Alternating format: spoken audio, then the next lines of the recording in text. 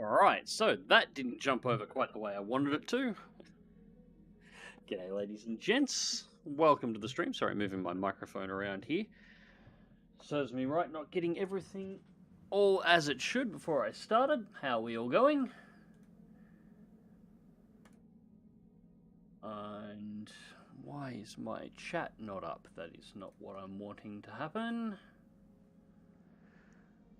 There we go, there's my chat. Hey Somerset, how's it going, mate? Hey Joanny, Caleb, GTA time for me today. How? GTA, like doing GTA roleplay. I know that's a thing that a few people find and strangely really popular for some reason. Although I suppose I can't diss it too much. I am the kind of person who plays GTA 5 and then follows the road rules while I'm driving around the city unless I'm in a police chase. So, yeah, there is that. Tired, I guess. Kind of feeling a bit crappy, actually. There's been a bug going around the house. Yesterday, I was the only person in the house who wasn't sick, which is why I didn't wind up live streaming last night. And, yeah, today I spent half the day sleeping because whatever it was, I got it. Thankfully, I seem to have shaken it off in half a day without it getting too serious, but yeah, I had both the kids and the wife down for the count yesterday, which was not great.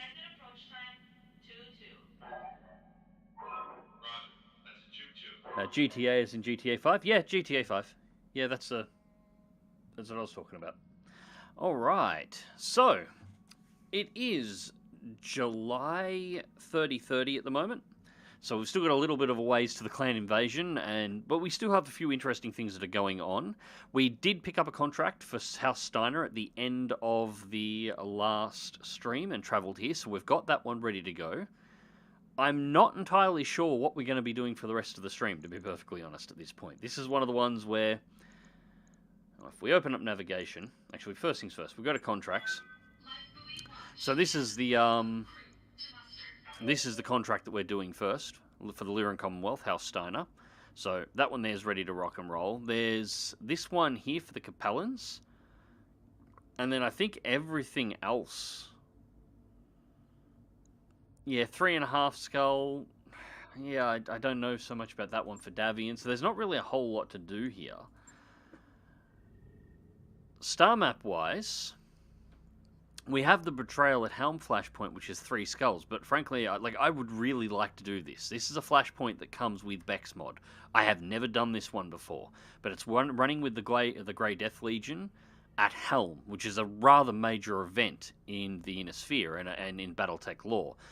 This is the point where the Grey Death Legion find the Helm, the data core, that has a huge amount of information on lost technologies from the Star League era. And they distribute it amongst all of the Inner Sphere Great Houses so that everybody starts building up technology. This is the event that triggers off the Inner Sphere starting to recover a lot of its lost tech. And you can get away with a lost tech weapon out of it. And I'm assuming, being a 3-skull mission, there's going to be a huge amount of salvage for it as well. But it's a long engagement length. There's no restrictions on tonnage that I can see, and it's 3 skulls. I'm not sure I have enough mechs or enough pilots to be able to do that one, which kind of sucks. And the other one, which I do know what this one is, of unknown origin, is down here. It's only 2 skull. I could definitely do this one. And there's definitely some stuff we could recover out of it. But if I do of unknown origin, it's the first, I think, of 3 flashpoint campaigns. Like 3 steps in this, and you do them separately. So we do this one, and then we have to go to another location for the next one. And I think there's one more after that. I definitely want to complete this one. The issue is 39 days to get there.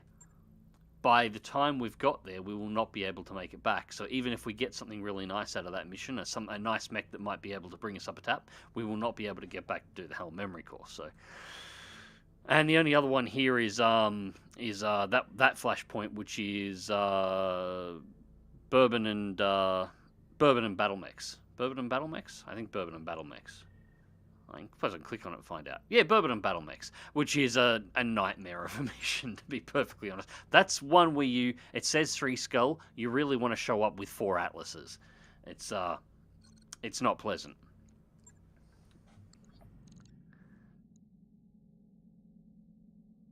Good evening, Tel. How you doing? May RNG's spile on you today? He probably won't, but that's half the fun.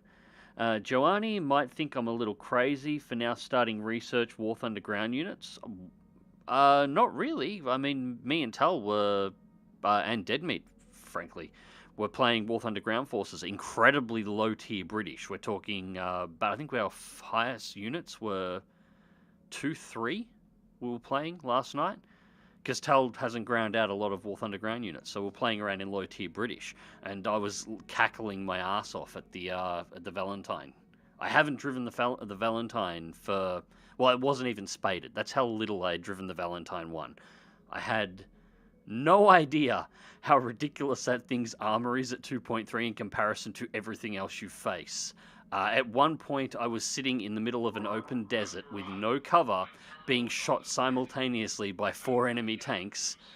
They took off my tracks, so I couldn't move, and I was just rotating the turret back and forth, shooting them and killing them until I ran out of ammo. And then I stood there as they were unable to move with my track shot off, as they circled around me, continuing to shoot me, could not kill me, until Tal and Deadmeat finally crossed half the map to get over and actually kill the guys that were killing me, so I could fix my tracks, drive into a cap circle, and load up on ammunition. To where I promptly drove out and continued killing the enemy team. It was ridiculous. Thoroughly recommend. It's like War Thunder Ground Forces is not my major thing. I'm a playing guy, but there is fun to be had in War Thunder Ground Forces.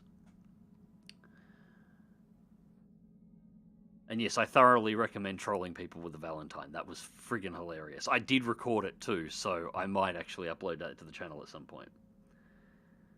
I hope the bug clears out for you, Mags. Multitasking here. Yep, yeah, I seem to be okay. I was feeling a bit crook like the missus was yesterday this morning, so I wound up lying down on the couch going to sleep. The missus actually stuffed one of the snakes up my jumper while I was half passed out on the couch, and the thing wound up crawling up and just poking its head out of my hoodie. So there's a photo on my missus's phone of me sleeping with a snake head just sticking out underneath my chin, which is actually surprisingly cute. So yeah, I spent half the day there, then I got up and I wound up feeling bad again, passed out. I woke up at like 3 in the afternoon, and I've been a bit since, but otherwise fine. So I think I managed to sleep through most of it. Matthew, it's really annoying not being able to play this game, even though the frame rate is smooth, the highest graphics settings. Not being able to... Why can't you play the game? I don't get that. I just got swarmed by Panzer IVs, nothing like it. Yeah, that happens. They're everywhere. They're a plague. Although, to be fair, that's half of Germany's lineup in that battle rating period. Like, they've only got Panzer IVs. I started a new save in 3039 for Corrida. It's been going pretty well so far. Got myself a FS9H. Got yourself a fire starter. Filled it with machine guns. Wonder where I got that idea. It's once you realize how well it works, it's really hard to ever run a fire starter with flamers ever again. Like, you suddenly realize that flamers are more situational than machine guns, and the machine guns are brutal, especially when you're having to deal only with light mechs. Also got an FS9K that turned into a baby Phoenix Hawk. Okay. That's one I haven't played, chassis that I haven't played, or actually I don't think I've come across a K model anywhere. I just finished playing War Thunder for the night. Yeah, I jump on every other. I have been trying to grab up some footage to work out some videos for it, but I haven't quite decided on exactly what I want to cover next and how I want to cover it. I'm trying to think of ways to improve things for you as well. So I'm toying. I am playing around a little bit with the F5C at the moment, the premium Tiger, because that thing's got a little bit of interesting history and exactly how it came about. And I'm playing around with a couple of other aircraft too. Still haven't got the F14 yet. I haven't put in enough time for that. It's a bit of a slog because I've got 4 jets to grind through to get to it. So. Because I've got an M1 Max, so... yes, that's right. You said it didn't play nice with the Mac at all. So allied units don't move. It also looks silly with the mechs crouching the time. Yeah, that's... I don't know what that is. I hope you've reported that bug, because I've never heard of that before. That's just... That is strange. That is really strange.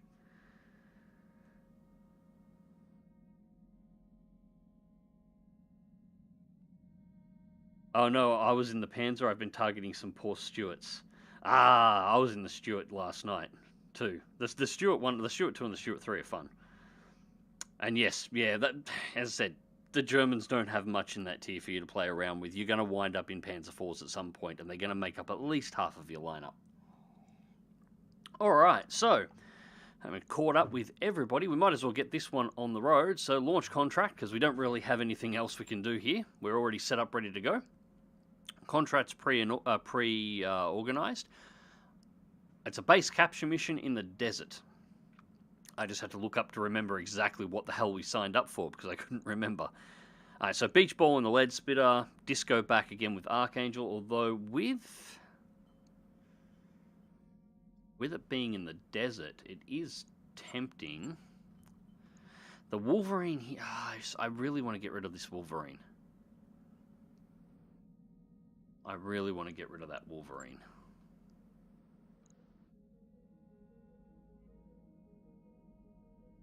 Two and a half scale base capture. I'm wondering whether or not we actually pull the Disco back out and we switch over to the Griffin and go for LRM loadout. That might be the play. Yeah, that might be the play.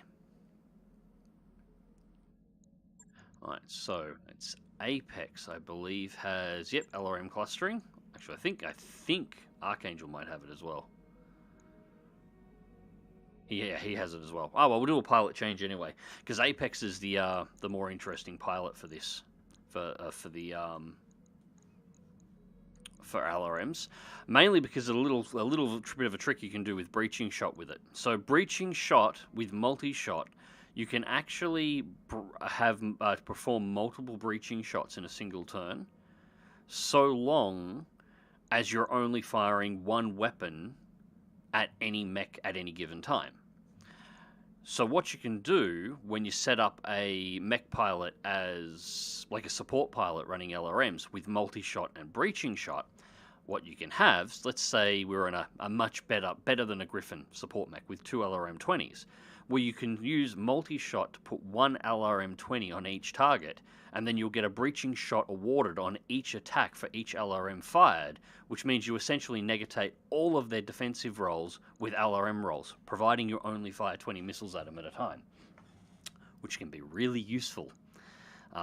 Apex needs a Stalker or a catapult with a C4 catapult with twin LRM-20 launchers, and he will give somebody a really big headache. Yeah, otherwise I don't think we'll change anything here. Claymore, Cerberus, Apex, Beach Ball. That'll work.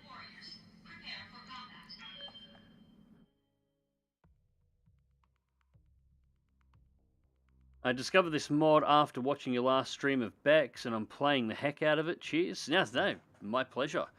Yeah, this is one that I sort of stumbled across. The big one everyone knows is RogueTech, and RogueTech is good, but it doesn't follow law. RogueTech, as I've said in streams previously, it's kind of, the best way to think of it is how people who would play BattleTech on a tabletop would actually play. You don't have to be so concerned with the lore or the timeline. You've got all the toys available, you unlock what you unlock, and that's what you play with. And it's got some really cool features in it, but it's not lore friendly. I was looking for something lore friendly. I didn't even realize this existed until like 2 days before I installed it on, and that's when I discovered actually, no, I think it was a little bit earlier than that, because I was still playing the last stream, and I made the decision to do this one. And it's been better than I expected. Like, this is, in my opinion, what BEX mod is really what BattleTech should have been released as in the first place. And BattleTech, don't get me wrong, BattleTech Vanilla is fantastic, but BEX is what BattleTech Vanilla should have been to be even better than it was. It's really good. I'm looking forward to BattleTech Advanced, because everybody's told me that BattleTech Advanced is just as good in all the areas that I like, but has even higher custom mobility options for the mechs. So I'm really looking forward to BattleTech Advanced. Command interface initiated. Alright, manufacturing facility just ahead, Commander. Before we start our attack, we should recon the facility's defences from a defensible position. Once that's done, move in and capture the base. Good luck. Watch your heat. This climate won't help with dispersal. Nope, that's why we left the disco back at home, because that thing will, This looks awfully familiar. This looks like a very similar base to what we raided for one of the flashpoints not that long ago.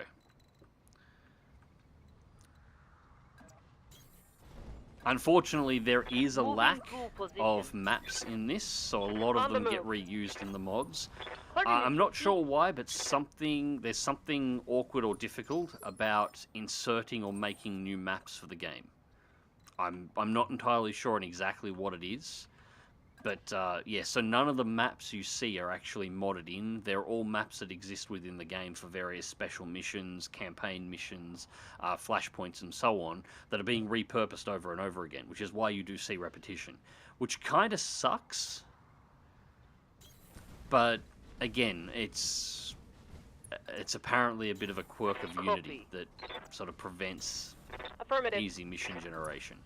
I wish that wasn't the case, and I wish it was something that the developers had thought out a little bit more to allow the community to make more maps, because I could see the community sitting back and just making shitloads of maps based on, again, events from lore. I mean, somebody like the flashpoint that comes with BEX mod for the Betrayal at Helm that I would like to do. The book that describes the Betrayal at Helm describes the city and the events around Helm. The lore around it describes the city and describes the ruins of the Star League facility and everything else. If you were to read through those detailed enough and had a bit of imagination about it, it wouldn't be too hard to create a map that was based entirely around those, that event and the descriptions in the lore of what the facility and what the city looked like.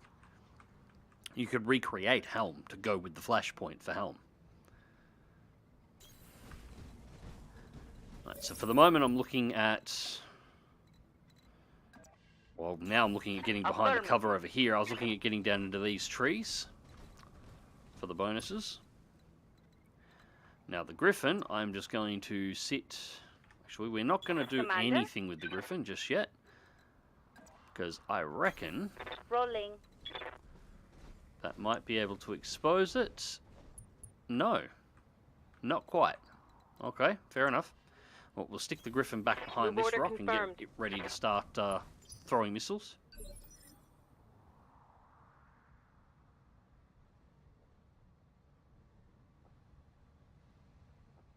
Standing by. Right, beach ball.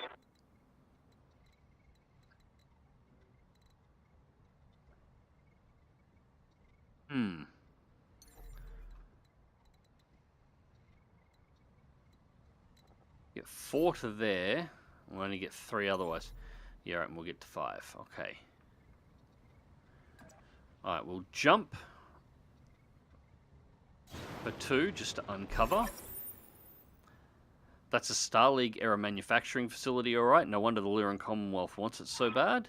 Be careful of reinforcements. We're getting intel that there's additional enemy forces rallying to the facility. Yeah, of course there are. The area isn't clear.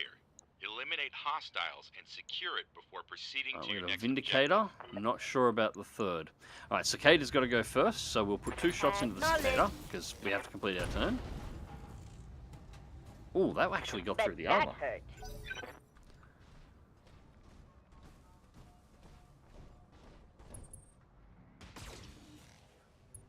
It's got its evasion now, which is actually kind of a shame. Alright, in that case... Yes, Commander. I'm not going to LRM dump the Cicada while it's got 4 pips. We'll hit the Vindicator instead.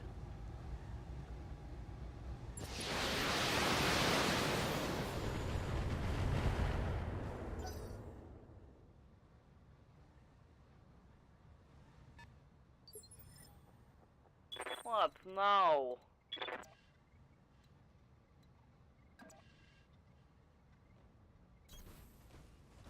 Get out into the trees for the negative 20% damage. Engaging.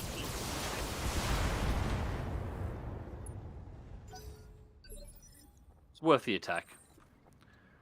Now the archer, unfortunately, is not going to make it there in a single turn.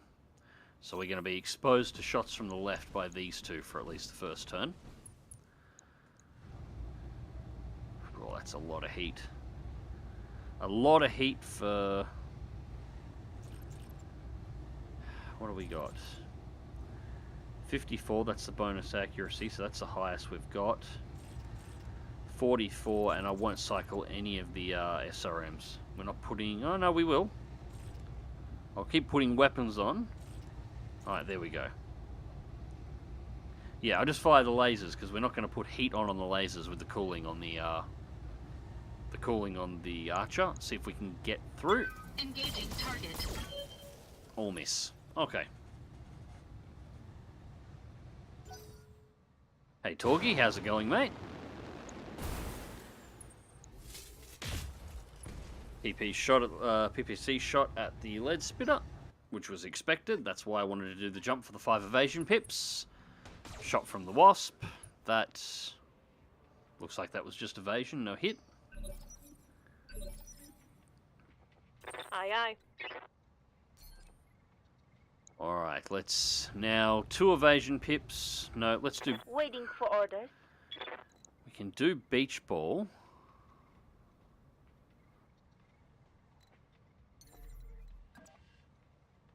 The cicada's probably going to move and get its evasion bonuses back.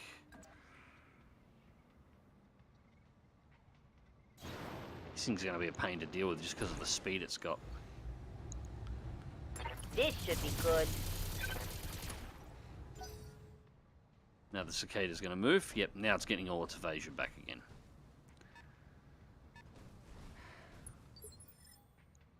Commander?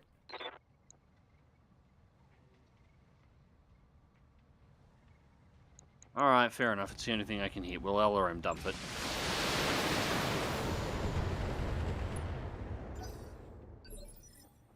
Hey.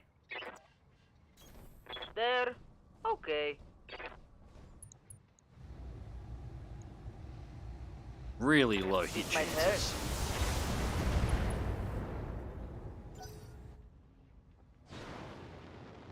Comes the Vindy.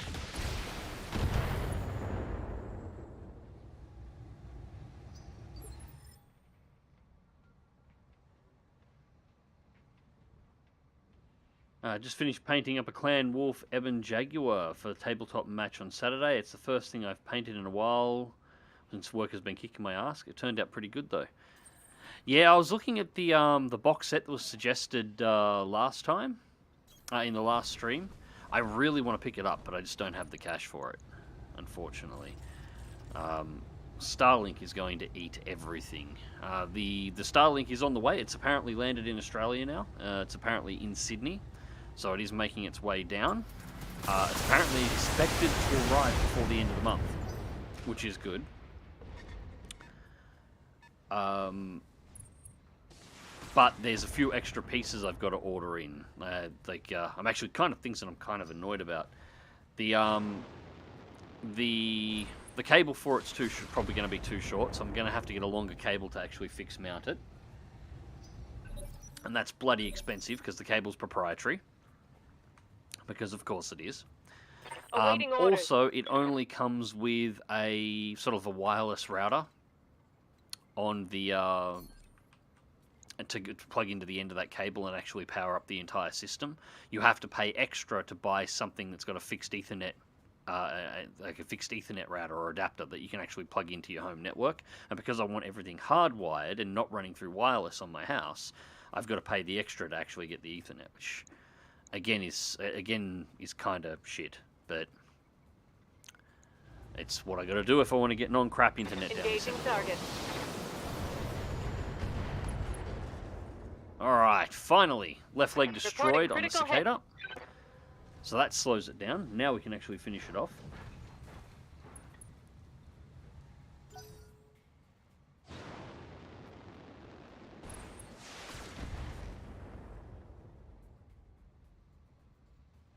Been there for Battle of Luthen and Kando Gulch Valley would be awesome. Yep.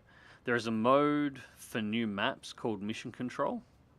I suppose you mean mod for new maps. Okay, that's one I haven't heard of before, but that's something I'll definitely have to look into, especially when I do the next campaign run.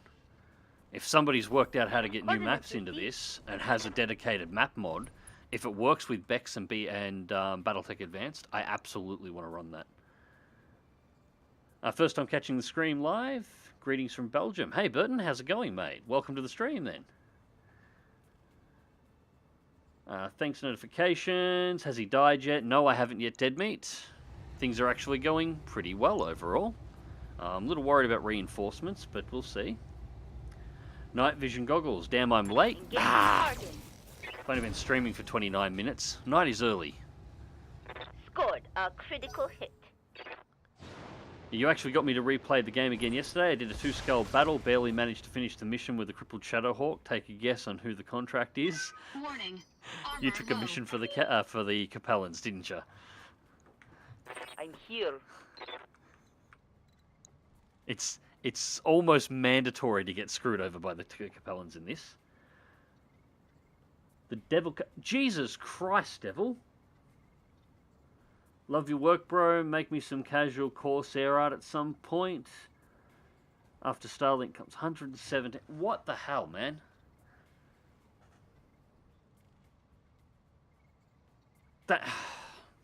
Thank you very much, but you don't have to do that. Jeez. I'm kind of a bit speechless.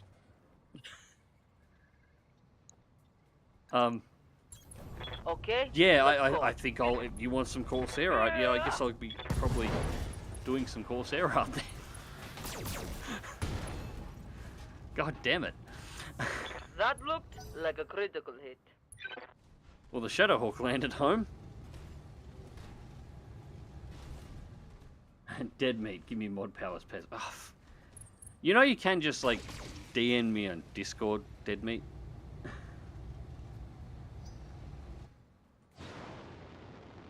There, you're a mod. Congratulations. Oh, stop shooting my archer. God damn it, I'm trying to read chat. Damage minimal. Right, Cicada. Yeah, I'm not turning my back on anything else. We're going to go a little wide. And I'm going to give that Cicada a hell of a bad day. Let's pull... Actually, the SRM's are the lowest chances to hit. So we're going to pull 2 of the SRMs out just to save heat. That should be enough to kill the Cicada. There it goes. Cicada's out of play. Cool. Enemy mech destroyed. I'm picking up a new sensor trace. Looks like enemy reinforcements. James Borg downloaded BEX because of your streams recently. Had a 3-skull dual mission with a 35-ton maxed, face down a hunchback and a Vindy, took a pair of lead spitters and tore the enemy apart in a few turns. Yeah, the lead spitters will work everything up until you run into something like the famous time that I took on the X. And yeah, I had a 35-ton limit. And she showed up in a Warhammer.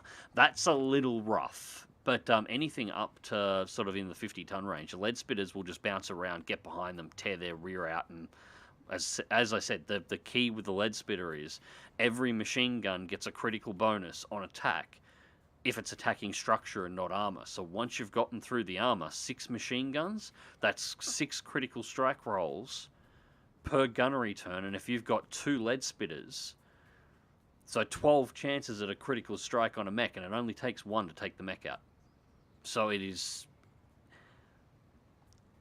unreasonably dangerous if you know how the mechanics work. Spirit Fox, bot failed to ping me. Yeah, the bot failed completely. Where the bot normally posts doubles and triples all over Discord, this time it did nothing. I had to pop one up, but I forgot to put a ping on it.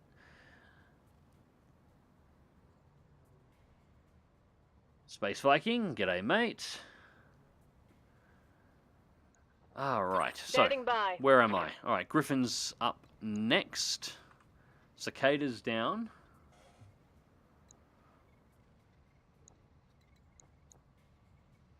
That Vindy's probably the next best thing. Copy that. Start trying to crack it because it's got that damn PPC. The Wasp needs to die. Enemy in rear arc. And that's why the Wasp needs to die. Standing by.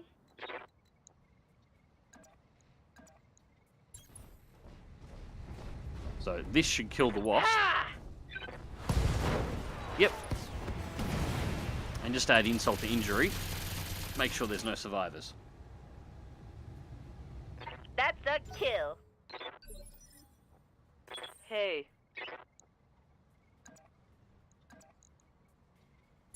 And Advancing. melee this Wasp and see if we can get lucky and Going break it hand to too. hand, I guess. Ooh, yep.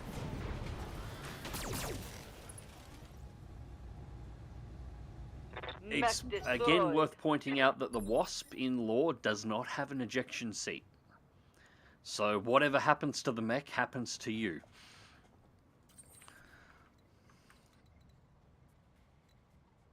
Pretty sure it's the Wasp that doesn't have an ejection seat.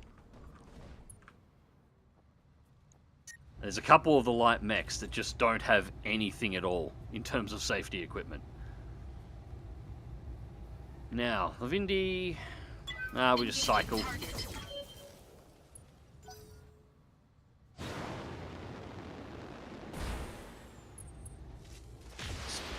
Oh, would you all stop it? Warning. Armor low. Don't give dead meat mod powers. Don't make me time you out, Spirit. Help a big friend. God damn yous guys.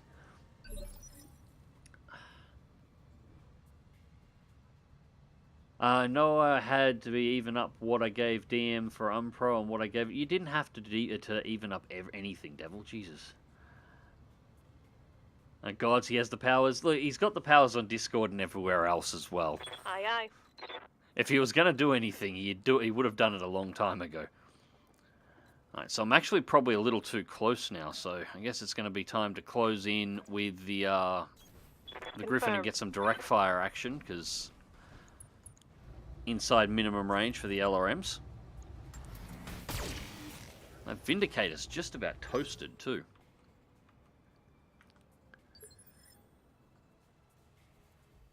Good morning, good afternoon, and good evening. Hey, Beeble. It will be... No, it's 10 past 12, so it's good morning now. What type of mission are we on? This is a base capture. I'm just cleaning out the first defenders that are present. I'm expecting reinforcements fairly soon.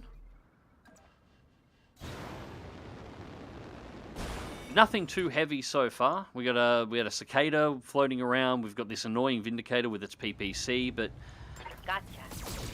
it's just about to get dunked on pretty hard. Nothing really major is happening yet. Reinforcements haven't arrived. Had a couple of big hits to the Archer, which was not pleasant, but not too much is actually going on.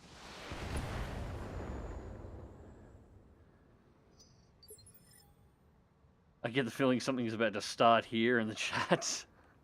What now? Story of my life, Joanny. The arguments start between people, and I just, yeah. Copy. I'm not expecting people to start arguing by tossing money at one another, though.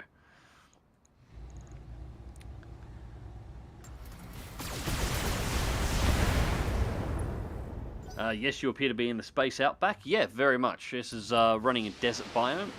And that is an LRM from something we have not seen. So I would say the reinforcements have landed. For now. And are just starting to pull into range. So I'm going to need to find out what they are. Which means we need this Vindicator down now so it's cleaned out. We really need to cycle off for a turn. We're actually blocked by the... Yeah, we might actually just brace for a turn. We need to drop heat.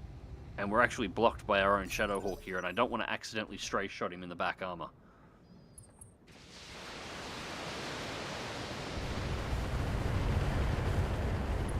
That's a lot of LRMs. That is a lot of LRMs.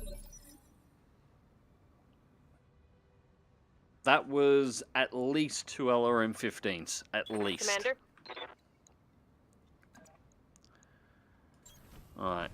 Griffin to melee. Testing physical attack. Right arm destroyed. Hey, no more PPC on the Vindicator anymore.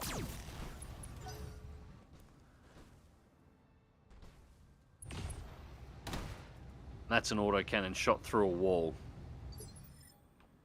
Commander? Up high. Targeting for an alpha strike. Critical hit, Commander.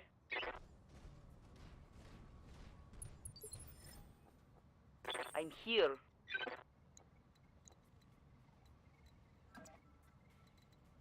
I am now curious.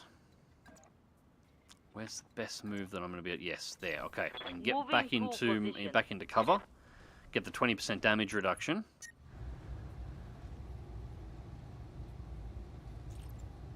Pull the small laser out so we don't overheat. We're going to have to shut the Shadowhawk down on the next turn. Okay.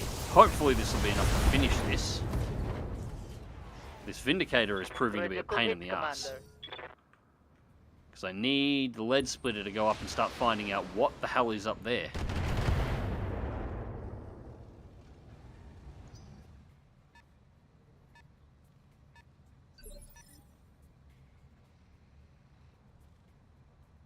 I know the Spider doesn't have an ejection seat. Yeah, the Spider doesn't. I'm pretty sure the Wasp doesn't as well, and there's a couple of others that, yeah, they're mechs that I would not want to be in at all. You know, riding a fusion reactor into active combat in something that has less armor than a Jeep is already a bit enough. Yeah, we should be able to just cycle the lasers. It should be enough. Engaging target. Come on. There it goes. Cool. But doing it without an ejection seat or a way of getting out of the thing if things go sideways. Standing by. Yeah, that would not be good. That would not be good. All right, so I'm going to pull the Griffin back again. Actually, no, we're going to do Beach Ball first. We're going to move Beach Ball and get Beach Ball to do an ID run. Maximum move. ID the first target, see what their evasion is, and probably do a sensor lock, and then we can do an LRM drop. Alright, so we've got a Hunchback coming in. 2 more targets. That's why we had the a cannon shot that looked like it came through the wall. It didn't come through the wall, it came from on top of the wall. Alright, so first target's going to be the Shadowhawk. Or the Hunchback, rather. 4G with an AC-20. Yet we definitely want to sensor lock. remove that AC-20 from play. And yeah, I need to find out what it is that just jumped off the wall. That could be a jump jet capable Shadowhawk. Whatever it is, that's not a big autocannon. That's an AC-2. Maybe an AC-5. Yes, Most Commander. likely an AC-2.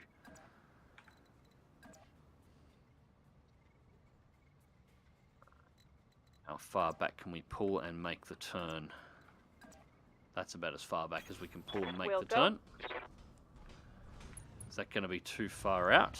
No, LRM's in play. Cool, 66% chance to hit. Target locked. Start peeling some armor off the Hunchback. Is kicking the mech engine out of a mech the equivalent to a low blow?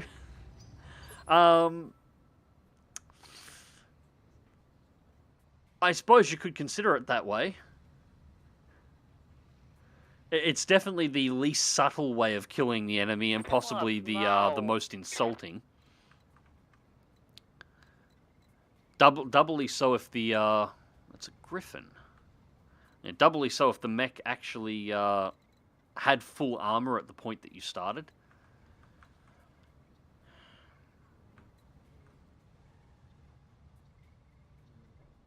You need to do a shutdown. So I need to Yeah, I'm going to move back into the Advancing. tree line just so I pick up the evasion pip. And then just brace for a turn to drop the temperature and the six-pack down.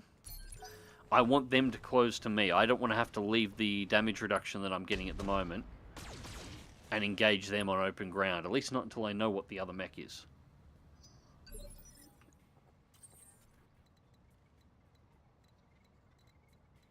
And make their lives a little bit harder by moving around.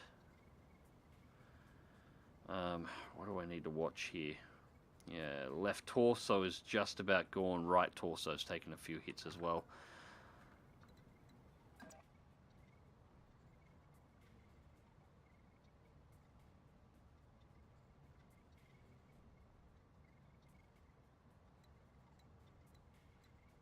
Yeah, I'll keep it back line behind the Shadowhawk. The Shadowhawk can take a few more hits.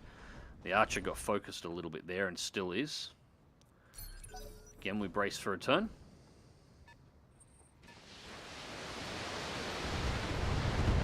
Yeah, Blackjack's a possibility. MG crits. Critical hit! Critical hit! But I'm only seeing one. I'm thinking that's our LRM problem. I think that we got an LRM carrier in the back Awaiting line. orders.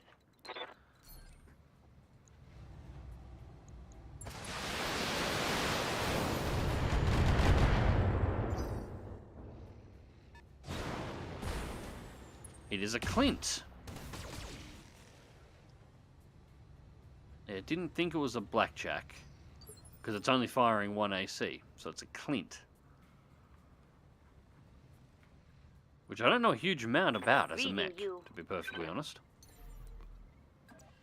Other than, you know, it exists, and that's it. Copy that.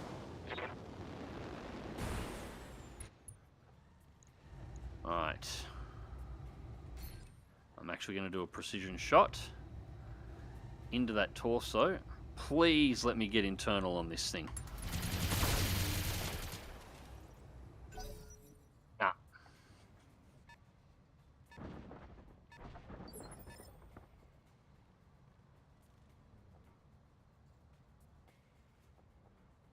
And still no ID on that vehicle. I'm here.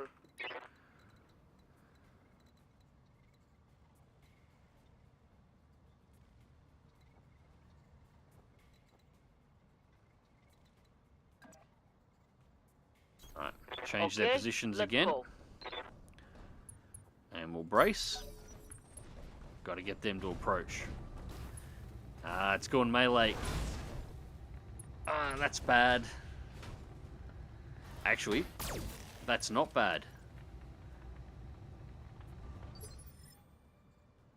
That's not bad. Okay. Well, it is. We just lost 2 evasion pips to that and got our structure exposed on the fire starter, so I've got to get it the hell away from that hunchback. But at the same time, can I capitalize on this at all? I don't think I can. Damn it.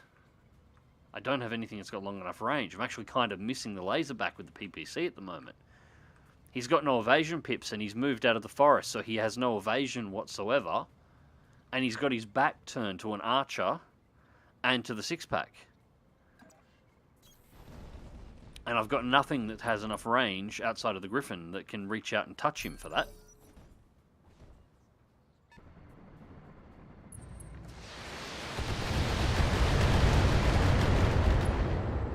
That is definitely an LRM carrier. Reporting internal damage. Yes, Commander. Yep, that has to... I can't afford to...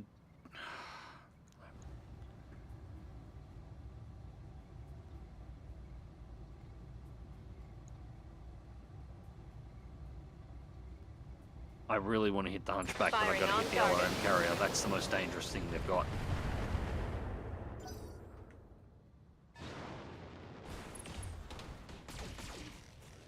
Looks like it. Ouch. Warning. Damage critical. Hey. I'm All here. right, Beach Ball needs to jump. Get the 5 evasion pips and get around to the side of the LRM carrier. Hopefully that will be sufficient to actually get through, and we're going to have to take the overheat.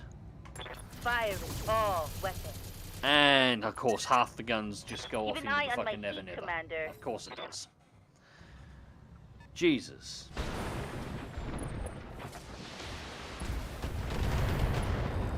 SRM6 destroyed. Alright, now this Warning. mission's getting Weapon expensive. system destroyed. I'm here.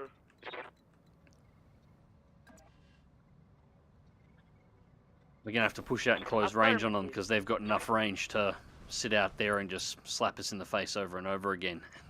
Both jump jet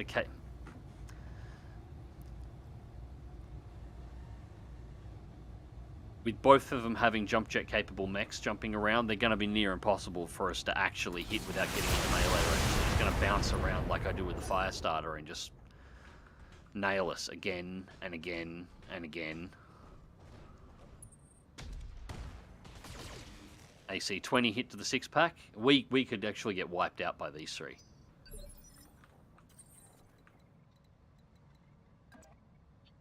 X.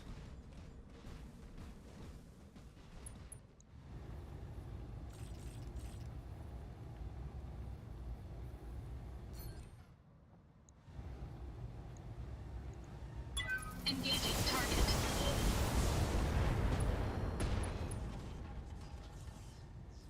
Got rid of the Enemy mech. autocannon at the very Critical least. damage detected.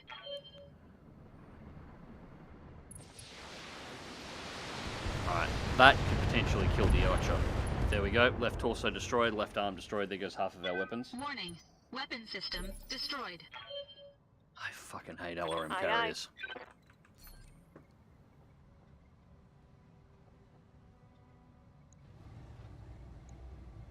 Roger that.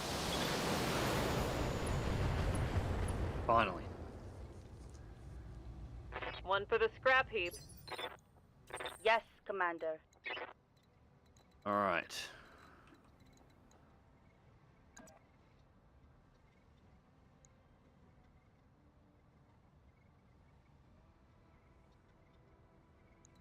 Can't.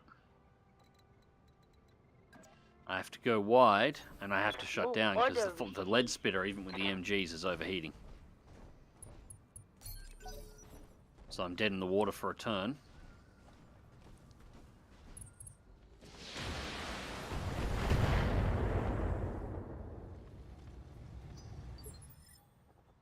Hey.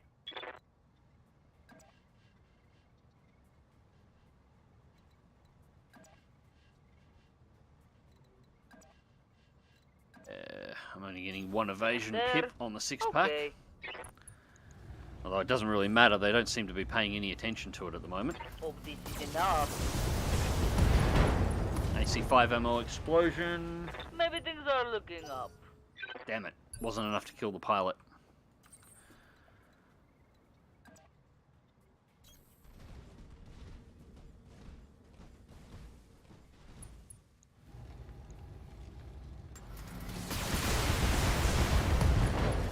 Hip destroyed, left torso destroyed, left arm destroyed, Enemy mech. Critical damage pilot ejected. detected. Okay, so that's the Clint out of play.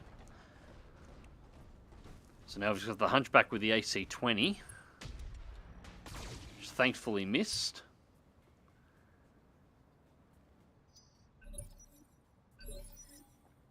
I'm here. Alright.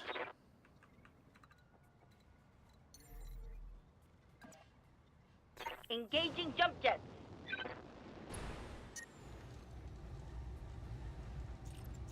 Pull the lasers out and just hit with the MGs. Firing on rear arc. Beach Ball is shooting like shit. She's missing with half Awaiting of her orders. shots.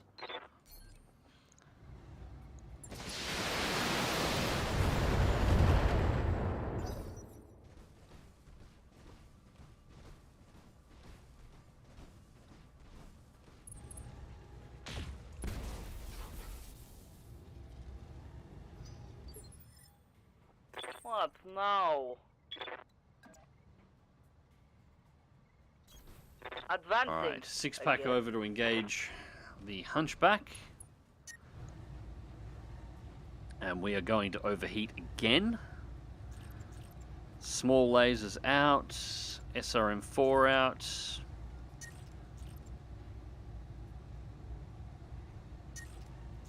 Yep, we can only hit with 3 weapons. Locking in target.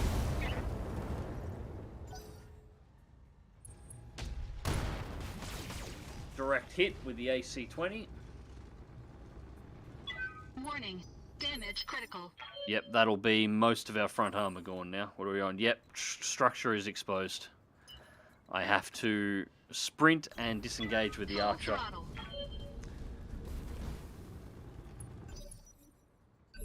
This is the problem of having one mech that outweighs the rest of your lance so heavily. If the AI decides that it wants to start targeting its targeting priority by by weight, there is no chance that it will ever change off that mech. It will single-handedly attack that mech with every single thing it has until it's destroyed, and there's nothing you can do to pull it off. It doesn't matter how much damage you dump on them. It doesn't matter how many of them you kill. It doesn't matter how hard you flank them. They will not stop firing until that mech is dead. If you have a couple of mechs that are in a similar weight class, like a 65-tonner and a 70-tonner, maybe a 70-tonner and a 75-tonner, they might switch back and forth in between them. But I've got 55 and then I jump to 70. So they're never going to ever switch off shooting that archer once they've decided that that's what they're going to do. Reading you. Like, by all rights, Order acknowledged. that hunchback should be doing everything in its power to deal with the Shadowhawk in front of it and the Firestarter that's ripping its rear armor to pieces at the moment. And it didn't do anything. It fired the shot for the archer instead. All weapons are go. Scored a critical. And now it no longer has an AC-20. It can be used to exploit the enemy if they target in that manner. But it does mean it makes it a pain in the ass to try and keep those, to keep the mech that's being focus fired alive. Alright, so since we are overheating, we're going to do a melee attack on the hunchback. It might be enough to actually take it out. No, unfortunately. Enough to make the pilot panic, though.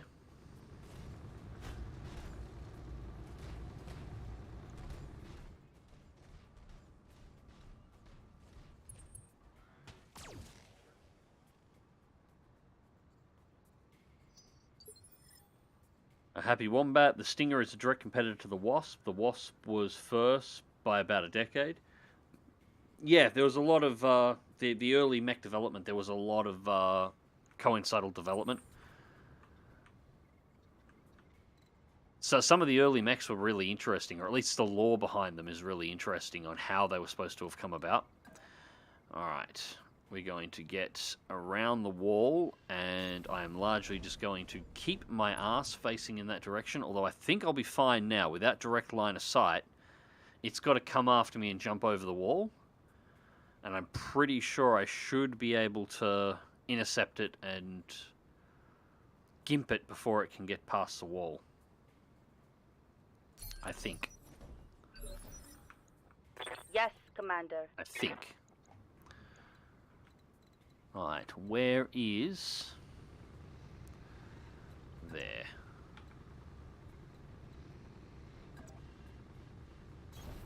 Location confirmed. Hunchback has no rear armor remaining.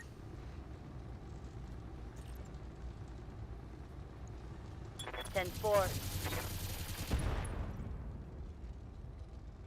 Only engine shield and crit. Ah, that was enough to get the pilot to eject. Okay, I'll take that. Standing by. Right. Taking the shot.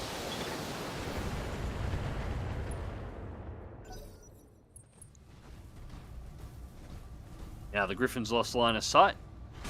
Over to engage a Shadowhawk. Which would have been nice if it had done it sooner, but hey. I'm getting pummeled. Yeah, not Right too here. concerned about the Shadowhawk. It's basically still on full armor, so... And he can toe-to-toe with the Griffin all day long. Let's put the small lasers into cycle, and let's do a melee back. Yeah. Structure exposed.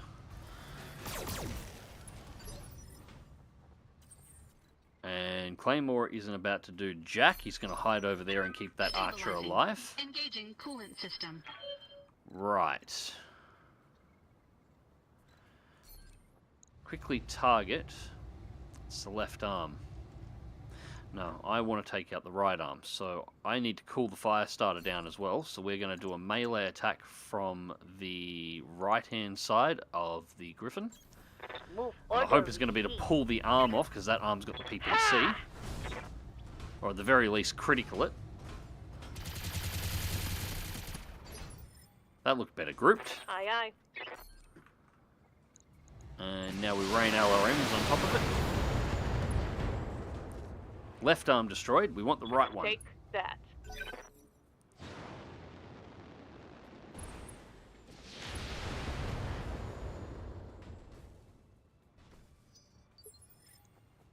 Yes, Commander.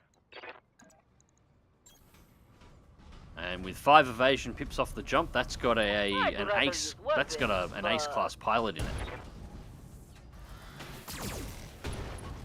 Like, its pilots are at least as high skilled as Beach Critical Ball is in hit, terms of Commander. piloting. We're at least talking. Well, they are losing evasion in between terms, so they don't have an 8-point pilot in there, but it's at least a 6 to a 7-point pilot. Stabilizing. Engaging coolant system.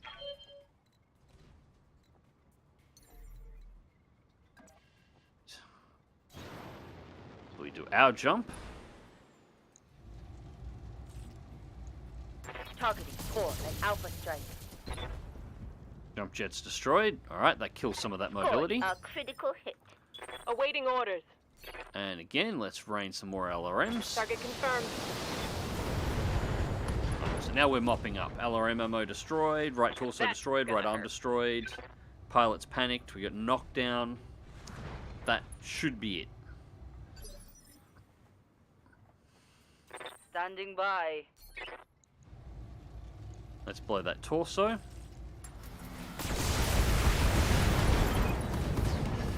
Dropship inbound, landing commander. Once they secure the facility, we're dusting off.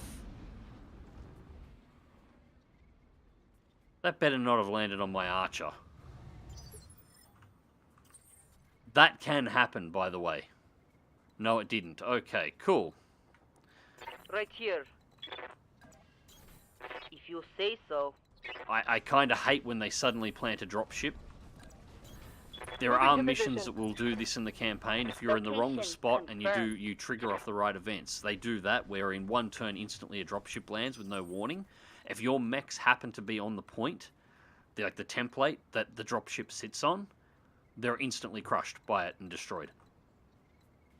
It sounds ridiculous, but that's actually a bug that's in the game, that's been in the game On for my ages. way. If it spawns in a dropship on a spot, and your mechs just happen to be there, that's Roger it. that. Order acknowledged.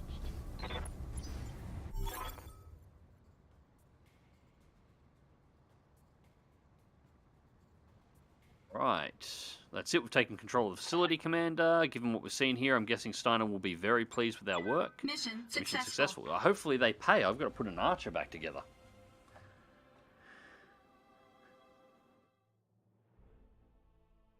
Like the BF-109 and the HE-112. Actually, yeah, that's a really good analogy. Although a little bit closer together in terms of they were a little bit closer together in terms of development time.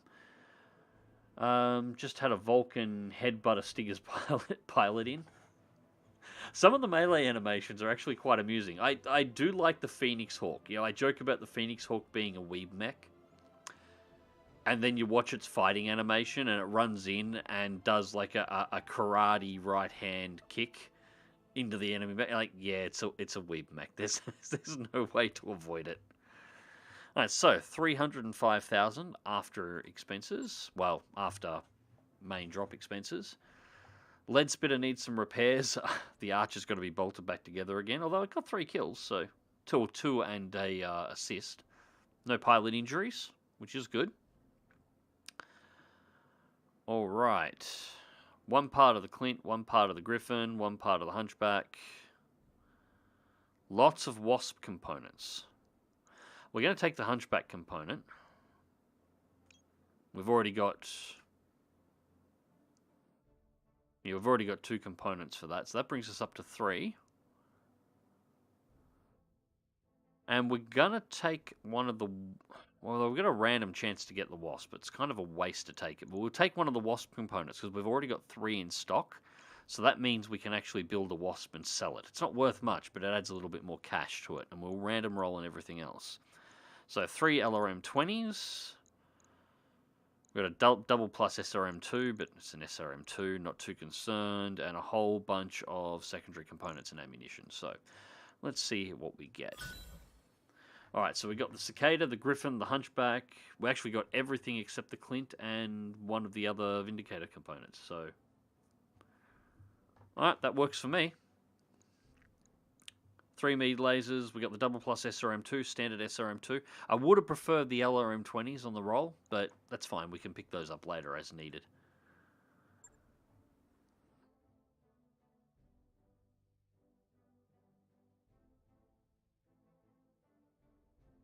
If I remember correctly, it's due to the similarities. There was a war suit over it by the Stinger manufacturer. I forgot the name. Yeah, it's actually funny. The lore for BattleTech is in depth enough that there's actually lore involving lawsuits between manufacturers, as well as the political intrigue that is in there as well. Like, there's a lot of stuff here. We need to do some mech repairs before our next contract boss. Yeah, I know that. Alright, so we are going to build the 1A because it's worth more, and we're just going to sell it. So that's a little bit of extra cash for us. That gets us up to 4.5 million, so we're doing well there. Just a straight repair on the lead spitter, which is fine. The Archer is going to need to be rebuilt. Again. The AI's game plan seems to have been to focus on the Archer. Yeah, as I said in the mission, that can happen. And it's annoying when it does, but there's not really much you can do about it, unfortunately.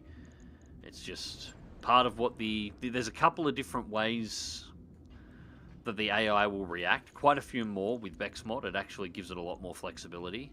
But it does still go back to some of the default routines. And that's that picking a mech by weight tonnage and just focusing it at all costs and ignoring everything else is actually one of the more vanilla options that the AI can take. Sixes, get the SRM-6s into place. None of the ammunition got popped. We only lost the 2 heat sinks. The heat exchange is fine. So the only part we're missing is the final medium laser. Yeah, we are running into the point at the moment, though. I do need another frontliner. I do need to cycle this out. So 200,000, but the Wasper covered most of that. Shouldn't be too hard. So we still made a profit, and we did get out of there with a couple of extra components.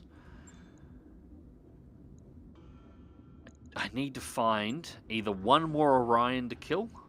Don't even care what variant, it doesn't matter. Just give me an Orion part and we've got one on the field. Like, it's a 75 tonner. Dervish is really too light, although I wouldn't say no to having the Dervish floating around. Or 2 parts of an Atlas. That's what we need. That's what we need. Alright, so just catching up on chat. I love how YouTube is bugged out on my end and I've got a comment section from a Top Gear video. Really? Yeah, there does seem to be some issues on the YouTube side of streaming as well. I'm actually, once Starlink has arrived, I've kind of decided I'm actually going to bounce back and forth. I'm going to keep the BattleTech streams here, and I'm probably going to do my Flight Sim streams here. So this will be where I'm streaming. I'm going to start doing some of the campaign stuff in DCS and IL2. It'll be markers on stuff, but I'm going to be doing that because I want to fly. I'm getting sick and tired of not flying, and unfortunately the eyes are just not playing the game anymore, so it's going to be markers on. So I will be doing that. I'm not doing it yet because at the moment it'll look like garbage because I don't have the connection for it, but I'm going to stream that here. But I'm also going to stream a couple of times a week on Twitch as well. Twitch has its own other issues, but it seems like the best bet is to split between the two, at least until I can work out how to do the trick to stream to both platforms simultaneously and get the chat from both platforms to work simultaneously. I've looked into it. I can't work it out yet.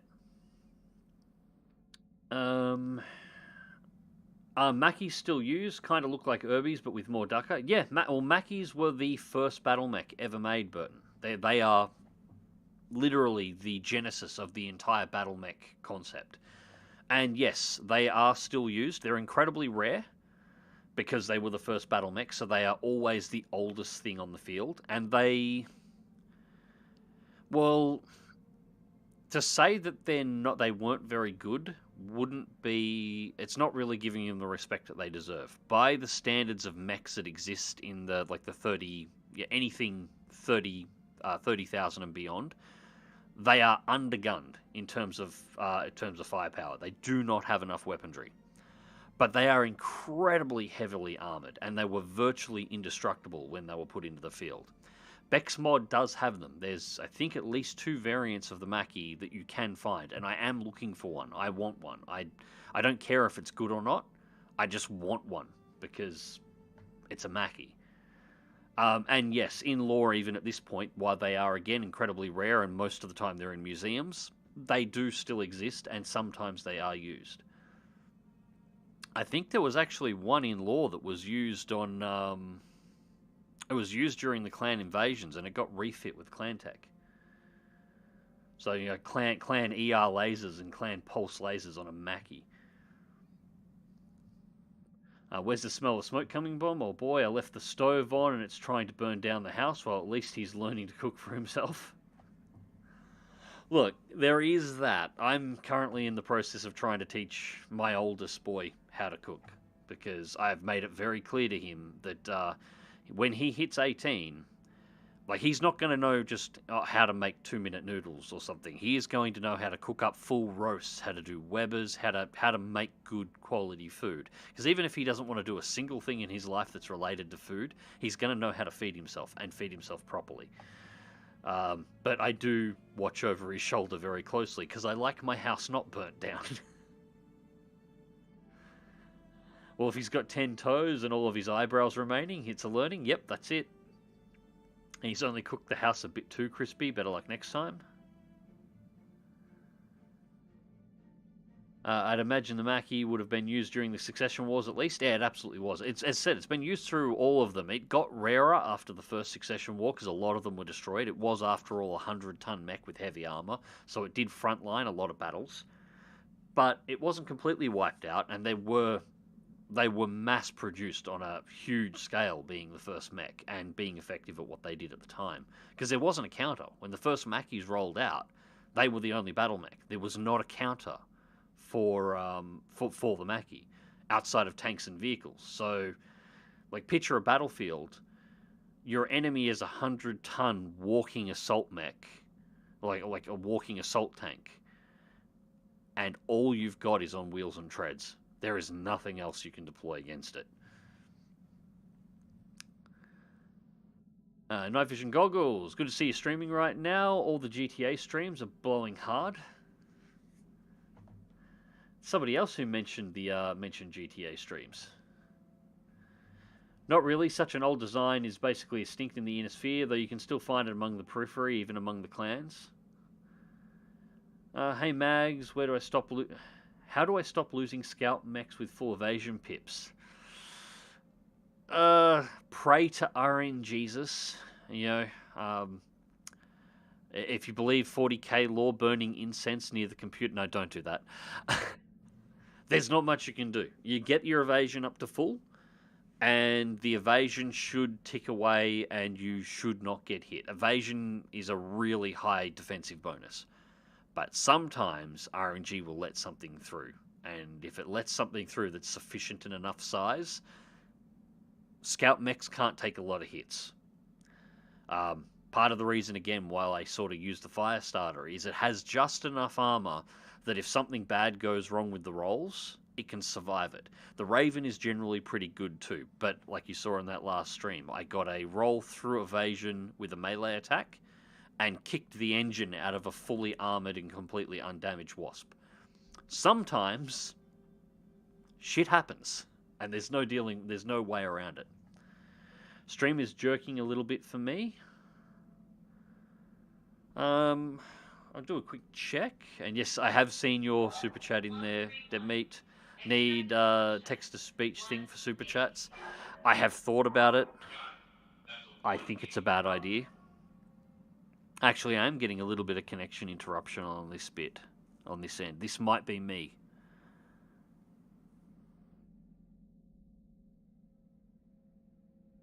It's only small. Hopefully it'll pass. Again, this will hopefully go away. This is why I'm getting Starlink. So this goes away and stops being a problem. There's quite possibly a storm brewing somewhere in the area, and it's causing interference. At least with Starlink, that won't happen anymore. Which sounds silly. I'm contacting a satellite for my internet, but no, apparently it just goes straight through the clouds and doesn't give a shit. So...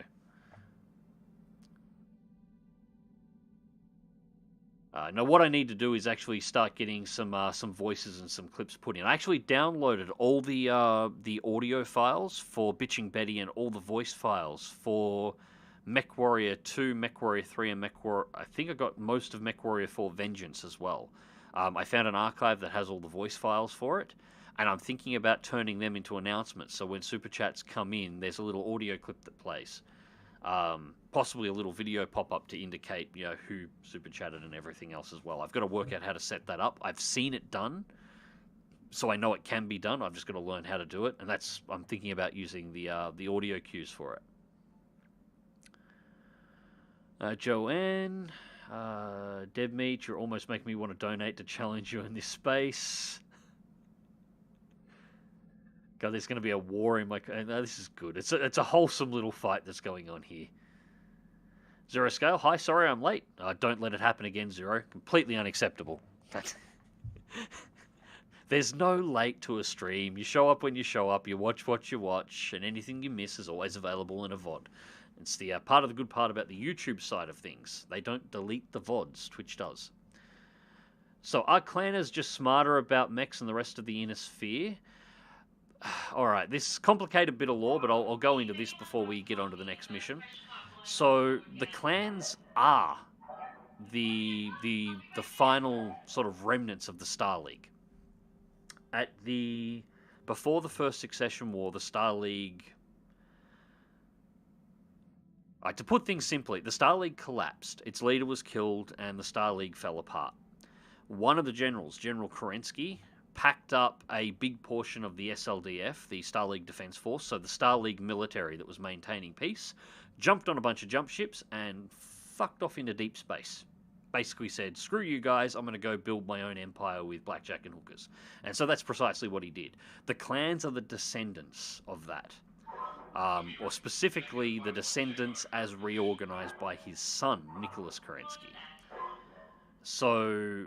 where the inner sphere tore itself apart in a massive civil war that quite literally killed billions to trillions and destroyed most of the major technology and infrastructure capable of maintaining that technology for the entirety of human civilization, the SLDF, when they left on their exodus with Kerensky, took engineers, technicians, mech designers, and copies of all the technology with them. So when they got out there, they rebuilt all that equipment and they never lost it. So the clan mechs, the clan mechs aren't super advanced in terms of like some kind of alien tech. The clan mechs are probably what the Star League would have developed to should the Star League never have collapsed in the first place. That's what they are. They're the continuation of the Star League, and the technology they have, the mechs that they have, the designs they have, the Omni-Mech capability is just what the Star League, should it had never have collapsed, where it would have gone.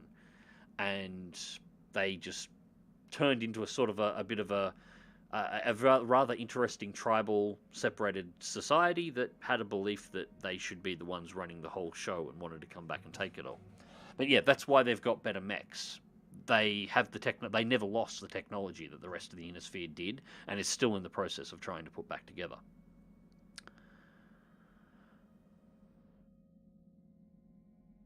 Planets have mechs and better pilots. Not necessarily better pilots. On average, Zero mech clan pilots are better. There's a wider variance in the quality of inner sphere pilots as opposed to clanner pilots, because clanner pilots are all genetically engineered and they're all trained exactly the same way. However, a couple of 100 years of pretty brutal warfare means that the best pilots in the inner sphere, as was shown battle after battle once the inner sphere got its shit together and got those guys to the front lines, shit all over what the clan has had, even with inferior tech. Because they simply have more experience in true warfare, where the clanners are kind of restricted into their tribal style warfare and their trials and their challenges and their duels, whereas full on open warfare on a grand scale was something the clans had no experience with, and it's actually why they got their ass kicked, because they couldn't understand how to fight in that matter and the level that the inner sphere would be willing to go to in order to fight. The boy will at least know 20 recipes when he leaves for college, just like I did, to feed himself so his mother doesn't have to worry. Go more than that. Joanie, I must say this is a strangely nice place to compose music to. I'm glad you like it here. We do try and keep a good place around here. Right, and I'm almost caught back up on chat here as well. I was lucky yesterday and managed to salvage 2 Marauders. Very happy. Yeah, I think I saw your post on the Discord for it. That is a lucky haul. And you got 2 different variants too, didn't you? You got the ballistic and the energy one. Alright, so while we'll keep catching up there, but first we need to work out exactly what we're going to do next. So do we jump off into deep space, or do we risk doing a recovery mission for the Capellans? A scientist for the Capellan conglomerate has turned an industrial spy for a rival corporation from Davian. It's against House Davian. She was privy to numerous industrial secrets, and we would prefer not to fall into our competitors' hands. The Davian leadership has offered to sell her back, but we intend to use the false hope of negotiations to buy you time to extract the scientists through more proactive means. 2.5 skull... 418 salvage for the Capellans. That just looks like a mission that could go sideways. So we're not going to do that. We are not going to do that. And the only mission off-world we're being offered is bodyguards, which is again for the Capellans. So no. Let's go to the star map.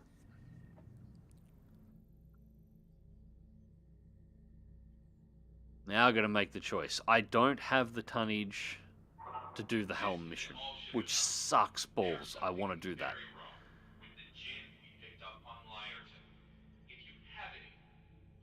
Is there anything else? The other side of the inner sphere is a bit hard to look for.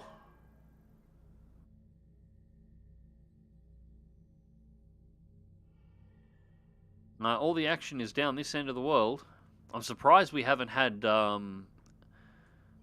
any flashpoints pop up here. This is where the St. Ives rebellion is about to start taking place, or has already started. Actually, we've got to check the dates on that. It might already actually be a thing. Alright, we're going to head south and start this one off. We'll go down and we'll start of unknown origin, which is it's rather appropriate for the theme that I've gone with for this particular mech company. So 39 days, 210,000. We get a rare item out of it. Tonnage requirements are heavy. I think we're heavy enough. We should be able to get some mech salvage out of it as well. It's probably closer to 2.5, nearly 3 skull, but I think we should be able to do it. 39 days of travel, and we got the money to be able to afford it. So we'll get underway. Stream is jerking because Dead Meat is here. No. This is just an Oznet sucks thing. Yeah. So as I said, hopefully before the end of the month. Apparently my Starlink dish is in Sydney, and even though I won't have the Ethernet connection for it, even wireless, it should be fast enough with what we've got in here and the way I'm thinking about mounting it. So we should have this solved. Well, it better get here before the 4th of next month, because the 4th of next month they start billing me for the shit, and I'm going to have to pay 1 month of internet to 2 different providers simultaneously. So yeah, the dish better have arrived by the time they start billing me. It looks like we're about to get Phantom back. Cool.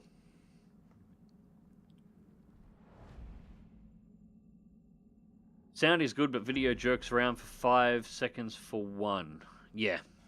Yeah, it looks like I am actually dropping some on this end. Hopefully it's not too terrible. Something to prove. The crew is bubbling with enthusiasm about local cliff diving competition. We're in transit, guys. In the morning briefing, Darius says Apex has requested permission to compete. Given the general interest, we'd like you to make the call. Samaya says, let it go, this will be entertaining. Yang adds, you could send us them all to cheer Apex on. It'd be a bonding experience.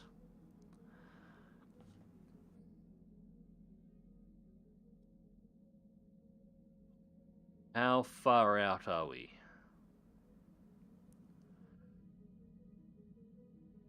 26 days. You know what? I'm going to take a gamble on this. I'm actually going to drop the 125,000 and grant broad shore leave to everyone, because there's a chance this one will give me 35 to 40 days worth of high morale across the entire crew. And our arrival time is in 26 days, so we'll still have high morale when it arrives for our entire team that we deploy. So later that week, you spot Apex in the mess hall, one arm in a cask, regaling listeners with tales of daring do. The crew who attended are adding their own colour and commentary. Commander, thanks for letting me participate in the cliff diving competition, but I may have overreached a little bit, she says, holding up the broken limb. Those locals, well, they have no fear. From the highest tiers of the cliff, it's a long way down to the water. Surprisingly hard water. Getting shot at by PPCs is probably safer. Apex has gained the following tags. Brave. Improved panic resistance, that's good. Apex suffers 1 injury, which will be healed relatively quickly. Morale is increased by 1. Alright, so we just get a general morale increase. We don't get the high morale on individuals. Yeah, that sucks. Still, we can do it. We're over 4 million now, so I can afford to gamble a little bit of cash on good outcomes now.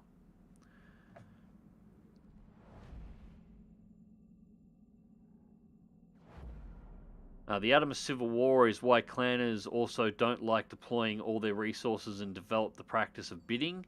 You bet the least amount of resources to do the job. Yeah, unfortunately, that was actually their downfall. While, yeah, they developed that, and for their small little cluster in space with everybody playing by the same rules, that works really well. When you're when they started to invading the inner sphere, the critical mistake the clanners made was they expected the inner sphere to play by those rules as well, which of course we didn't. And as soon as we worked out exactly what a patrol was, or what a battle challenge was, and how the clans actually functioned, we immediately used it against them. Oh, so you're going to send down 3 stars for this? Yes, we will. We will meet you with 4 lances. Would this be acceptable? Absolutely, not a problem. The 4 lances are all atlases, and then 2 additional support lances popped up with 6 lances of scouts and just overwhelmed them and destroyed them. And we did it again and again and again, and the only way that they could actually match would be if they threw their honor and all of their rules aside, which they refused to do. And so they got their ass kicked over and over and over again.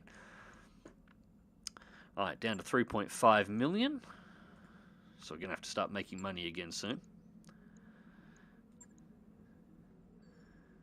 Which is what I was sort of getting at before. The clans lost the ability for traditional large-scale combat, and the result was they were completely unprepared for what they were facing during the invasion. Helm is very interesting. Helmers are really interesting. Now, this flashpoint is a good one. Yeah, the next flashpoint in the series is the better one, though. I know the Ilkhan isn't a very popular time period, but opinion on the mechs. The mechs are fine, and the Ilkhan, it's not so much that it's not a very popular time period. Like, I don't actually have a problem with what's there. The problem with the Ilkhan era is they started writing it about the time they were having a lot of the problems with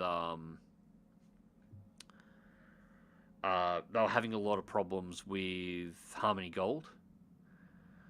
So a lot of writers and a lot of the traditional lore writers for BattleTech that built a lot of it sort of shied away from it, and they're only starting to come back, well, have only started coming back relatively recently. So the biggest issue with the Ilkhan era is it had a couple of stories and a little bit of a basic define as to what the era was, but no lore. Like, nothing was fleshed out in that period properly. They're starting to fix that now, and what's being written for it is pretty good. It's just they need more authors into it. The BattleTech universe is one that is constantly in need of good writers to continually expand the lore, because there's a lot of lore here, but it's over a long time too.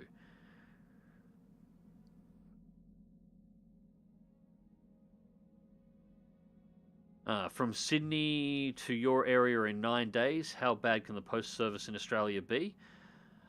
To be fair, the postal service in Australia isn't terrible, providing you're actually not in the city. Getting deliveries in the city is a pain in the ass, especially at the moment, apparently. It was worse during COVID. Getting deliveries out to rural areas, because rural areas are where all the, essentially where all the warehouse hubs are. So all of the stuff goes through rural areas to be transited and then drops into the city to finally get delivered. So it actually is relatively quickly. The interesting part's been watching the package bounce back and forth from the east coast to the west coast of the United States before they decided to put it on a plane. It actually went from Los Angeles to Ohio, back to Los Angeles, Arizona, back to Los Angeles, and then got on a plane to show up in Sydney. Why? I have no idea, but it did. Alright, so we'll get this one on.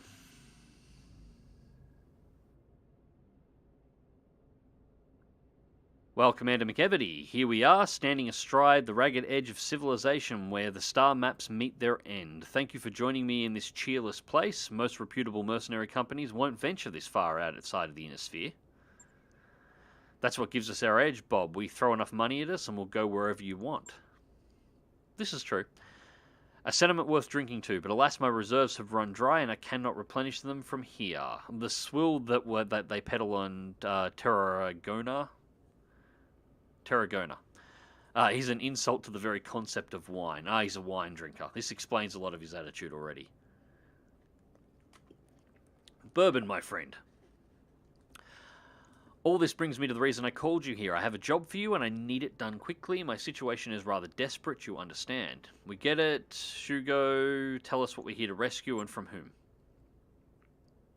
Captain Gaku Morrigan of the Tsubaki Salvage Works. He's falling into the clutches of a frontier crime syndicate and I need you to get him back. And you've come all this way out here in person to coordinate his rescue. This captain of yours must be quite a guy.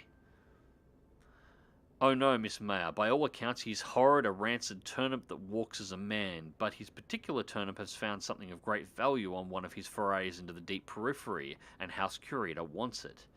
What kind of something are we talking about? A ship. I don't know what kind. The ISF dossier that I received refers to it only as a derelict spacecraft of unknown origin. The vagueness of the language is intentional, of course. The Curitan intelligence community is quite adept at getting information, but almost fiercely bad at sharing it. We know the type. I assume that your government sent you to recover this mysterious spacecraft? You overestimate my permission, Doctor. My superiors don't want me anywhere near that precious derelict. That probably stings, huh? On the contrary, the less involvement my superiors require of me, the better. I don't belong here, Commander. I feel the need to spiritually cleanse myself of this place, and so the moment my assignment is complete, I will travel to HoTaS, where I will submerge myself in the ocean of vice. All I need is Captain Morrigan, and that's where you come in. Understood, Shugo. We'll get you your man. Now, have you got a name for this syndicate we're going up against? Doesn't matter, they're petty criminals. If they had kidnapped a person of importance to the Combine, they wouldn't even be worth discussing. You don't know, do you? Oh, I'm sure it's mentioned once in the interminable briefings. It was, there. Stumble over my words. I was subject back on when I was saddled with this assignment, but that was 2 months ago and several dozen bottles of Cholo Bearer ago. Don't look at me like that. I had to drink it quickly. Doesn't keep, you see. Yeah, I get that. Do you have any intel on our Op4 at all? Numbers, tactics, armament? Hopefully something with heavy mechs that we can flog. Oh, you don't need any of that. Oh, great. feel like I'm dealing with a Capellan here. This should be a simple job for mercenaries of your caliber. Just march on in with your battle mech, shoot them up until they stop moving, and get Captain Morgan. Yeah, look, that's what I'm going to do, but I would like to know what I'm shooting at if it's possible. What could be easier than that? Nothing, I guess. We'll be right on it. Music to my ears, Miss Mayer. Contact me again when you have Captain Morgan in hand. Yamaguchi out. You know, I've always had a suspicion that every one of our Great House liaisons is wildly incompetent on some level or another. It's refreshing talking to one who just wears it right out on the surface. That's our Bob. I guess we're going into this one blind, RXO. Should make for an exciting day on the job. That's one way of putting it. May as well get our mech warriors ready for drop, Connor. As soon as we get down there, the sooner we'll be dealing with. Okay. So I'm going to go. Obviously, Archer will take the lead. We'll keep the lead spitter on support. It's a base capture mission. I'm going to pull the support mech out.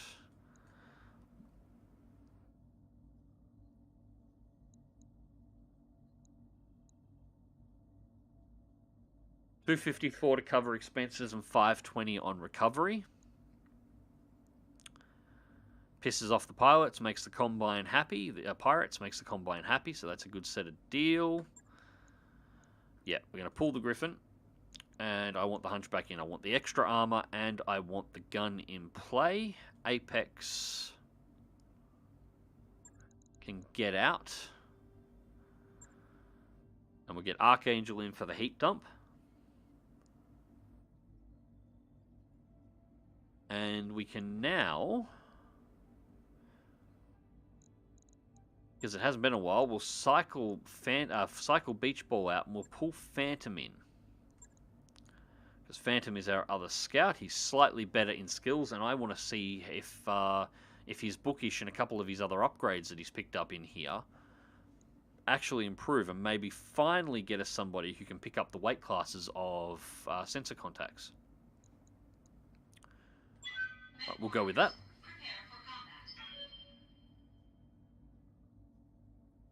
The clans of Bid send everyone. Yeah, that's basically it.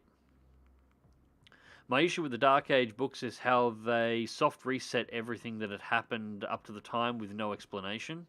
Yeah, there was a little bit of that. I'm not fond of it myself. The Dark Age area is somewhere where I'm a little less interested. The Ilkhan era, because it wasn't so fleshed out, they can work it a little bit better. And it is interesting seeing what happened to the clans themselves, how they essentially stopped being the clans. Or not all of them, but a couple of the major ones. And Ghost Bear becomes part of the Inner Sphere. Clan Wolf starts playing Inner Sphere politics. The Jade Falcon turns into the Space Mongols. A couple of the other clans actually merge into the Great Houses and become part of them. It's just interesting seeing the shift and the changes in the politics as a result. If they'd done much more lore building for the Jihad in between, it would have gone over better with me. Yeah, that too. There was that whole period they were working on a couple of different timelines and expanding them out, and then the entire thing kind of started exploding because, well, it's another thing that you can pass back onto Harmony Gold, because even if it wasn't necessarily directly affecting the authors, the fact that there was ongoing copyright and legal battles between BattleTech franchise holders and Harmony Gold over IP control turned authors away.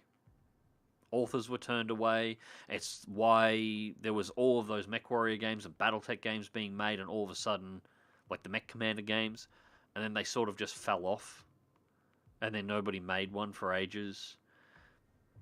You know, you can lay all of this can be laid back to the feet of Harmony Gold, turning anybody who would have developed the IP in all categories kind of away from it, which sucks massive balls, but thankfully they're out of the picture now. Hey Mags, I was curious if you had a chance to check out the IKM the other week. Check out IKM.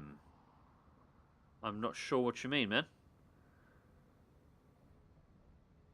My own hope is that the Wolves Ghost Bear seem to be losing some plot armor. It should be nice. Well, spoilers aside, Clan Wolf is who eventually takes Terra. Ghost Bear's the Ghost Bear's plot armor was not really plot armor. Like, Ghost Bears aren't really Clan Ghost Bear anymore. They've I think it was Free Reshel Republic. They ended up merging with, and they're now part of the Inner Sphere. Like, the Clan Ghost Bear basically no longer exists outside of sort of some honorary traditions. They're Inner Sphere now, and violently defensive of their particular part of it as well.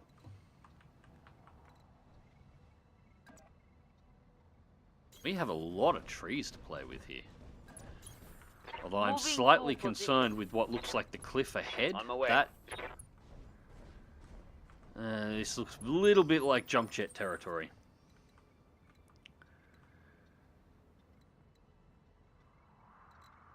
I'm a rider, but I'm yet to learn the lore. I thoroughly recommend you spend some time on Sana if you're a rider. And, like, even I'm no writer by any means. I can write scripts. I've written a couple of story-focused stuff before. The Above the Cliffs of Dover was an idea that I wrote out, and I wrote out 4 episodes of that, and that seemed to be relatively well liked. But I don't claim to be a writer by any stretch of the imagination. And even I'm contemplating writing some short stories for BattleTech and sending it into the BattleTech magazine, because they will occasionally publish short stories. I don't know if they'll be any good. They'll probably be garbage, but I'm considering it. There. Just because, Moving you know, to position. if anything is going to happen within... If there's a universe you're interested in and you want the lore to be expanded in any way, shape, or form, and you want it to be expanded in a way that you think is right, don't wait for other people to do it. Try. You know, I imagine some of the best... Well, some of the BattleTech authors that I've been reading recently, their entire novel started as a short story that they wrote more out of an interest, like a casual interest with the universe, that wound up blowing up and being quite fantastic books. So, yeah, Affirmative, Commander. Even if you're not a writer, if you like the universe, write something in it. Go to Sana. The Sana website has all of the research materials you'll need to put together something that fits within the universe. There's timelines, mech descriptions, loadouts, the history of various planets, huge chunks of lore information.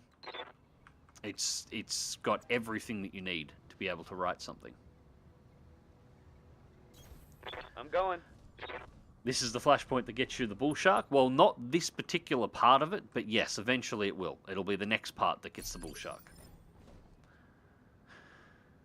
I heard you get it from a flashpoint involving a derelict ship. Yeah, I can't remember if this one has 2 or 3 parts to it, but it is either the next part or the part after that gets you the bull shark. Here we go.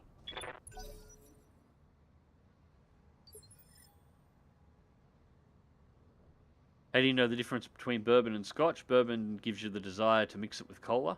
Yeah, this is fair. Like, I like scotch too. And you're right, I'll generally drink my scotch straight. But I'm more of a bourbon guy. In particular, I'm a Jameson guy. That's my drink.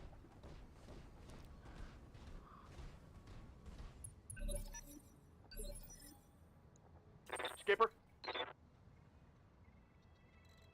Alright, so we can finally... Didn't check our ambient temperatures, but we should be fine to do a little jumping around. Let's get a bit of a sensor lock on you and find out what we're playing with. We have a Valkyrie.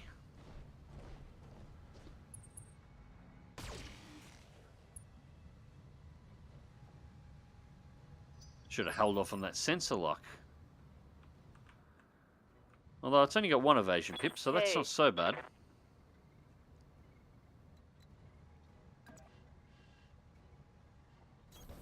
Affirmative. Should have done a sprint. They will be done. Archangel on the disco back. And and you can get that PPC into play and put a shot straight into it. Pull all the mead lasers out, 30%, no point. Pretty low on armor in Succeeded general too. Missing the target.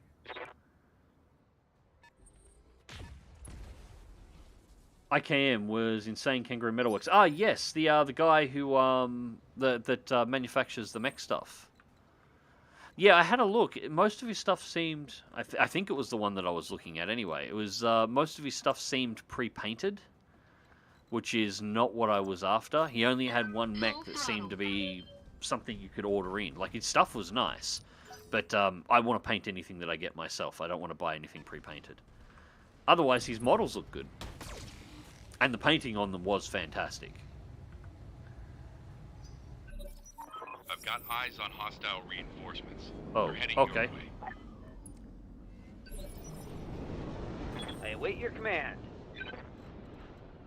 Right, Heal. so we have backup to deal with. Ready to rock.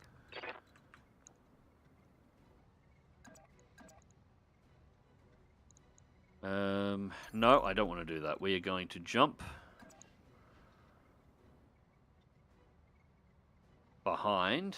No, we're not going to jump behind. We're going to jump to the side over here so I get the 5 pips, can get guns on target, and we're not presenting our back to the reinforcements that just arrived. We'll rip the side of this thing open. Go. Left arm destroyed. Cool. Ha! You like that?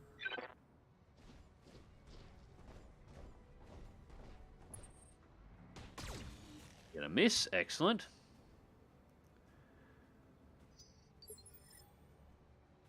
Innisphere is probably super pissed that Clan Smoke Jaguar has been revived. I don't think it's really a major issue. The destruction of Clan Smoke Jaguar was just the Innisphere's way of making sure a very...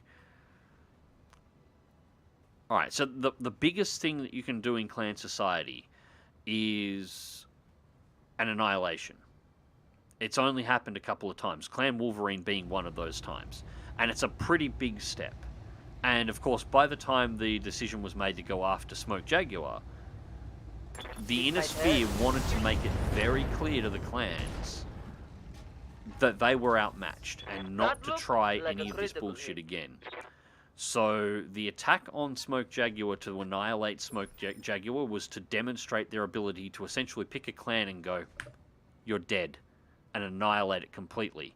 But at the same time, there were 2 parts to it. One was annihilating all of their core worlds and eliminating their ability to exist, essentially. But there was a second force that went after the leaders and the major players within Clan Smoke Jaguar, but rather than fighting by Innisphere rules, they actually did clan-level bidding. And they bet the clans at their own game as a demonstration of, we can play by your rules and we will still win. And if we choose not to play by your rules, we will wipe you out completely and utterly, and there will be nothing you can do to stop us. And the message was received pretty clear by the clans, which is why even once the restrictions that or the agreements that were preventing the clans from reinvading the Innisphere sort of ended, they didn't try the same trick twice. Because they had already seen what the results would be the second time around, and this time the Innisphere knew they were coming, and they had reverse engineered all the clan tech, so... like, that was only going to go one way. After the demonstration had been done, Do the math, Smoke Pete. Jaguar putting One itself left back target. together, or more to the point, the clans sort of allowing Smoke Jaguar and helping them scrape themselves back together. It doesn't really matter, the message was already sent.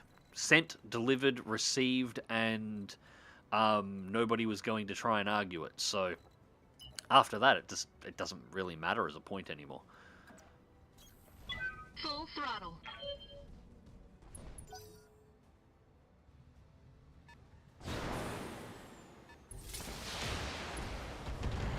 Oof. Okay.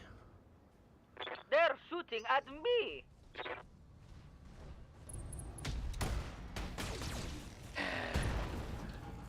Yeah.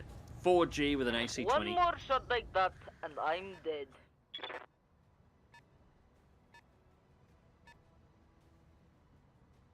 Well, we're going to try and avoid that. Alright, that was possibly a blackjack. That was twin shots, AC2 or AC5 in size. I'm receiving you. So that could be a blackjack.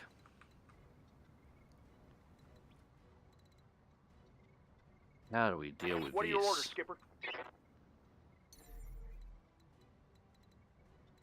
Something with missiles over here.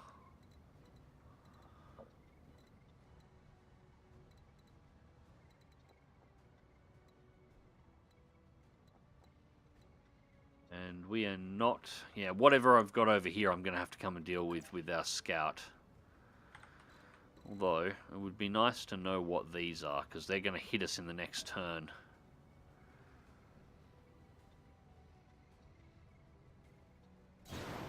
Let's go find out. Alright, 4 mechs. We got a Locust. We'll find out what the second mech in the lineup is.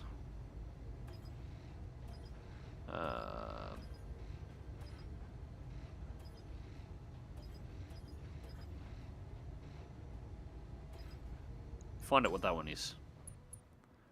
Stinger. Alright, so 2 light scout mechs. Nothing too serious there. More annoying than anything else, but we should be able to deal with them with a lead spitter. And I think what we're going to have to do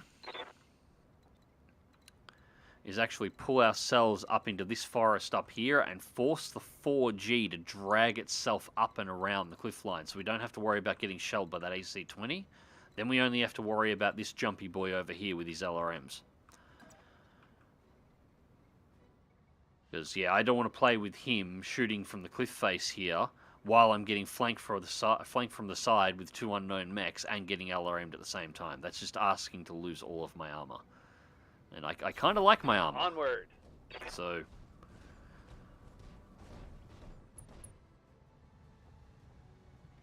that is not going to be easy to hit. And we cannot hit that Stinger. So Disco gets shut down for a turn.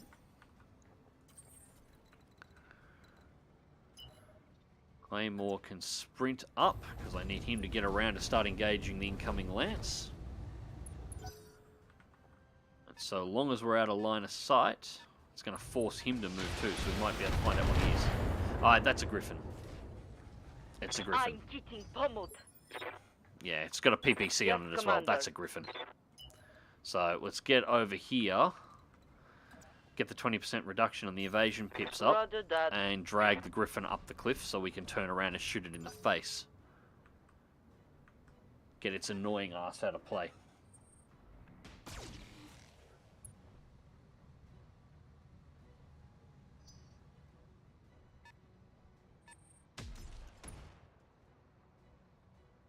No, here's a section that's pre-painted by him, and then an entire section of unpainted. Yeah, I clicked the raw figures. He's got 1 mech. Or at least that's all that popped up on my end. There was only 1 mech in there, and 1 page was all that popped Ready up for for orders. me. Which is kind of why I went, eh. You know, his stuff looks nice. I'll look at it again later. I thought it was surprising too. Maybe he was just had something going on with the website at the time, and I'll look at it later. But there was only 1 mech that was available in there when I was when I looked. This is a really shit position to try and get up and around. It's like it just doesn't want me to get up this cliff. Or Acknowledge. get up this hill.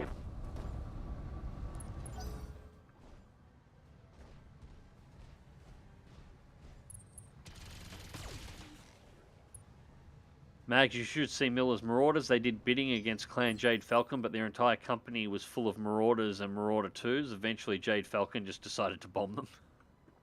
Confirmed. Yeah, Jade Falcon is very much a clan about the honor of the clans up until the moment that it's no longer about the honor of the clans, which is kind of why in the Ilkhan era, or the lead up to the Ilkhan era, they basically became the Space Mongols, and they, like, they're all kinds of awful, to put it bluntly. Engaging jump jets. Alright, risky, but we expose everything. Alright, so that's an urban mech. So this Lance is all lights. There's basically nothing here that I really want to recover, which is kind of sad. Accuracy through volume of fire. Right, Left arm destroyed. Structure exposed. Inflicted some nasty on that some bitch.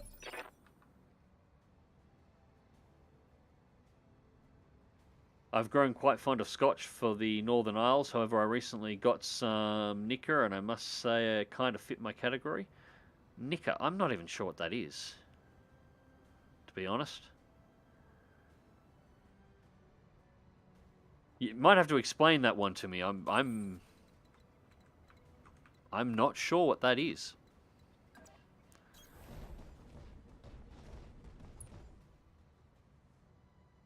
There's also a reproduction models, which has quite a few legally distinct reproductions of Unsteam.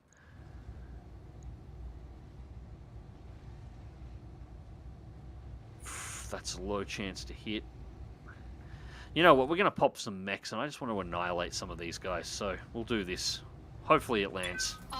Please land. Yeah, that landed. That was worth it. Enemy mech destroyed.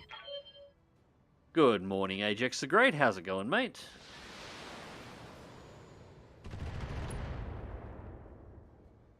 Space Viking Mags, I would offer to print your mechs and send them to you. However, with shipping and materials available, I think it would be cheaper to get them somewhere online. No, I understand that. As I said, long term, everything going well. You know, and the little businesses that I'm putting together on this end picking up, and you know, hopefully things go a bit better with streaming, since YouTube basically doesn't really want anybody making videos anymore anyway.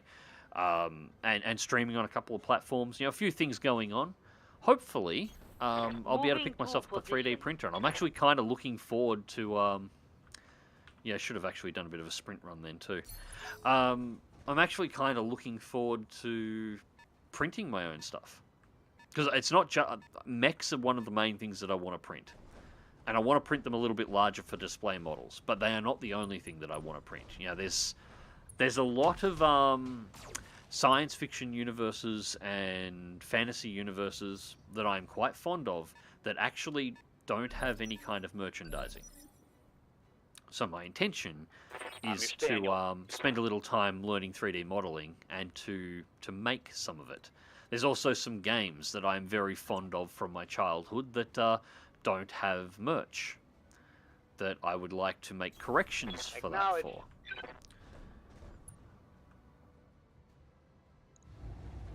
Like, one of the things I'm probably going to do as a bit of an alternative for this, I'm thinking about doing a playthrough of Homeworld 1 and 2. I love Homeworld. Homeworld is fantastic.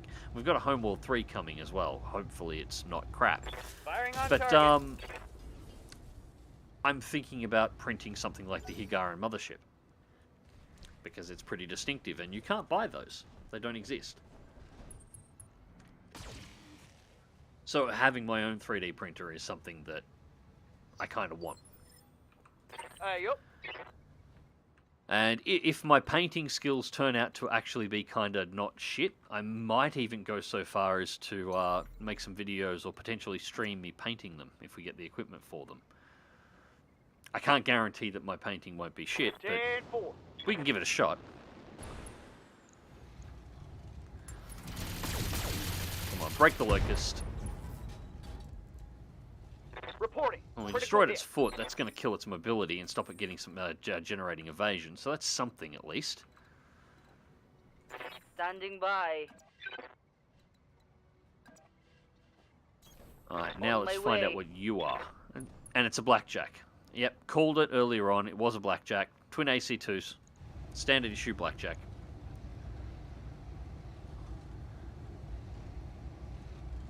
Alright, we'll just cycle the guns. Left torso destroyed. Down to 2 evasion, and you get an archer to deal with next. Disco back and take a few hits from the griffin that's down that hill. So yeah, I just want to swarm over and destroy all these lights, and then we can come back around and slam the hunchback and the griffin that's over here.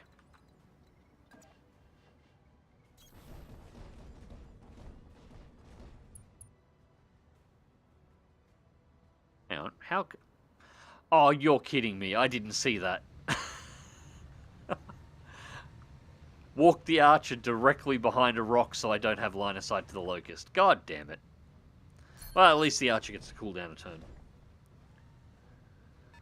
And what did I miss for the first hour and a half of the stream? Not much. Had a mission where the Archer got a bit banged up, but otherwise we took down some mechs. Nothing major really happened in it.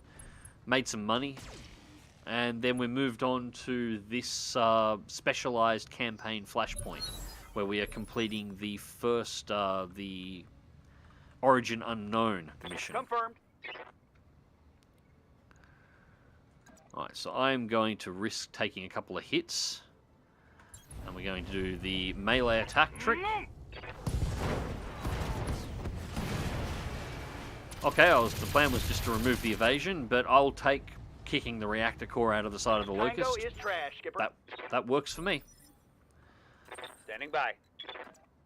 So in that case, I guess the Blackjack probably needs to be deleted next, although the Urban Mech is somewhat of a concern. Let's just go center mass and let's hit this thing with everything and just delete it. Oh, really? We only got through the structure? That's kind of disappointing.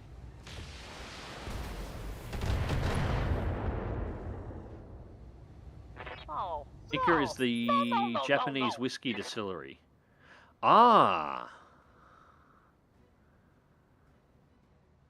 I've never had the only Japanese liquor I've ever had is sake.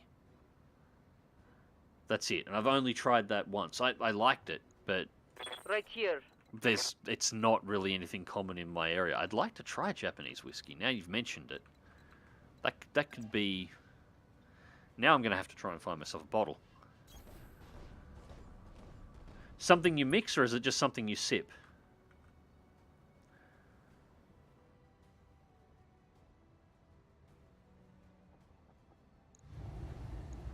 Get some more fire on the Blackjack. There we go, there's one of the ACs gone. That looked like a critical hit. I wish there was a decent BattleTech scene in real life where I live. I'm actually close to Element Games, but it doesn't seem to have a huge scene there. I just get the models and paint them. Yeah. Armor blow through. Internal damage. Story of my life. What am I into? Well, I'm into things like BattleTech and Crimson Skies, which both have tabletop games. I like Warhammer and Warhammer 40k. I was actually more into Warhammer Fantasy than 40k, but I like both. So I'm into that, and I live in an area where there is literally no place within at least 2.5 hours drive in any direction that I could potentially play any of these games. So I do feel your pain. Oh, wait. I'm selecting the Archer, not the Phantom. Okay, cool.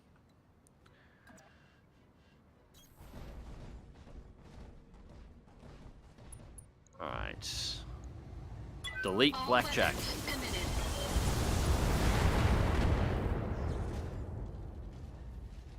Enemy mech. Critical damage detected. Really? You survived that as well. Yeah, I knew that was a risk with the lead spitter. Alright, Phantom, let's get you mobile. You can get over here. And, oh, that's not good. That's not good.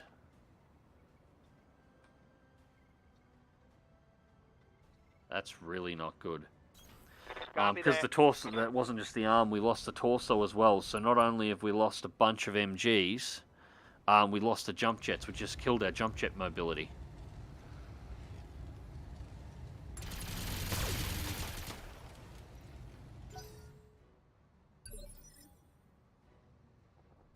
Yes, Commander.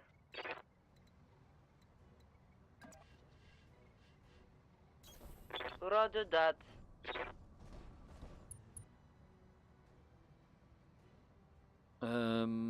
Yeah, no, we'll keep focusing. For one of the SRM6s, we'll focus the Urban Mech next.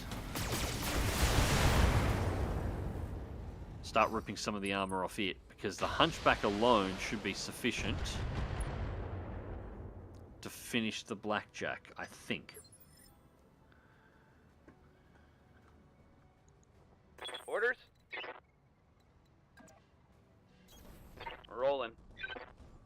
When is there going to be a mech called Backgammon or Poker? Don't laugh. There is entirely possible there could be already. Locked on Oh, I target. can check for you after this. Oh, I like that shot. I'm amazed it didn't go down. Actually, I'm actually really curious.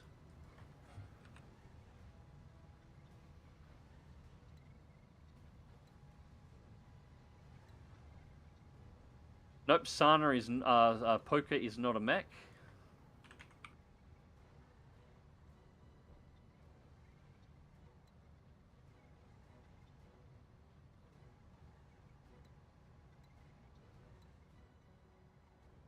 And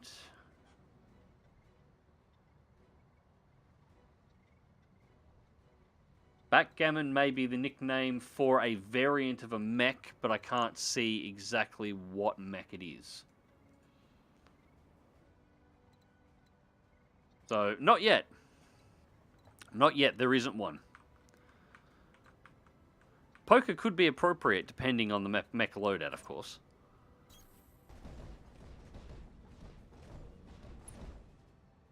I'm sad that it's not possible to make the game movement phase, targeting phase, and then simultaneous shooting phase. Well, it's the way the rules play out. The phases are based around weight class, and the idea is that it doesn't matter what combination of mechs you put on the field, Destroyed. it will always be the light mechs that get to move first. Then the mediums, then the heavies, and then the assaults. Having the most armor and the biggest guns doesn't necessarily mean you are the most dangerous thing on the field. Something lighter than you can, by simple initiative, actually be better, as well as getting evasion bonuses. Order. That's the way the game is designed to function. Affirmative. You can get skills that will allow you to take an earlier initiative turn, and in fact some of my scouts will potentially be picking those skills up, Copy that. because they can actually be quite fun and quite useful. Getting to move a heavy during the medium phase, for example. Yeah, if you... The thing is, if you made it so that the movement phases, targeting phases, and the rest were all simultaneous, there would be no advantage to having a light mech. Because you can get evasion bonuses in an assault mech, but you don't get the advantage of moving first. So you would essentially guarantee that the game, no matter which way it was played, would always favour the player with the heaviest mechs, and you would make light mechs irrelevant. The phase is meant to prevent that. The entire thing is built in a manner to try and make it so that the lower weights do have certain advantages that can't be ignored. And that gets rid of the AC-10 on the Urban mech.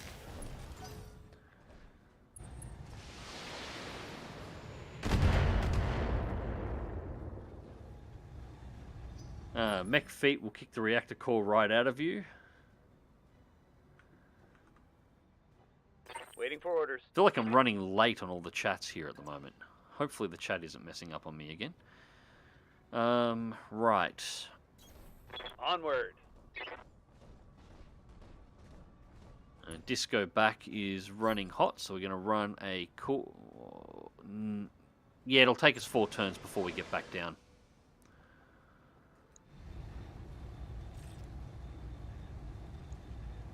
Locking on. Kill it.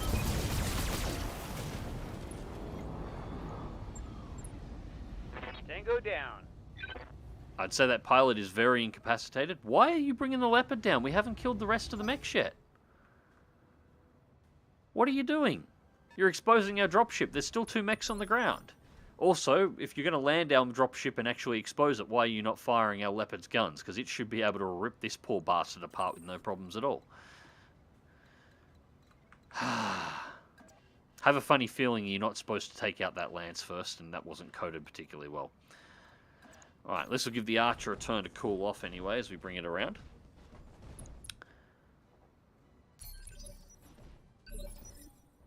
Confirmed.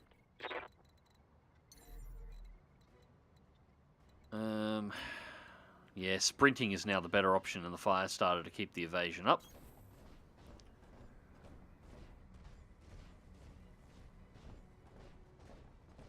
I managed to become the UK's #1 Warhammer Fantasy player. The ranking was reset since Age of Sigma was a thing, and I won the first tournament, so I was #1.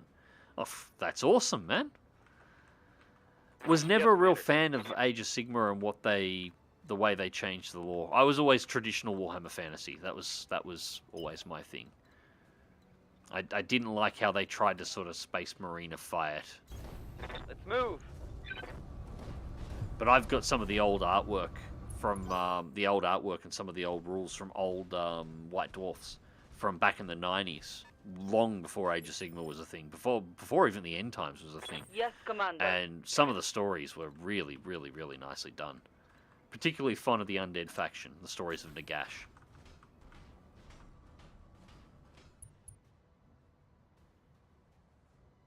It's actually the true Japanese make their whiskey with the same Scottish techniques. The big difference is the smoky flavour. Well, it could be nice, yeah. There's nothing... They don't have anything like that on the shelves here, but I might have to dig around and see if I can get a bottle shipped here. I get everything else shipped here, so why not get my spirit shipped as well? Nicker is definitely something you sip. Some add water since it's above 51%. Ooh, now you're speaking my language. Double overproofed. Okay. I used to know somebody who had their own still and who used to make spirits. And most of their vodkas came out at 51%, and they were fantastic. They were... My late 20s was a lot of fun and significantly cheaper than it could have been due to homebrewed, extremely high overproof vodka.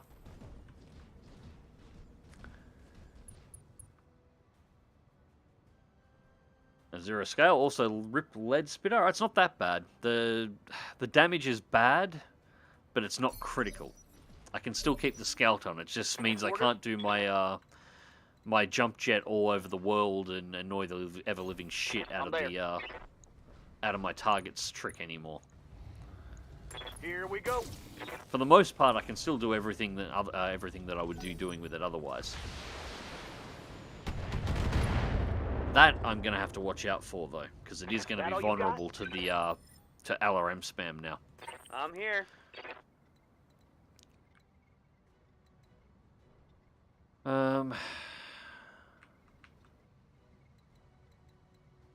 Yeah, get it up here and we'll actually be able to get a PPC off of it. Confirm that it's a Griffin. Yeah, it's a Griffin. That's actually the first time we've seen it this match. May I interest you in some melting armor?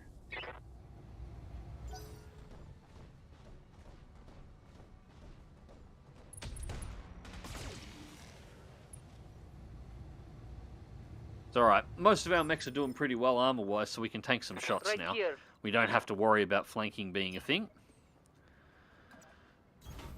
Go fast. Got it.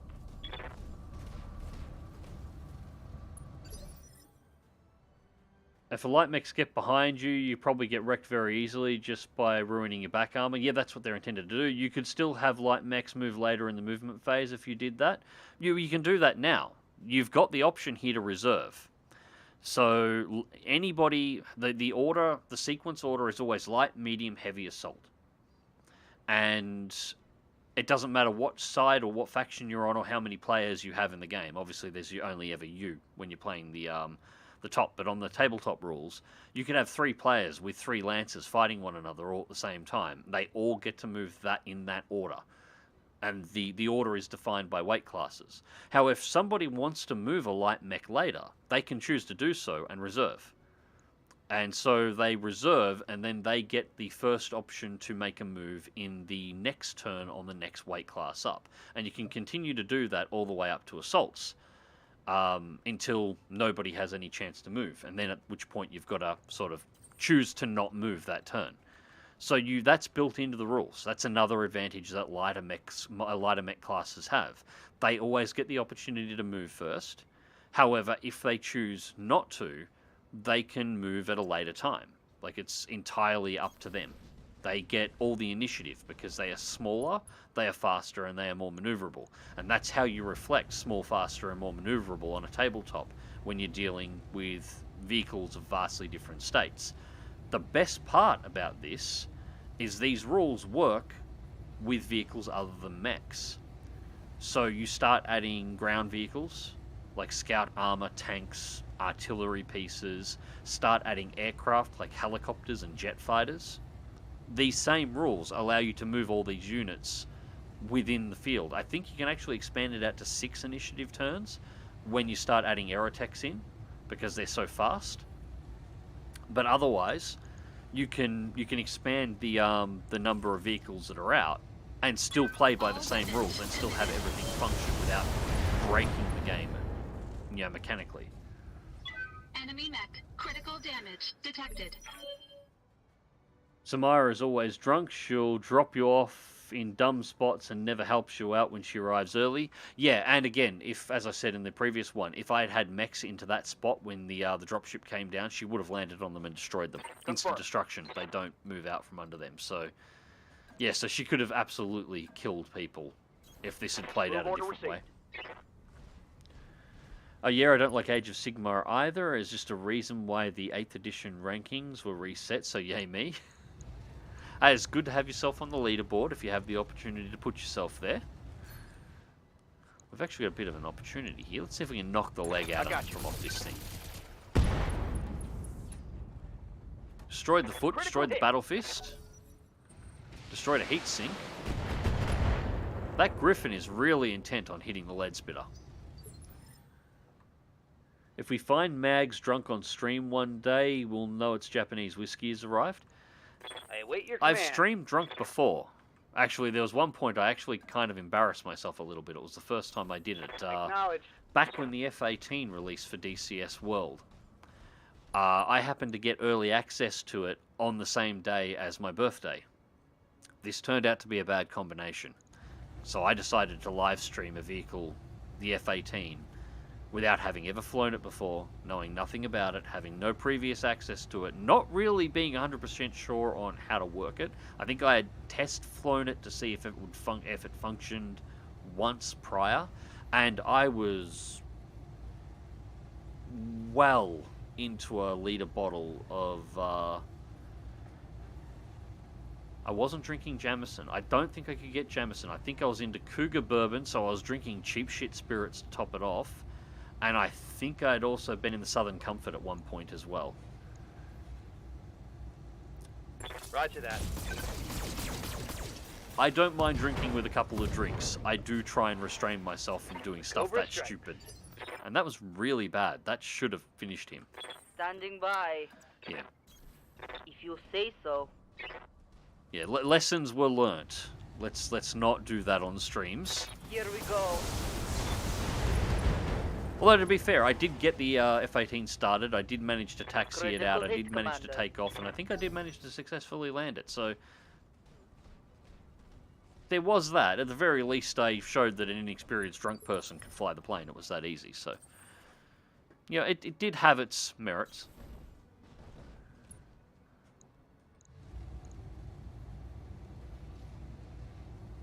I don't think we need to put that much heat on. We can pull 2. Engaging. That should finish it. Come on. Enemy mech. Critical Ah, damage detected. we didn't break it, but the pilot ejected. Okay, so now we've just got to get over and deal with this Griffin.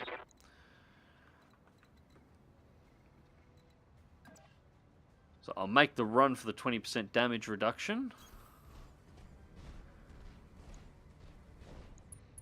And I'm not sure why you're just sitting up Engaging there and target. not moving. You've got jump jets. You can move.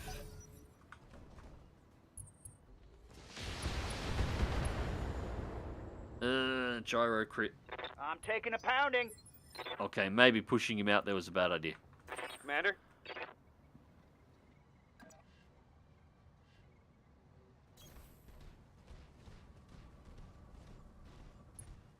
Alright, what can we get in the way of precision strike with you? Can't actually hit that torso from here. How's your armor looking? Head's a bit weak.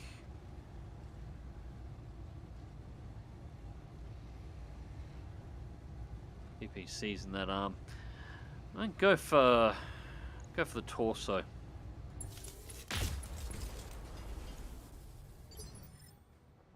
Right here.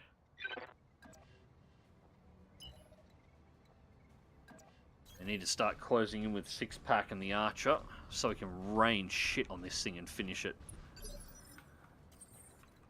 So far, things are going reasonably well. We're not really at risk of losing anyone. It's annoying the lead spitter's going to have some damage repair. You can see why I wanted to pull everyone up the cliff as much as possible.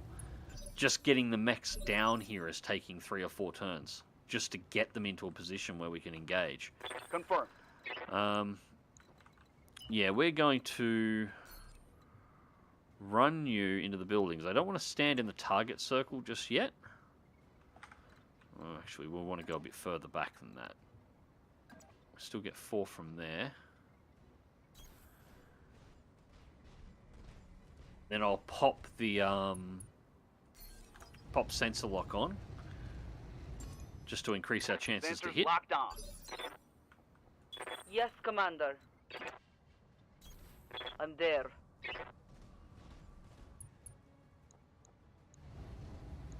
Affirmative. Critical hit, Commander. Ready for orders.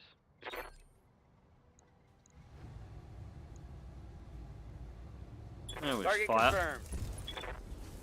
Hip destroyed. I think I hit something good. At this point, we're just bullying it until it decides to get off that cliff. And if it doesn't decide to get off that cliff, it'll just die up there.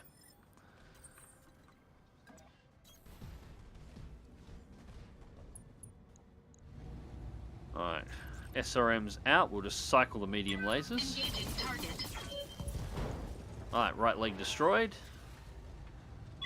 Enemy Eject. mech. Critical Eject. damage Let's end this detected. now.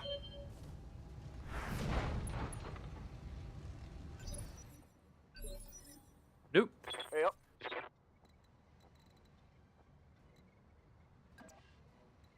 Tempting to do so, but I'm just going to sensor lock him instead, just to keep the accuracy up.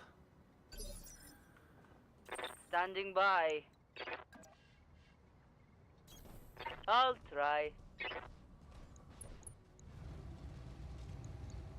Targeting That for should an be upper enough. LRM ammo destroyed, gyro That crit, looked like a critical. panic level critical. Orders.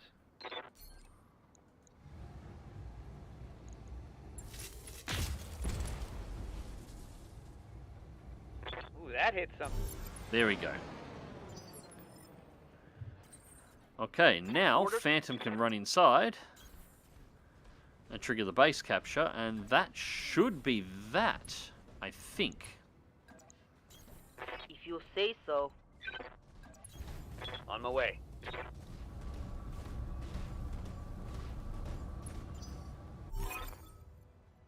Got new hostile contacts on the field, Commander. They're heading your way. Really?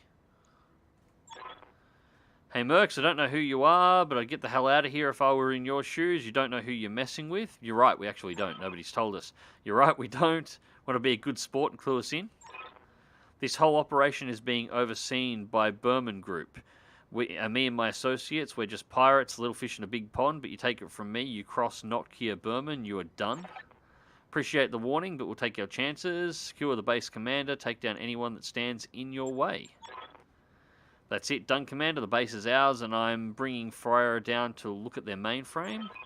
Nice job, kids. Never seen a company dig its own grave as enthusiastically as you just did.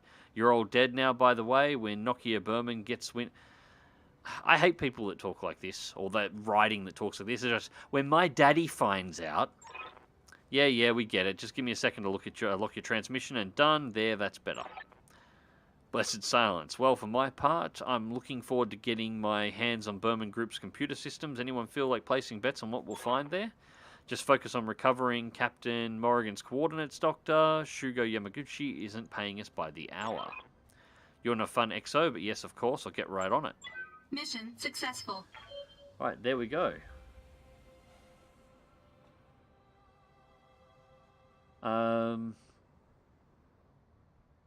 I will say Age of Sigmar in the 3rd edition has gotten a lot better with the rules and lore-wise now. I haven't looked into it since it first rolled out, and I kind of went, this is crap, and lost all interest in it. I have been told, however, that they've started to almost retcon Age of Sigma back to Warhammer Fantasy. They worked out that what they did wasn't very popular and started trying to course correct, which is good.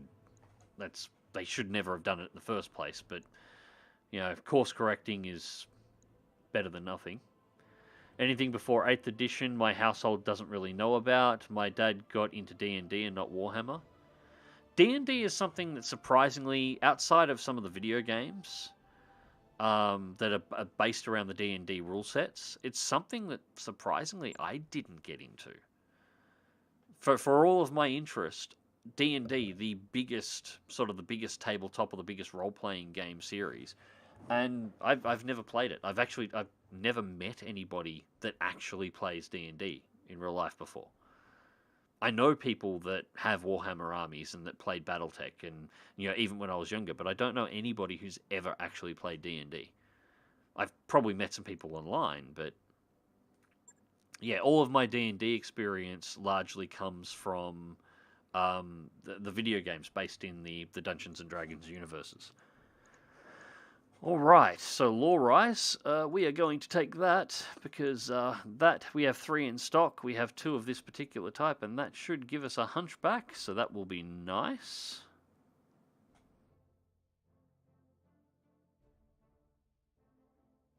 Well, the Griffin's the obvious takeaway here. Nothing else. We've got 2 parts Valkyrie, but it's only a 30-tonner.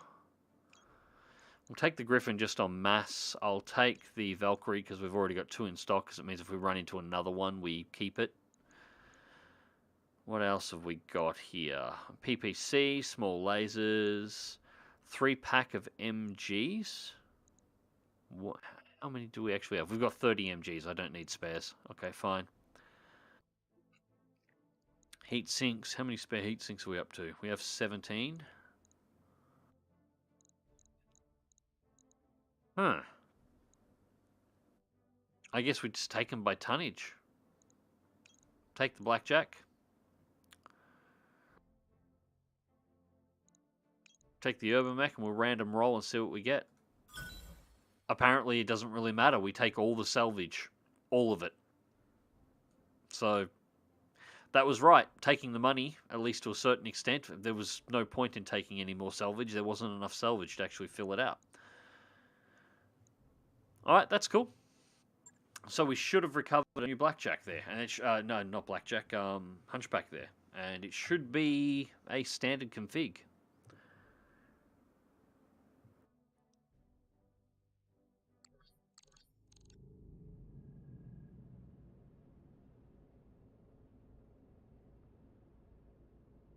Lead Spitter is the most sacrificable of his mechs, to be honest. That is true, Spirit Fox. However, the pilot isn't, and that's my only concern with the Lead Spitter. It has to stay intact enough that my pilot gets out, because scout pilots are a pain in the ass to train, and I've got 2 good ones. We nearly lost Phantom last time, and I would have been dark if we actually had lost him. The mech's completely disposable. I can build another Firestarter, no problems whatsoever if I want one. I can probably build 10 of them at the moment. The pilot, however, according to Dr. Murad's interpretation of the files were recovered, Captain Morgus, Magorian. Okay, better get that one right. Captain Magorian is being held in a safe house somewhere under the ruins of New Vulci. Where is this? Once a teeming metropolis city, the new Vulci was brought to ruin by a nuclear incident in 2977. The aftermath of the disaster, the remains of the city were declared strictly off limits by the Tarragonian Planetary Authority.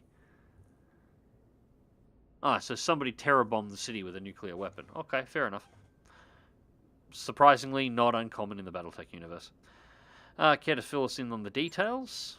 Absolutely. According to the intel I've uncovered, Captain Magorian is currently in the custody of Zeta Lance. From what I gather, they're basically Behrman's group's fix-it crew, all highly disciplined, all former Great House military.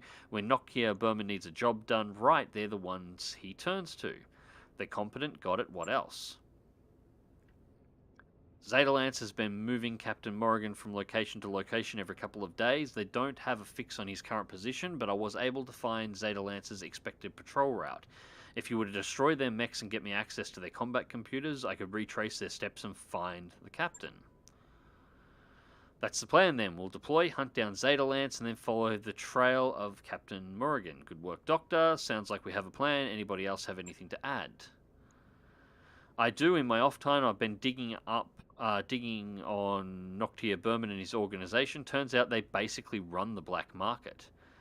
Half the contraband that flows through the frontier seedier ports of call got there by way of the Berman group. And, I mean, I assume you're going somewhere with this?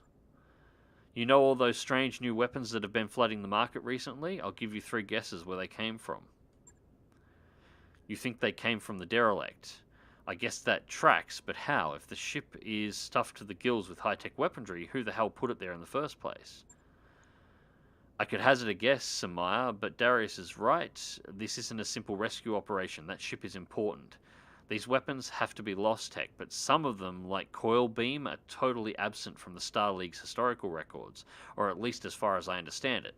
We have to pursue this, Darius. I need to know more. So it's an SLDF ship. I wouldn't say no to finding out more myself, Doctor. Hell, there's probably money in it. Well, it's not an SLDF ship, but that's where they're going with this at the moment. But we're hired to rescue Captain Morrigan, and it needs to remain our focus. That said, if we should happen to stumble onto something, some of those answers you're looking for, we'll absolutely pursue them. Can't argue with any of that. Now let's do our job. Zeta Lance won't wait around all day. Alright, Connor, let's get our people to the drop.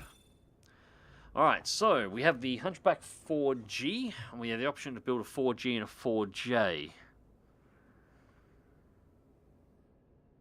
So the 4G is our ballistic weapons variant, and the 4J, I think, 4J is the swayback.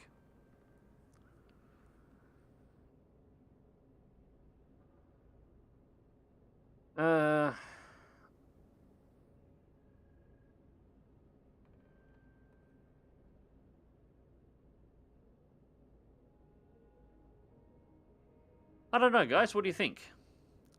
Go for the 4G and put an AC-20 on the field, or we go for the 540 version and put a swayback on the field? I'll let you guys decide which one of these I'm going to build. As I'm catching up on the chats here, because chat has stopped moving again, but I'm working it. Scream's jerking a little bit again. Hopefully it has cleaned up by now. In terms of fantasy, Age of Sigma armies, I'm an ogre and a dwarf man. No, the dwarfs are always cool. Dwarfs are always cool. Skaven and Empire, yeah. I like playing Skaven on Buddy Total War Warhammer. Yeah, I've just always liked the undead. Particularly the Nagash's faction. There's some really interesting lore if you dig into the origins, and it's very based on Egypt. It's been fond of it. Blades in the Dark, Ironclaw, 13th Age, Warbirds, bunch of others. Played D&D online with a couple of online friends. Was a Minotaur Barbarian. Most fun thing I did was charge with my horns and threw somebody off a cliff edge. So the equivalent of a Spartan kick then. Jesus Mag, sell some jump jets. Well, I will when I need to. They're not worth much though, so I just sort of let them stockpile. Showing my age here, but I first played OD&D, then got really hyped for AD&D. Yes, I'm old, sue me. There's nothing wrong with being old. We all get there. 232 jump jets, scrapped them. Strapped them all to the back of the Argo. Yeah, if it was an option, that would actually be a fun test. My D&D characters lasted through 6 years of campaigning and eventually wound up a god. I do like that can sort of be a thing, but yeah, I don't know anyone to play anything consecutive on the tabletop. I generally play in the video games. Pathfinder's the one that I've been playing probably the most of recently. I've been going through Kingmaker, which I probably will do again. Something else I'll stream at some point. And I've got the new one, I just haven't played it yet. But I'll probably play through... I generally play like a ranger archer type characters. Or I tend to play like paladins, is where I tend to lean. Someone bombed the city with a nuke. That was me. Too lazy in my last mission to fight a star of the second line clan assault mechs. Second party back, disco back, sway back. AC-20s are too unreliable in my opinion. 4J. 4G needs some ballistics in your life. Sway back. Looks like the sway back wings on this one. So we're going to go for the 4J. And we're going to ready that one. Shouldn't be long. That one we're going to put back together. Alright, so I think we actually get some options to do some repairs here before the next mission. So we're going to take advantage of that. And let's refit. Right. So we need equipment. Well, that's right. We've got the leg mod in here as well, but we need an extra ton to fit it. That's the problem. I'll save that. I'll find something to fit that too. Alright, 2 small jump jets. Weapons. We're going to get the MGs into place. And then we want the replacement medium laser. Alright, that gets us set up. 89,004 days to put that one back together. Which isn't terrible. And noted. Shouldn't be too hard. Worst comes to worst, if we didn't have to, if we didn't have time to actually do a mech repair, we could have switched it around a little bit. So we have other options, but yeah, there is a sway back. It is the strangest of the hunchbacks because it completely lacks the massive weapons pod on the side. So it's the most odd looking of the, well, yeah, the most odd looking of all the hunchback variants, because even the clan ones have the weapons pod. They've just got 2 of them. But these chests can be filled with missiles, so it's kind of a mini archer. Our last port of call has fallen prey to a mysterious bacterial contagion. In light of this, I'm ordering all hands to the med bay for precautionary cycle antibiotics. Alright, can somebody give me an idea on which one I can vote for? Alright, so Joanne, the difference between the two, although the decision's kind of already been made, the G model, the 4G, has a weapons pod on this side. It's similar to our 4P hunchback over here, except instead of mounting energy weapons in here, it mounts an autocannon. So you usually put an AC-10 or an AC-20. AC-20 is the pick of the two. Short range, incredibly high damage. Basically a massive cannon, that's all it is. The sway back is same mech, but without the weapons pod, and it gets LRM launchers, or missile launchers. You can put whatever configuration you want, left and right, and it makes it a mini version of one of these. And they're quite good. Leg mod should be for your largest jump jet mech to DOA people. Yeah, I don't mind putting them. You can get the non-plus one. That's the one that I actually try and keep an eye out for, Spirit Fox, because it doesn't have a weight limit on it. It can be fit to any mech, and it doesn't add any additional tonnage. And it allows you to, on a lighter mech, be able to DFA and still take minimal armor damage when you do it. So you can do the melee attack trick with something like the Firestarter, but you can do it off jump jets, which is actually quite useful. I just haven't found one.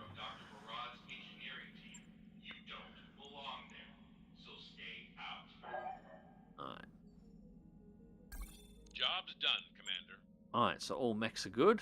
And we might as well wait an extra day and get all of our pilots ticking over as well, since we don't have to worry about that.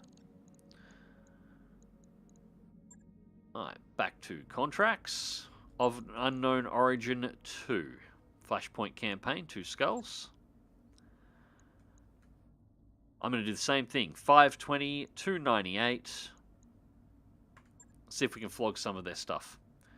So, we'll leave the Archer in place, 6-pack. We'll go with the Disco back again. Same pilots, same mechs. I'm not changing anything up here. We'll reconfigure the sway back when we actually leave. And that's it. Nothing else to do. We deploy.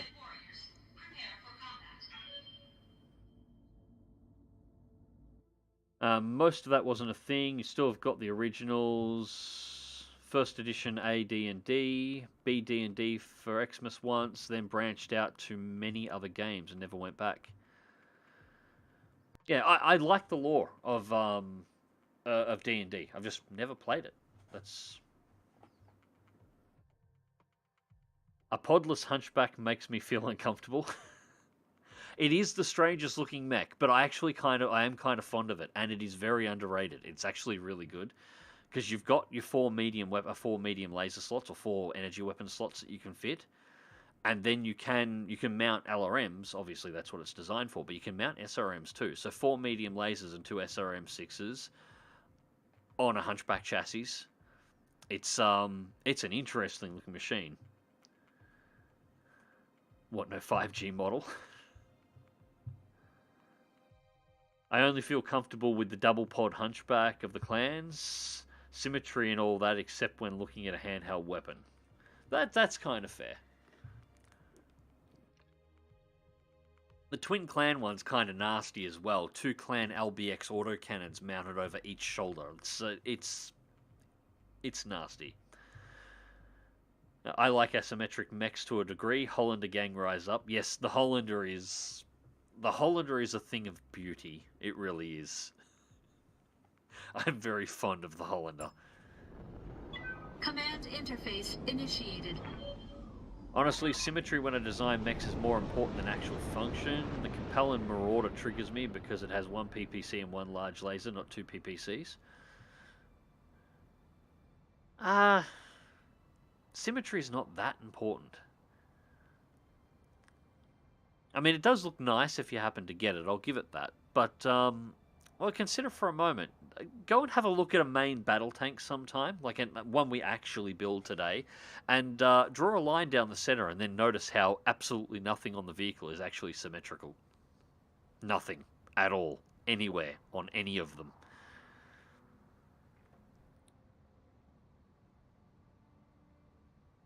Could run a play-by-post game on your Discord, if you could find a DM. My DM ran free to post recently with a few Discord voice. It has that. This has been discussed before. In fact, shall we just quickly go this? My sensors picked up a weird signal coming from the object in geosynchronous orbit, sort of a blip. It was there, and then hold up. I've got eyes on our targets. Zeta Lance is on the move, and it's heading this way. Incoming transmission. McEvity's Fusiliers, you're here. Big mistake. Mr. Bowman wants your heads, and we intend to deliver. What a coincidence, we're here for your heads too. May as well get to it, Commander. Give them hell. When you're done, we'll recover their combat computers for Dr. Marode. Okay, cool. That's all right. Straight battle. Love trees. No, nothing special about it. Right, so it's been discussed on the server before. We're actually looking at Tabletop Simulator, and somebody was playing around with another... It's not Tabletop Simulator, but it was a tabletop... like an assistant, where you could build your own environments. It had a bunch of tools that allowed you to build things like inns, buildings, entire map and environment templates, but it was specifically built around allowing you to play something like D&D, but actually visualize your characters being able to move around by using essentially minifigs. I'm not entirely sure exactly what it was, but it's been discussed a couple of times, and it's just something we've never been able to get to happen. I'd be reasonably interested in trying it, though. As I said, I'll do my best to not play a bard and, roll to seduce everything, but...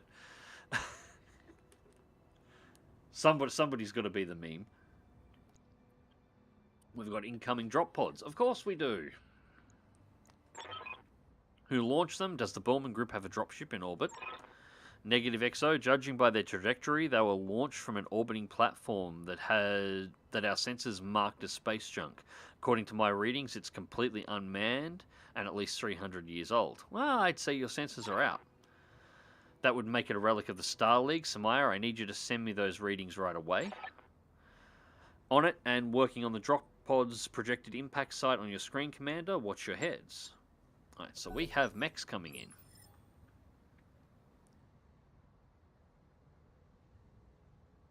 I'm not a tank designer, but symmetry releases my dopamine.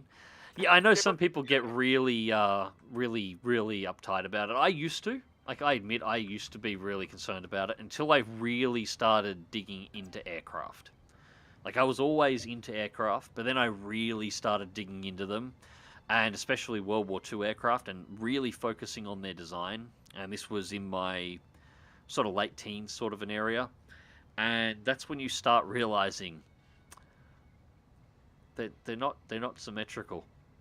None of them are fucking symmetrical. There isn't a plane that was designed in World War II that is actually symmetrical once you start looking at them. The engines are slightly mounted off center. The wings are slightly different lengths. The entire vertical stabilizer is 10 degrees canted to one direction or the other based on the prop rotation. You know, the exhausts are not mounted as they should be. The radiator system only runs through one side of the aircraft. The guns are not actually the same space apart on the wings. There is nothing symmetrical about any aircraft created in World War II at all. And the second you start to realize that, you have to start letting things go. Otherwise, it will it'll really start to mess with you. Alright, so they're grouped up nice and tight. We'll get a sensor lock on the lead. Sensors locked on. And that is a Wolverine. It's nothing too major. And a Shadowhawk.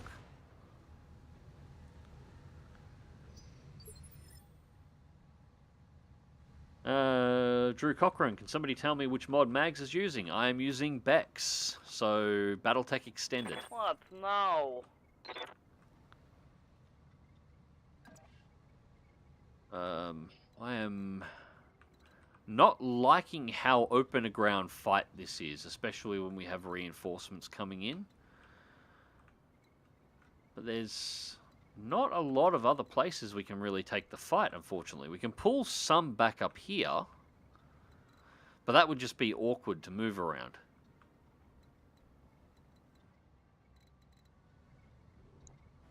And with the short range configuration on two of our mechs, it might be best just to close in and then smash them in the face. Yeah, we'll just close in and smash them in the face. Okay, let's go. Barge, you mean target practice? Here we go.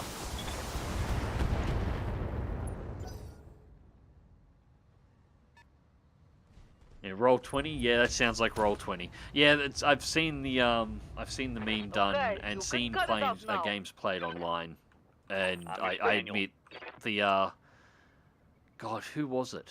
Like, it was a couple of years ago. It was somebody I'm played watching a D&D game and they live played it, like streamed it. Would have been, yeah, it was before COVID. Maybe even a couple of years before COVID. I was watching it in class when I was doing my degree. And they had a bard in there. And the rule for the bard, they specifically made a rule for the bard. Every encounter, he had to roll to try and seduce. Every single time. That was the rule. And it was some of the funniest shit that I'd watched. It was great. It actually made me want to play. I think that might have been what triggered off. It's only an urban mech. That's it? Okay, fair enough. That might have been what triggered off the discussions about trying to get a game running on the Discord server, but it just never materialized. Alright, so the Shadowhawk is obviously this group's tank, so we're going to smash the Shadowhawk first.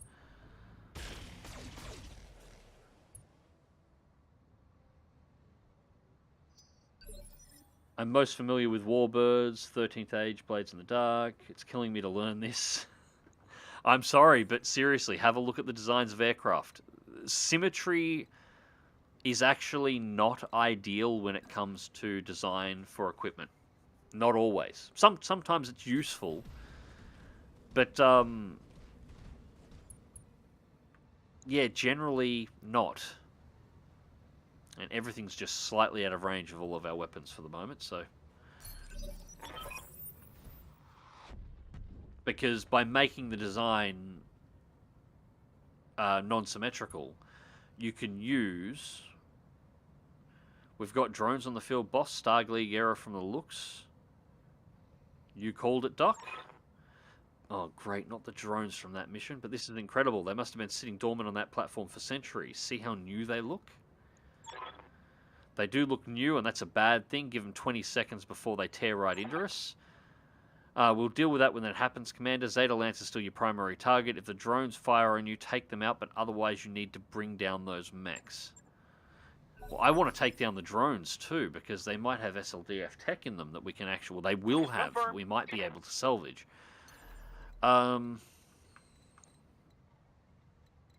It has been a while since I've done any of this. We're going to get a decent angle. We get the side shot from there. But you can use, by making the aircraft non-symmetrical, you can fix certain problems that were inherent to design at the time. Modern jets are more symmetrical than World War II aircraft. But, like for example, talking about having the vertical stabilizer not symmetrical, not having it straight on the aircraft. If you have a prop that's rotating and it's creating torque moving in a clockwise direction, you can twist the vertical stabilizer by a couple of degrees and actually apply a counterforce without having to change anything else on the aircraft. If that's not enough, you make one wing 2 inches shorter, so there's a little bit more resistance to the torque rotation of the engine on one side of the plane as opposed to the other in order to stop it. And all of a sudden you can actually use the lack of symmetry to counter the issue that's generated by your own propulsion, and the aircraft will fly better as a result. So, yeah, there's very few aircraft in World War II that were designed symmetrical, because you use the lack of symmetry in order to counter the shortcomings of the technology that was available. It's actually kind of impressive, the thought that went into some of the stuff, to be honest, when you look at it. The A10 is not symmetrical, and I'd still take it out of date. They look symmetrical. The difference isn't noticeable without an in-depth look. That's good enough for me. It's not so much that. It's that you don't realize they're not symmetrical. Now that I've told you, whether you like it or not, when you start looking at World War II aircraft, you're going to start looking, and you're going to see it. Like, it will stand out the second you'll notice. And you're going to hate me for it. And I don't apologize. I'm receiving you. On my way. I am not apologizing. As an engineer, I can tell you that symmetry looks nice, but for function it sucks. Yeah.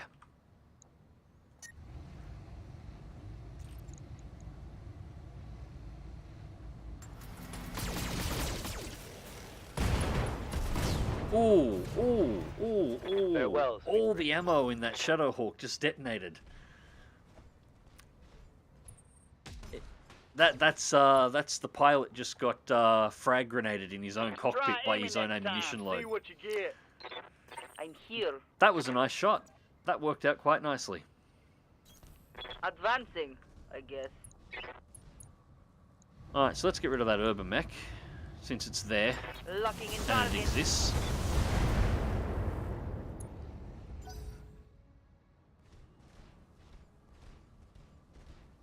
I love this game, but most of the mods I've found are too complicated. This one looks like a good extension to the base game then. Yes, very much true. It does change the rules.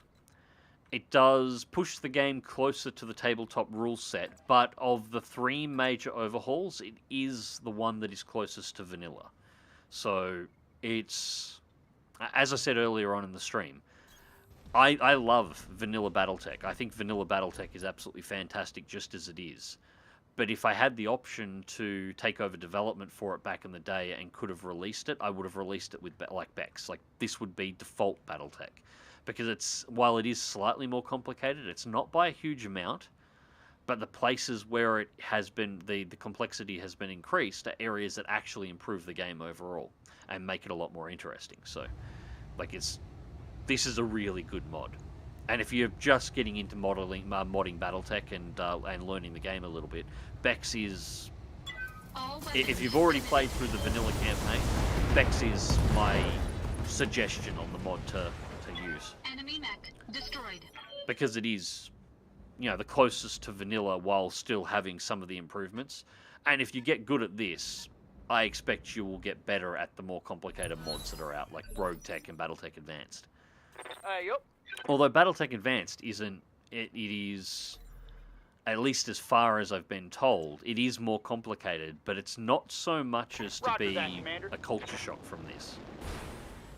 If you're playing through BEX, BattleTech Advanced should be fine as well. So, Accuracy through volume of fire. oh, it must be the day for Reporting. ammunition Critical hit. explosions. These guys really should have invested in case.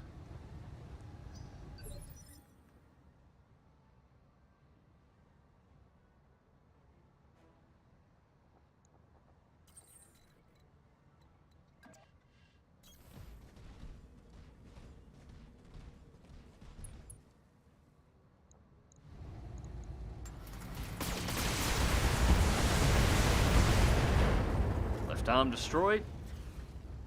Enemy mech. Yeah, this Critical Wolverine's damage about to have a detected. very bad day. Hopefully we'll get it destroyed before the drones get down here. Now, this, ladies and gentlemen, is why you install case on our mechs. Yes, if it was an option available, I would be putting case on my mechs as it currently... Actually, it is. Case does show up in the game. It's incredibly rare to find, though, at this point in time. Again, lore reasons. For those who, again, unfamiliar, case is... It's a combination of a bioorganic material that's used to shield the ammunition bins, so in the case of a detonation, it absorbs all the force rather than the rest of the mech, and actually, surprisingly, blowout panels like what you see on the Abrams. So if an ammunition detonation goes off, the material inside stops any of the ammunition from shredding the internals of the mech, and then the blowout panels dump the explosion and the rest of the force outside. This might hurt. So a slightly more advanced version of kind of what we're doing with our main battle tanks already. Yes, Commander. And yes, a lot of the clan Omnimechs actually come with cases standard, which makes them even harder to kill.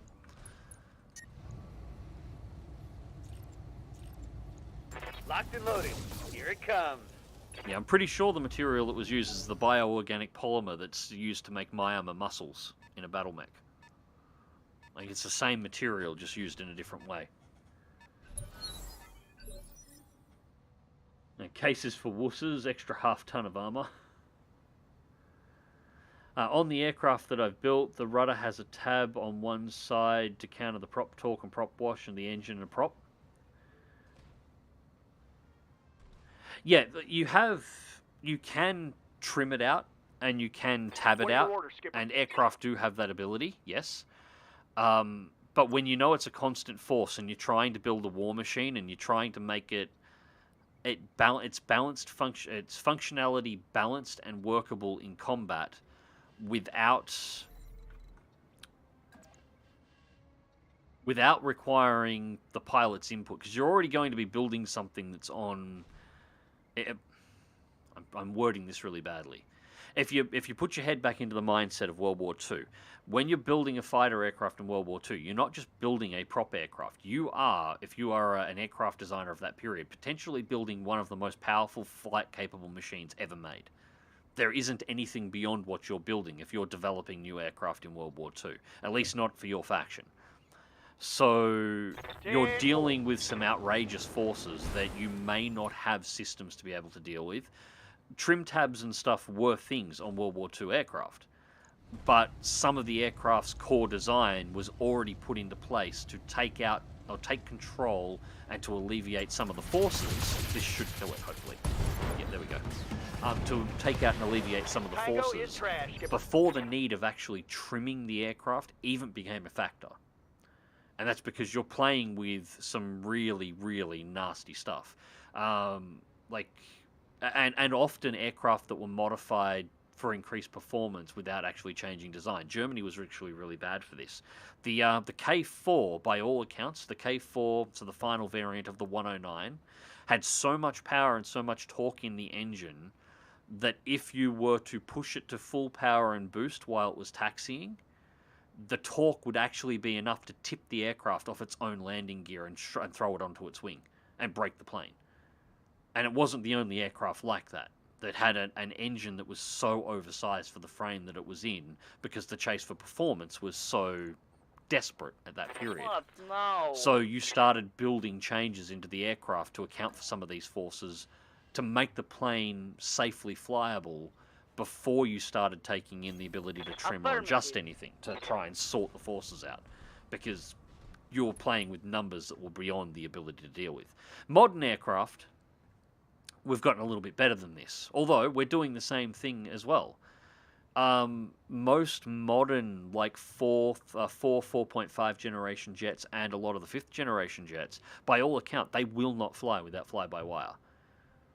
The Hornet has, I think it's 4 flight control computers, the legacy Hornets, and we're not even talking about the Super Hornet here. The legacy Hornet has 4 flight control computers to manage the FCS, the flight control system, the fly-by-wire system that allows it to fly. And if all 4 of them fail simultaneously, the aircraft is essentially impossible to keep in the air under manual controls. It will fall out of the sky. As I recall, the test documentation for it is if you get all of the flight control systems fail all at once, so the main system and all of the redundancies all go down, the suggestion in the manual is to just eject and abandon the aircraft. So we are still building aircraft that are not capable of flying. What we're doing now is we're building aircraft that have computers in them that account for all the bullshit that we're designing into them in order to allow them to fly and make it easy so the pilot can still handle the plane and, you know, shoot people with it, because that's kind of what we want a war machine to be able to do.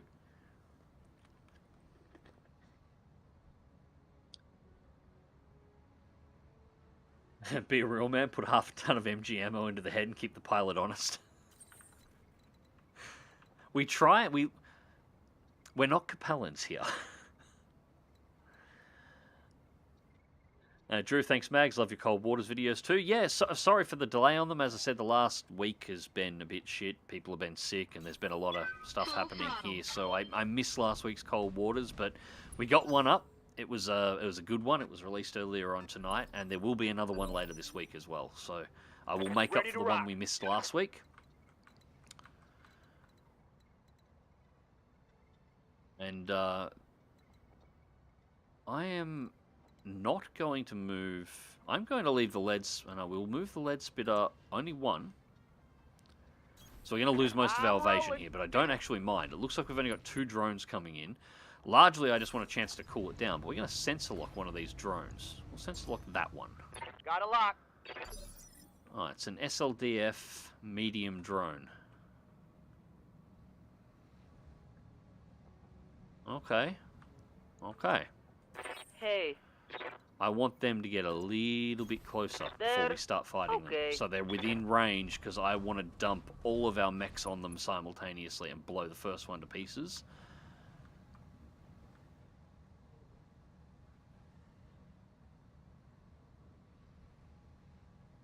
Clan Case is weightless too. Yeah, that's why it's pretty much standard on all of their mechs, which makes them a pain in the ass. And fantastic if you happen to recover them. I believe one of the yaks had a twisted tail section to combat prop torque, but don't quote me. Yeah, there was just all sorts of weird stuff that was done to try and make the planes work and to bring them, despite their overpoweredness, bring them back into line to the point where they could potentially be, you know, well, not potentially, but be more easily controlled by the pilot. And then, like, some aircraft did not have the ability to trim or to use trim tabs or to trim anything out, but there were planes that warplanes that did too. There were fighters that did, and that was just okay. Now we've got your plane flying okay by doing some design fuckery to make it work. Now we'll give you the ability to trim it out to whatever you need when you're actually operating the aircraft as well, as a little bit of added luxury to make the plane perform better. And, yeah, of course, as I said, some of them didn't. Some of them had absolutely no ability to trim anything out, and what you got is what you got. Grab your stick and hang the fuck on. And that's all that's how they flew. Some of them were pretty basic. Alright. Alright, we'll brace. Next turn we're engaging. There's also the fact that warplanes are working in a large range of forces, just high-end but also low-end and power settings to relieve stress on the engines, reduce heat, save fuel range. Yeah. What are your orders, Skipper? Yeah, there's quite a few factors that are involved, but the key point was you try and restrain the aircraft to the point where it's sort of mostly neutralized. And once you've got it to there, Bye. then you can use whatever else you need to. So they're both mediums. Alright, we got to the structure on the rear of the drone, so that's I'm a here. start. I reckon we should probably focus Moving to this one position. since it's wide and the lead spitter's got the other one. Okay, cool. I await your command. Disco back should be able to finish that one, and then we should be able to get the archer in to take out this one, I think. Maybe. Yeah, let's just dump everything into it. Acknowledge. Yep, that worked. Actually, we hit that so hard, I'm not sure we're going to recover anything out of that. You shouldn't have come here. It's going to get a shot off. 2 armor pips and 1 volley. I'm okay. For Okay, that's now. not too bad. We didn't really take any damage off those other mechs, so we can afford to take a few hits. All weapons committed. Job's done. Enemy unit destroyed. That's it, Commander. I'll scoop up Zeta Lance's combat computers. When Farah locates Captain Murray, the captain's bunker, we'll be off to the races. I'll do what you need, but for the time being, we have more pressing concerns. No, we don't. This is a job, Doctor. Yes, Darius, I know, but the platform that launched those drones was SLDF. It's been sitting dormant for 3 centuries, and it just came online now while we're all fighting over a ship from the great beyond. Funny timing, don't you think? You think it has something to do with the derelict? You think it doesn't? Okay, maybe now's the time to talk about those drones. Let's return to orbit. We need to scoop up Shugo Yamaguchi in on what's happening here. I've tried. He's indisposed. You better get back up here anyway. I've got something you need to see. Mission successful. Okay, cool.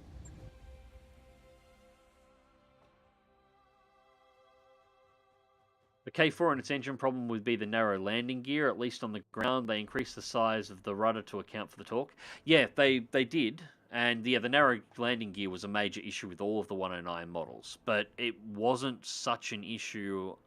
It wasn't as severe an issue up until you got up to the K4, where I think what's the K4 pushing 2,000 horsepower? And if you actually have a look at a 109, they're not very big. Like, they are really, really small, actually. Like, you wouldn't want to be a tall bloke and try and fly one. You wouldn't fit in them. There is not much of a plane there. They are actually surprisingly small. And that's a lot of horsepower in something that is very little.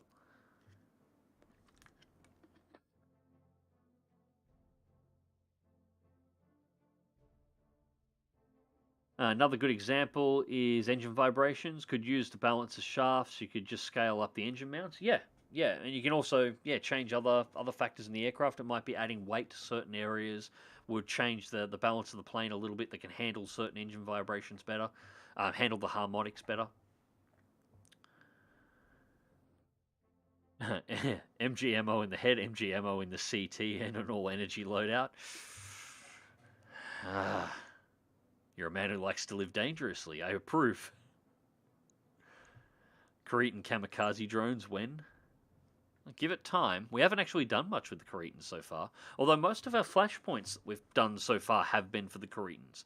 Which is really interesting considering we've been in Capellan, Davian, and Merrick space the entire time, and we have not travelled into the Draconis Combine even once yet. We got as close as within probably a week's travel of the border, and then we come south again. We didn't take any damage. We're fine. Alright, so 2-part Shadowhawk. Guess we take the Urban Mech as well. There's not going to be enough salvage here. Double pack, SRM4. No SLDF stuff at all. Damn it, not even double heat sinks. I was kind of hoping we might get some double heat sinks off the drones.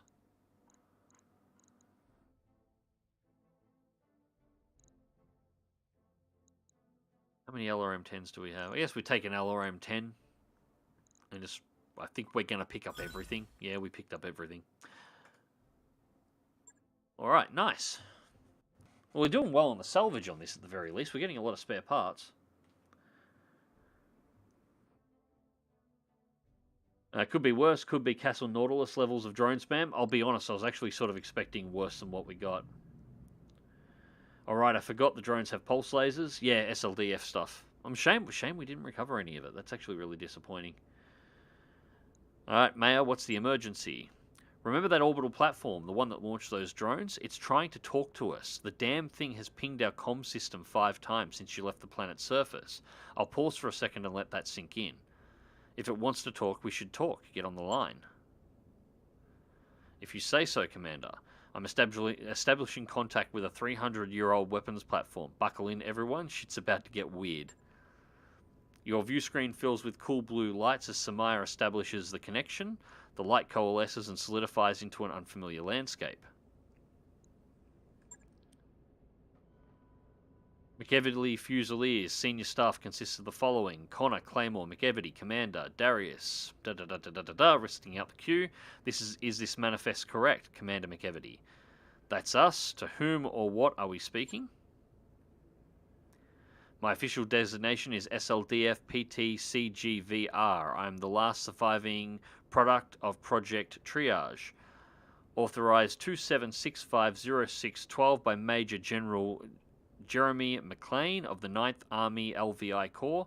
I have been programmed to respond to any of the following informal designations: Caregiver, Den Mother, Mojeborn. I have no idea how to pronounce that.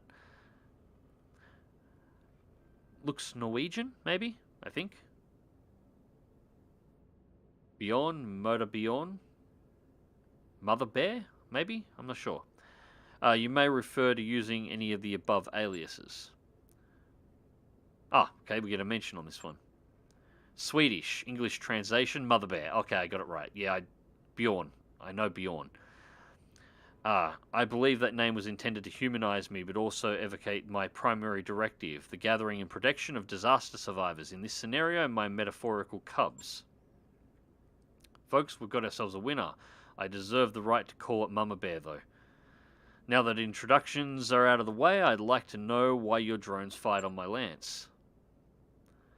The ongoing defense of New Volsci was one of my tertiary objectives. When you initiated a firefight in the ruins, I was compelled to intercede. I regret the injury my drones may have caused your company. I am hopeful that the circumstances of our introduction will not prevent us from helping one another in the future. Helping one another, you want us to do something for you. Figures everyone's got an angle, even an ancient computer. Of course it does, Mayo. This is a universal constant. Tell us what you need, Mama Bear. Who knows? Maybe we can work something out. For the past half a century, I've been guiding a derelict spacecraft. Sorry, I'm fuzzing out a little bit here. Have a drink. Guiding a derelict spacecraft, the Doberev, towards Terragorn. On the eve of its arrival, it disappeared. I believe the organization you were fighting to be responsible for the derelict's disappearance. I must learn where it has been taken, and it is imperative that I recover that ship. We're here to rescue Captain Ganku Morrigan, who's been taken prisoner by the same people who hijacked the derelict. Then we are pursuing complementary objectives, Doctor. I suggest that we pool our resources and achieve them. We don't know enough about you to team up with you yet. If you want our help, you're going to have to answer a few questions. For the sake of argument, let's say we help you. What's in it for us? We're mercenaries. What is in it for us? My combat drones are standing by ready to help and assist your rescue efforts. All I ask in return is access to the Berman Group's computer systems. This arrangement should prove purely beneficial to you and your company, Commander. I ask nothing that you cannot give for free. Yeah, that's fair. Sounds reasonable. What form would this assistance take exactly? I could have my drones attack a nearby armory. This should serve to lure away the prison's garrison, clearing the way for light, nimble Lance to conduct a rescue operation. Alternatively, I could liberate Captain Morgan myself, but I would need your Lance to serve as a distraction. Should you choose this option, I would recommend allocating your heaviest battle mechs for the job. So, flashpoint decision. Let Mother Bear distract the garrison while your Lance rescues Captain Morrigan. Your drones are on distraction duty. We'll send a scout Lance to perform the rescue op. Have Motherborn rescue Captain Morrigan while your Lance distracts the garrison. Our heavies will attack the armory and draw the Op 4's defenses away. The second option sounds like the one that'll actually get us more mechs. Or more parts. I'm actually going to do this one. Because I don't really have...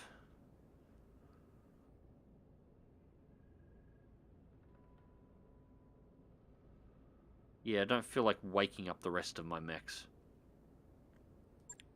We'll go for that one. Hopefully we'll get something heavy out of it we can recover. Interesting choice.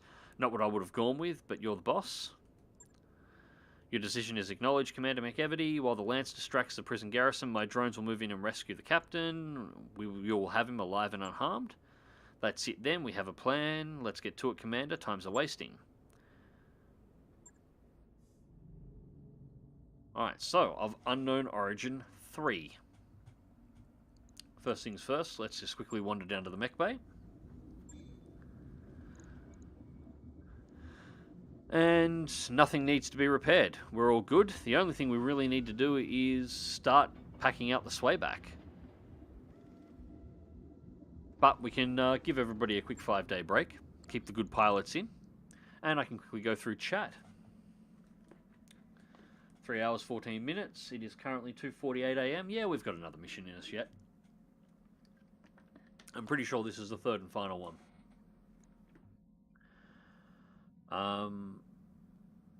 It's probably a bit late. The interesting thing about the MechWarrior RPG and the old Warhammer RPG, both could literally translate into the tabletop battlefield. Yep. You could use Tabletop Simulator to actually have mech battles in RP context, which is very cool. Yeah, though I've discussed this before. The MechWarrior RPG and the BattleTech tabletop were designed so that they work together. You can also play Mega Mech. I've been told about that one, haven't really looked into it. Custom mechs and Mega Mech are a pain though. I like my Dragonhawk 5.8 Phoenix Hawk with shoulder mounted missile launchers. If you don't place ammo in the head, you aren't encouraging your mech warriors enough. As I said, we're not Capellans. Okay? We're not Capellans, and we're not Curidans. I think they made the drones to not drop salvage, because it's how easy to kill them. Yeah, that's... I don't recall getting them in the past. Well, you didn't really get salvage off the drones from the... you didn't get SLDF salvage from the drones in the whatchamacallit mission either. The Castle Nautilus mission either. Or at least I never have. The DNHKA-1 has twin LRM-5s, twin SRM-4s. There's plenty of variations. If you were to merge Titans from 40k to this, what would be the most fair Titans to take into the BattleTech? Knights, Warhounds? Yeah. Knights would be the closest thing that would translate. And they would be... assault class and then some. Although, actually, I had this discussion with somebody on the comments of I think the last or one of the previous streams, talking about how it was on the one where we were having a discussion about how the weights for battle mechs don't actually make sense. And I remembered there was actually a engineer who, it was a couple of years ago, well, actually more than a few years ago now, it was on one of the BattleTech fan sites, like in the forum section, and he went through and using the lore, he managed to find a good enough description of an awesome to work out exactly what, well not exactly, but a pretty good estimate of what an awesome would weigh based on what the materials that it's made out of. So the majority of the structure is steel or endo-steel. As the core description is described. We don't really have an equivalent, but you're looking for a lighter, stronger version of steel, so you use steel as a base mass. We know that the composites for the armor is it's an armored steel, it's a carbon steel, diamond, titanium composite that makes up ferrofibrous armor. So he worked out a weight for that.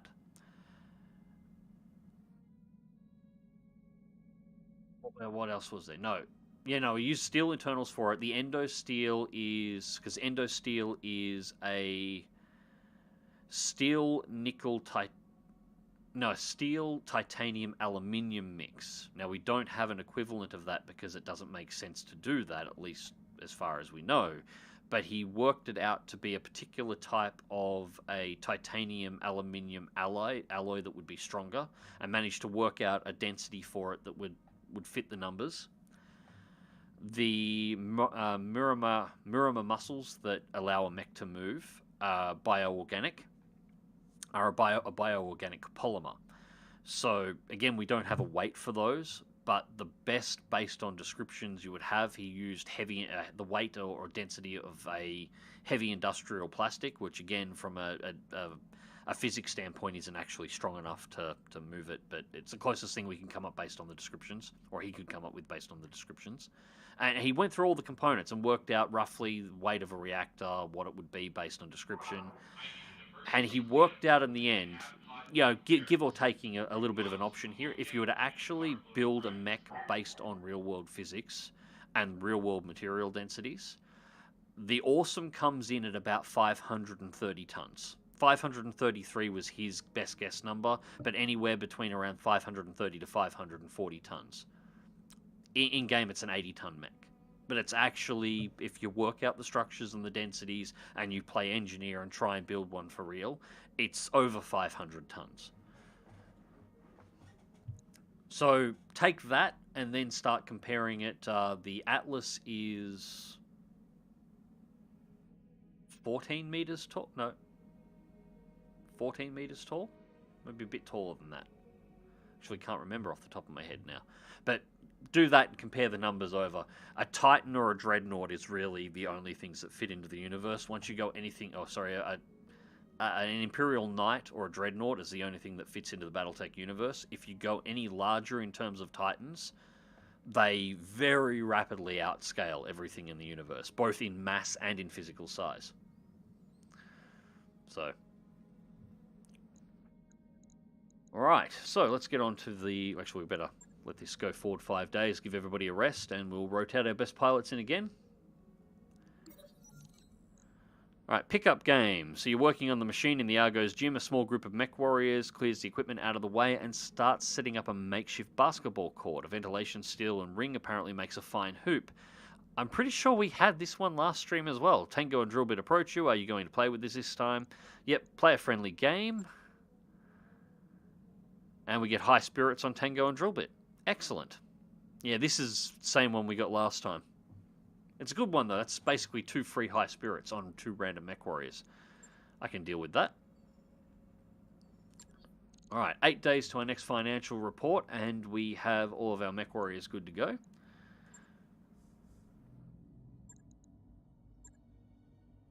Alright, so, same thing again. I'm going 520, 214. That covers our drop costs. We're making a very small amount of money on this, and we are getting truckloads of salvage that we can sell later if we need to. So, I'm pretty happy, and we specifically picked this one because we want a chance to pull some decent mechs out. And again, I'm not going to change anything with the lineup because I don't really have anything that's better, frankly. It's just a shame.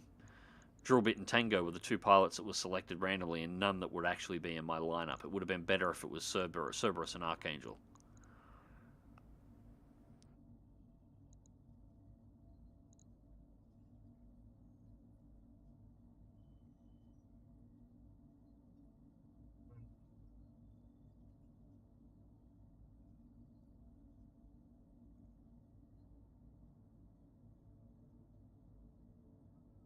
Almost swapped Drillbit in, but I want the heat drop on the disco back in case we need it.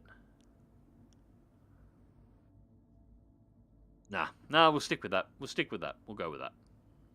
Alright, destroy base in the Badlands. 2 skull difficulty.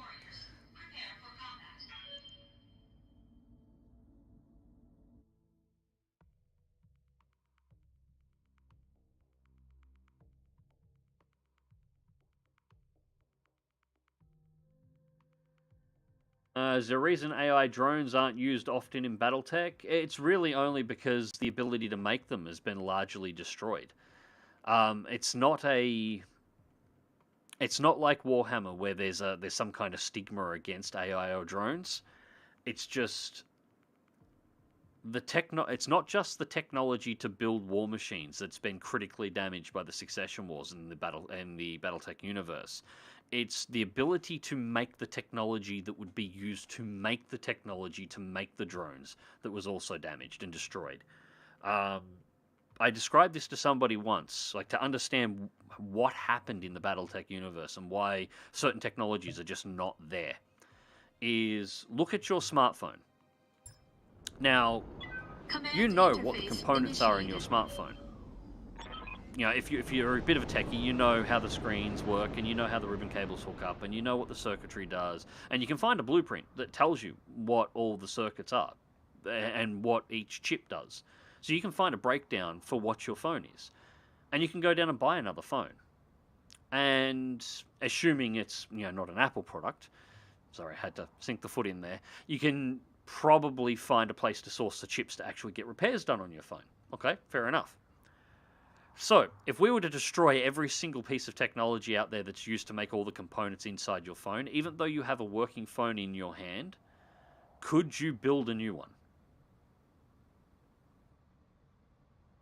Like, even though you've got the blueprint, you've got the phone, a functional version of one, you know everything that's supposed to go in, but all of the equipment that would be used to manufacture the chips that are on there, the motherboards, or the main board for the phone, manufacturing the screens, manufacturing all of the little resistors and the little extra pieces of circuitry, the capacitors and everything that's within the boundaries of the phone, the battery itself, all of that's been destroyed. Now you've got to try and build yourself a phone. Even though you've got a working example of a phone and a blueprint, you can't manufacture the components to actually put the phone together. The only thing you could potentially do is scavenge components from broken phones to put them together. Well, in the BattleTech universe, the phone is a battle mech. Or the phone is any piece of technology that was from the SLDF era or from the Star League or the Star League or the Star League Defense Force era.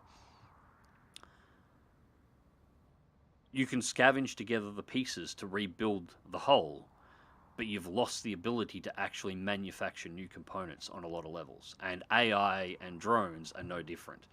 There are some places that do use them, but they're incredibly rare because there's very few of them around and they're very reliant on computer chips. Well, computer factories and manufacturing factories for high-end technical components were extremely heavily targeted during the first succession war because nobody wanted anybody else to have access to them because it would allow them to build more powerful weapons. So taking out the ability to build advanced computers was one of the primary targets, and so that got neutered out.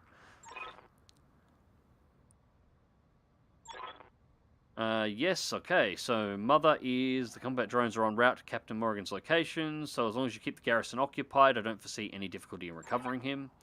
We'll take your word for it, Commander. Get on that armory and take out any hostiles that get in your way.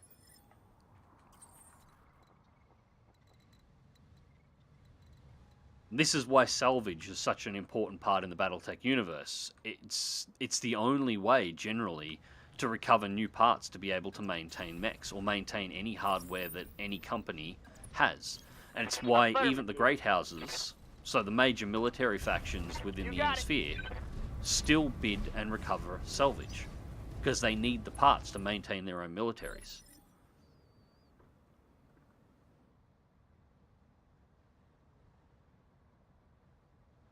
So you want a series to compete with BattleTech? Metal Gear? Yeah, Metal Gear would fit sort of the area. They're around a similar size.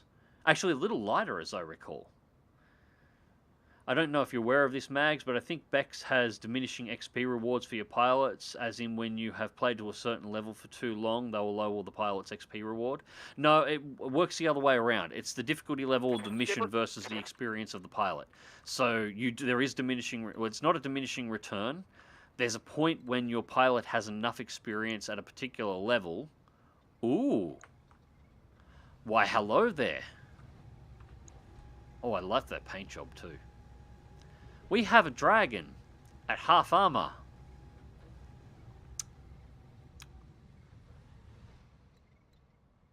I'm glad I took 5 salvage. Do want. Alright, let's move Phantom up. But yeah, once your pilots reach a certain experience level, I'm rolling. as they get closer to it, the amount of experience they'll earn on, say, a 2-skull mission will drop off until it hits a flat line. And that's, if you want more, you've got to go into higher difficulty missions. That's one of the tricks with BEX, or why it's difficult to upgrade pilots, because I have pilots at the moment that are probably quite capable of doing 3-skull, possibly even up to 4-skull missions. I've got a couple of fairly okay pilots. They're not perfect, but they're pretty good. I don't have the mechs to put them in to be able to complete those missions, though. And if I tried doing those missions with the current mechs, I would get my ass flogged. I've got a sensor lock. Alright, second mech is just a Locust, so we've got a Scout and a Dragon.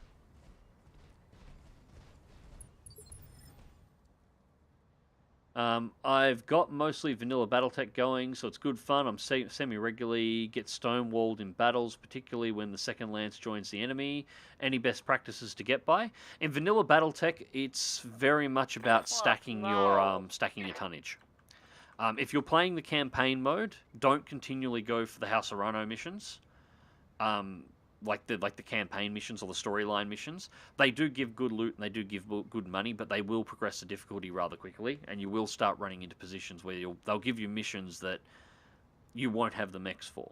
Go off and do side missions in the gaps in between. The story missions will remain forever, and harvest multiple low difficulty missions in order to both skill up your pilots and to find the salvage you need to actually build yourself some bigger mechs.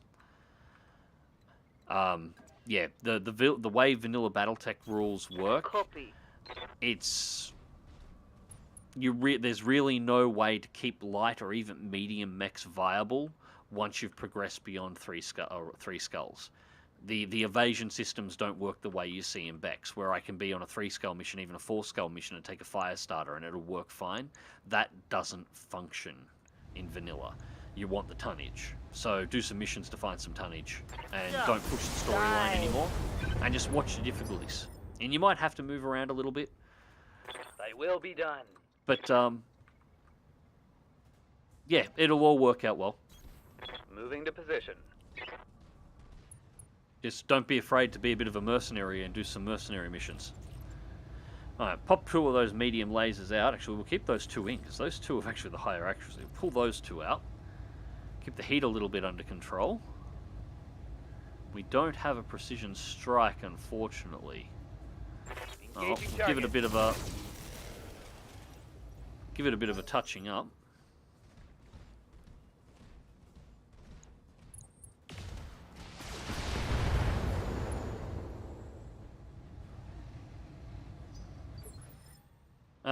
I'm only new to BEX and I've only read it and mentioned, so I take it with a grain of salt. So maybe it's something to look into, keep an eye out on. Oh no, I'm aware of it. It's why the pilot growth is so low. At the moment, I have pilots that are high enough skilled that they're looking for 3 or 4 skull missions in order to hit their maximum XP growth, but I don't have the tonnage to be able to complete the missions. So I'm kinda stuck. There's nothing I can really do at this point, unfortunately.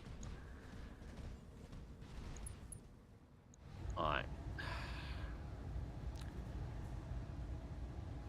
Alright, screw it. We're just gonna slam the dragon in the face and see what happens. Enemy mech. Critical damage detected. The pilot's panicking. After a hit like that, I bet he is. Where did my dragon go?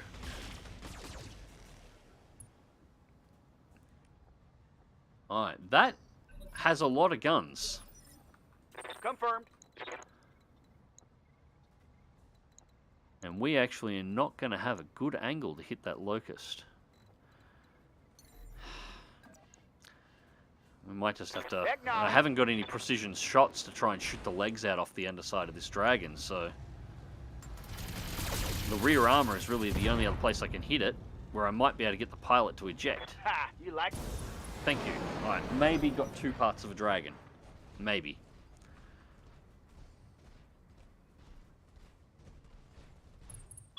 Warning. Enemy in rear arc. Oh, you cheeky shit. Warning. Damage critical.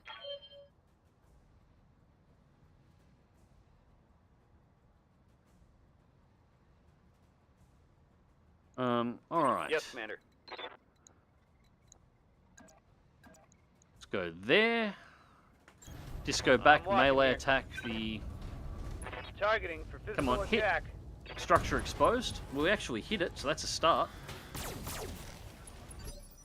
Its evasion's too high for us to be able to reliably hit with guns, so I'm just going to punch it in the face until it stops moving. Moving to position.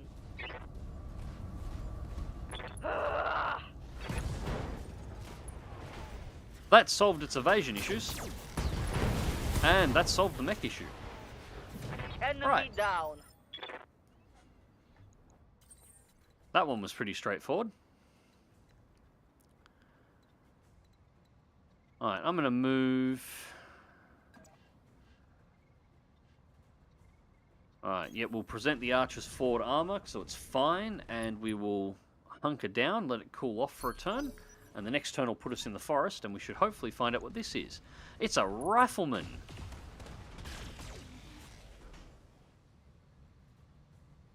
Good looking mech, little hard hit awkward to there. fit, little soft. Not something you want as a frontliner, not an ideal. I think I'd go for the Dragon if I get decent Ready to recovery rock. out.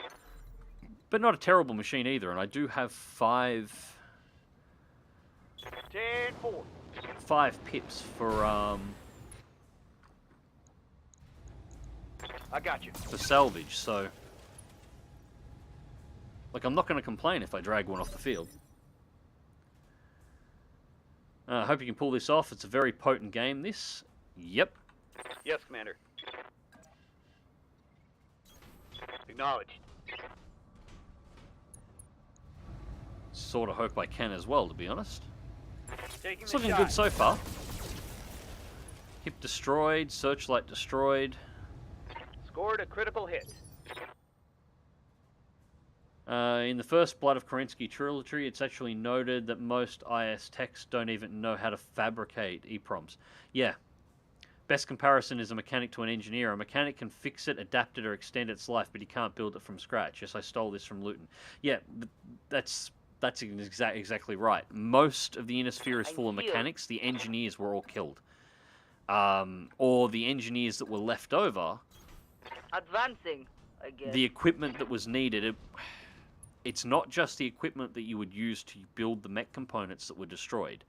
So, alright, to build a computer, you need a whole bunch of components. You need motherboards, you need a whole bunch of circuitry, you need silicon for the chips. Well, all the silicon fabs were destroyed, so you can't make the microchips. So you've got to work out how to make microchips. Microchips are made by computers that they use their own microchips, but they also use other pieces of hardware. But the ability to make those pieces have also been destroyed. So to actually reverse engineer, this is why hundreds of years later nobody's reverse engineered Star League technology. It's not just reverse engineering how to build a Star League Defense Force medium pulse laser. That's probably the easy part. The hard part is you've got to work out how to make all of the components that we use to build a Star League medium pulse laser. And to work out how to make those components, you've got to work out how to make the machines and the fabricators and the computers that were used to build those components. But those pieces were also built by even more primitive computers that you now have to work out how to make them. You basically have to reverse engineer the entire technology chain from the simplest for the simplest set of components, like the simplest set of mechanical components, all the way to the machine that finally assembles the laser, and that's just for a medium laser. That's the level of destruction the Star League went through in the First Succession War.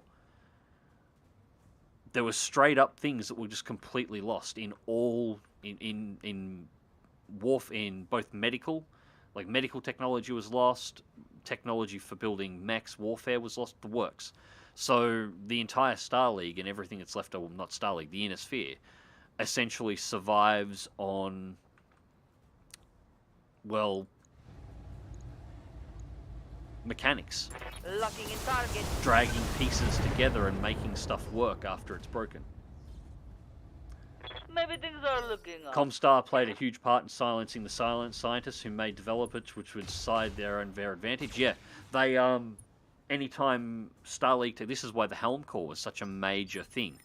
Anytime that somebody came across any SLDF technology or any Star League era technology or even older technology, that would allow for reverse engineering or make it so that certain technologies could be recoverable that could potentially threaten Comstar's technological advantage, because Comstar essentially inherited what was left of the SLDF, including their manufacturing capabilities and terror. So they would straight up kill them. Like, no screwing around. They'd send assassination teams, and they would assassinate the person, his entire research team, their families, anybody who knew about the technology, and then they would take everything. And it didn't matter who it was. Random researcher or a member of a great house family. They didn't care. They'd kill them anyway. This is what Comstar does. This is why Comstar are cunts. They will quite happily murder anybody who challenged them. And they tried at the at Helm. Enemy mech. Critical damage. When the Grey detected. Death Legion recovered the Helm core, one of the first or earliest things they did was made copies of the Helm core, which is basically an archive that carried a huge amount of data on manufacturing technologies from the Star League era. Not just making the weapons themselves, but making the components that allow you to make the weapons. Like the entire chain was sort of on the Helm core. And the first thing they did is make copies of it and distributed it to pretty much everybody except the Draconis Combine.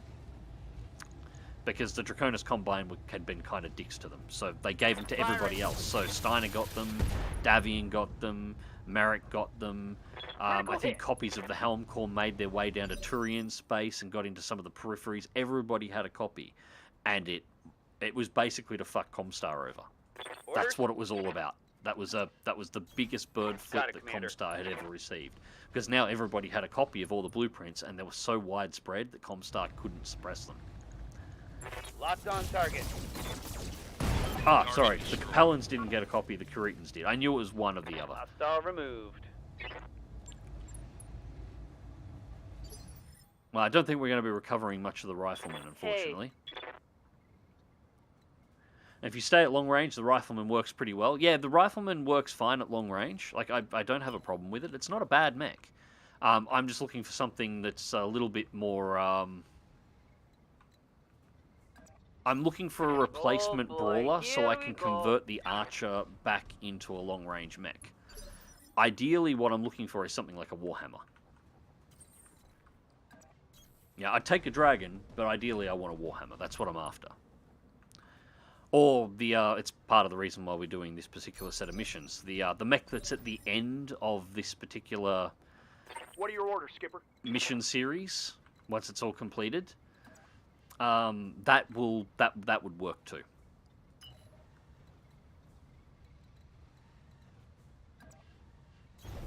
Copy that, Commander. Warning. Enemy reinforcements detected. We're in a tight beam communication from a nearby jump ship commander. I'm putting it through. McEvedy, commander of the McEvedy's Fusiliers. That's good. Now I have a face to associate with the name, and your name has become quite familiar of late. Hey, it's the arsehole who runs the black market. Calling to parley, Berman. If you want to finish this without further bloodshed, we'd be willing to negotiate. I'm no great lover of bloodshed, but neither am I squeamish about its necessity. Truth be told, this call is just for my own benefit. I hate ordering the deaths of people I haven't locked eyes on, so this feels so impersonal. I'm picking up new hostile contacts, Commander. This isn't a garrison. It looks like a hunter-killer lance, and it's moving fast. They're proper, respectful killing. Now your company deserves no less. Cool. Alright, we'll see what we can recover out of these ones. First, we're going to take out these turrets.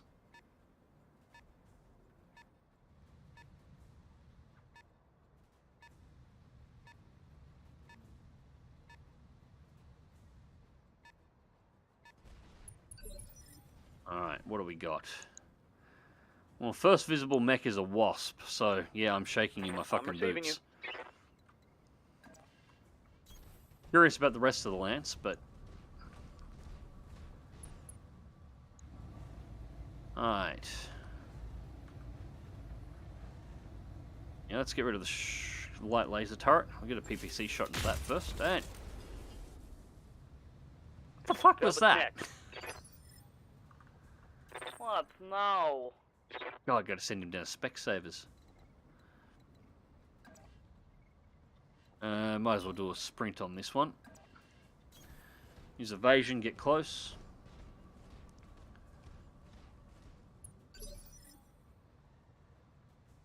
There are better options, but my point is it's a cost-effective way to have an AC fire support system like Jägermech, though. You don't want it face tanking, which is odd considering its weight class. Well, yeah, not all assault mechs are built around tanking. Some of them are built to be fire support platforms, and they're not necessarily designed armor-wise. Actually, another discussion that I had recently in the comment sections for one of these was the comparison from a Warhammer to a catapult. Talking about a K4, somebody pointed out that if you max the armor on a K4, its armor is only like 30 less than a Warhammer. And I pointed out that, like, yes, you can. If you maximize the armor on a catapult, it'll only be about 30 points less than a Warhammer overall, and it'll be a little bit less in some areas. It's only got 100 armor on the arms rather than 110, but you can make it tanky. The difference is, to hit that max armor level on a catapult, you've got to strip on a K2 catapult, the PPC catapult. You've got to strip all of its weapons outside of the 2 PPCs and almost all of its heat sinks to find enough weight to fit the armor on. The Warhammer, which is only 5 tons heavier, you have to remove 3 heat sinks, an MG, 1 ton of MG ammo, and a small laser, and you can maximize its armor, and it still gives you 2 PPCs, 2 medium lasers, and SRM6. And it will still have enough heat management to be able to fight like that without any additional changes. 5 tons of difference between the two. Frontline mech that's designed to tank, so it has heavy armor from the word go automatically into its design. 65-ton support mech that has armor stripped out of it in order to support larger weapons options and fire support from a larger distance being converted to a frontline mech. You've got to sacrifice something if you want the armor. And you've got to sacrifice quite a lot in order to pull it off. So the weight class, what the mech is designed to do actually does play a major factor in how good it will be in the role. The Archer is kind of unique that you can do what I'm doing with it at the moment, and it actually still performs well. There are very few support mechs you'll find where you can maximize the armor and convert them to a close-range brawler, and they will still function without any major issues. It's not common. Not every mech can pull it off. Roger that, Commander.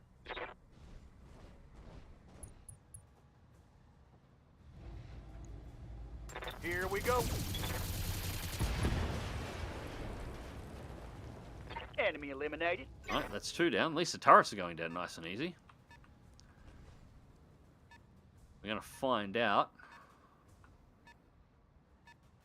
That'll be the Wasp. Whatever's coming through here is fast. It's a Stinger.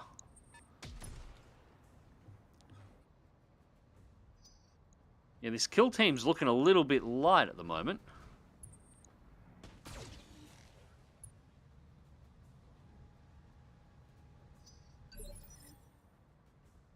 This one's got me curious. Whatever this is, it can't be very heavy because it's too far advanced. Yeah, I won't worry about the turrets there anymore. We'll go and deal directly with the problem over here. So 6-pack over the hill. What are you? A Locust. Yeah, so I was right. It's nothing heavy.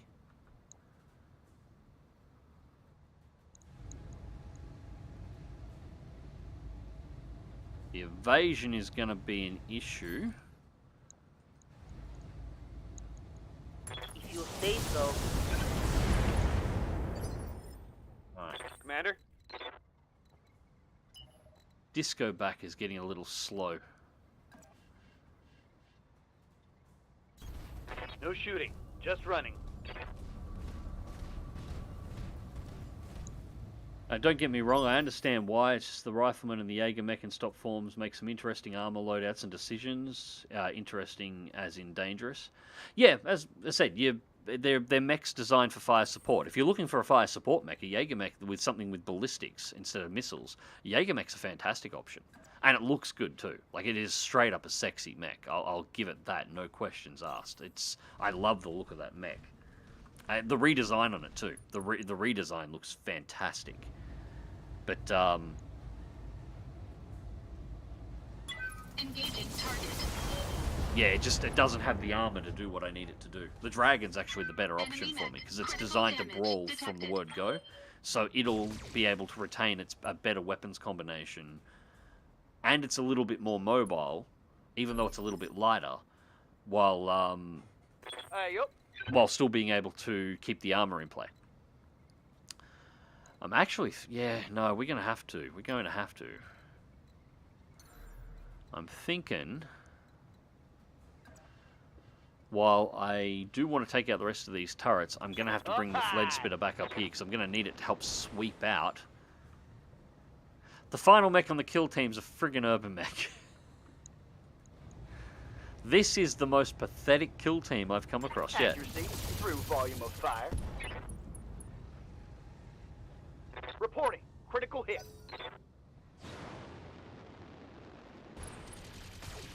Hello there, Pterodos. Okay, you can cut it out now. Check shops if you want a Warhammer. The parts show up somewhere often. Yeah, the Warhammer's still fairly common in BEX. It might not be the case in BEX. No, it's the case in BEX. It's just very expensive, and I haven't got the money for it. Everything in BEX is significantly more expensive as well, and yeah, we're talking for something like the Warhammer, you're looking at like 3 million a part, and you need 4 parts. So about 12 million to put it together. You can also occasionally get the mechs pre-assembled. But on my way. Same deal. They're ridiculously expensive as well. Engaging target. Probably should have gone with the medium lasers rather than the PPC there. Target's taking a critical hit.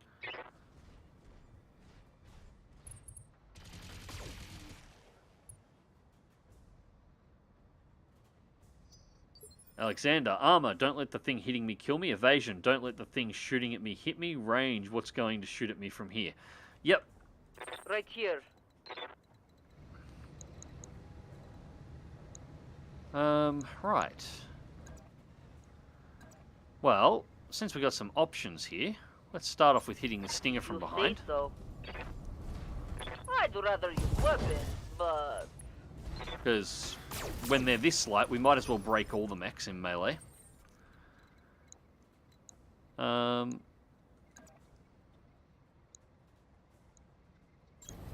Yeah, screw it. The only thing I'm concerned about is if that... Engaging physical attack. There's one down. Enemy mech destroyed. Yes, ladies and gentlemen, the kill team.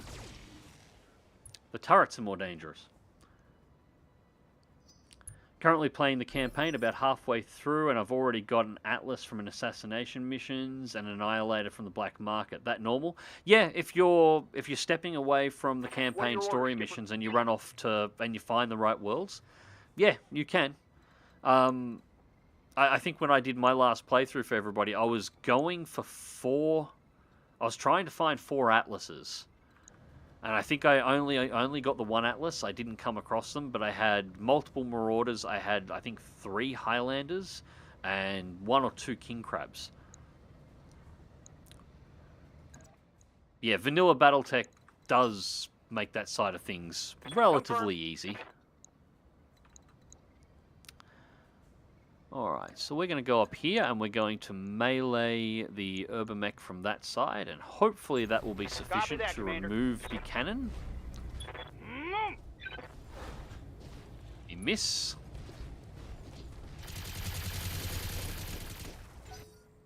And if not, we'll just kill the urban mech.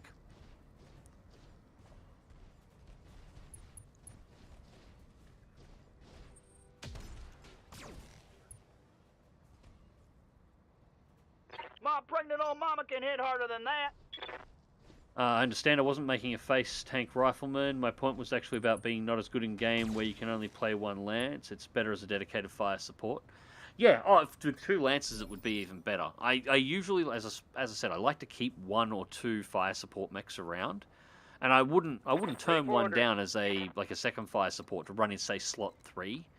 My main dedicated fire supports are usually missiles, because they work better when you've got a 4 mech lance. Like a 4 mech limit. But yeah, no, I get what you mean. Affirmative. But at the moment, I'm chasing tonnage, so anything that's over 55 tons is automatically an upgrade, regardless of what it actually is. So let's take the PPC out. Go for medium laser spam.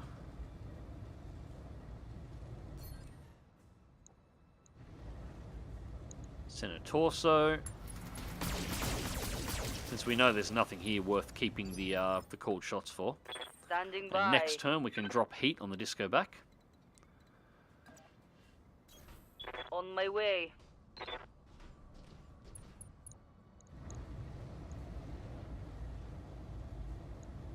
Yeah, why not? Let's just lay into this thing. Critical hit, Commander.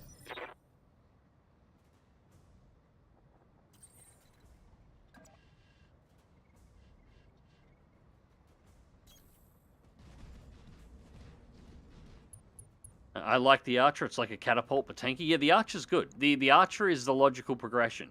You've got your trebuchets or your Griffins down low as your first fire support mechs. Then you go up to the catapult, and I love my catapults. The lore behind the catapult is nothing short but glorious. So you've got the catapults next. That one's been damaged, so we switch to that one. That should be enough to kill it. Maybe? Yes. Okay, so there goes the other mech.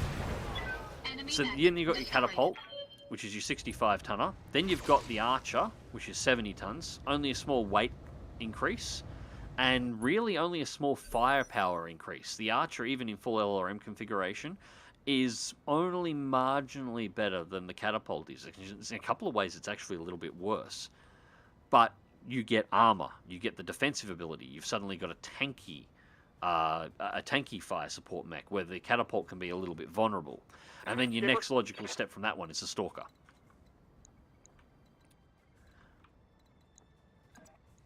And the right model of Stalker is just, oh my god, God's level of LRM spam. Good morning. Oh, this kill team was so terrifying. Yes. Tango is trash. I wonder if they're going to have a second Lance drop in on me here.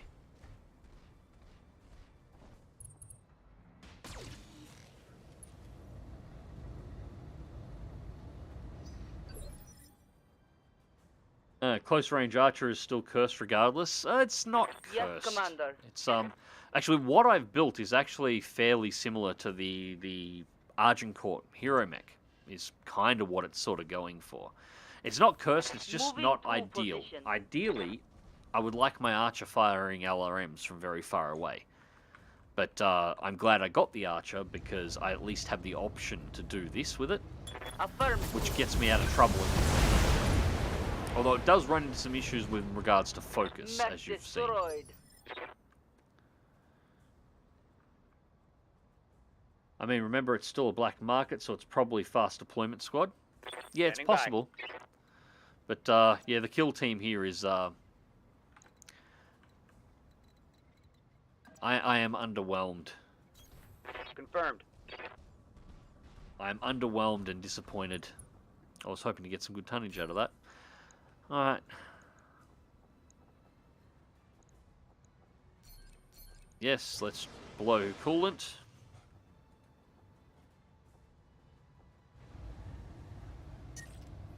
Alright, let's just cycle the mediums. It should be enough to take out the turret. Assuming they all hit. Yep.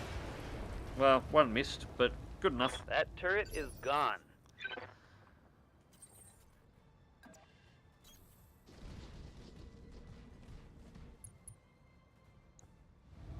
And... Engaging Enemy target. structure is weakening. Good shot, Commander. Enemy structure down. Target building destroyed.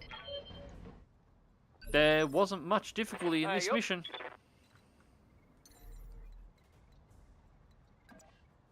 Engaging jump jets. Actually, I think this is straight up the easiest mission we've had so far. 10-4.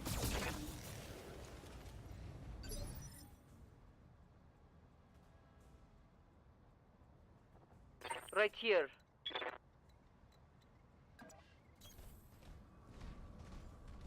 Last turret's down here. We won't be able to auto-end the mission until we hit that.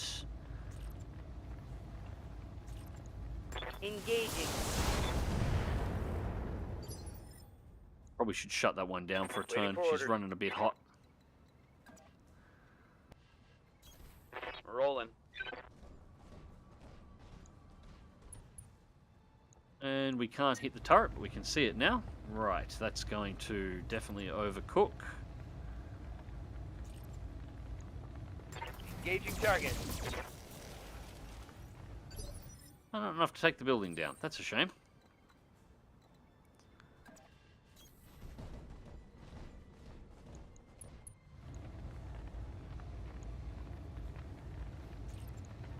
Engaging target.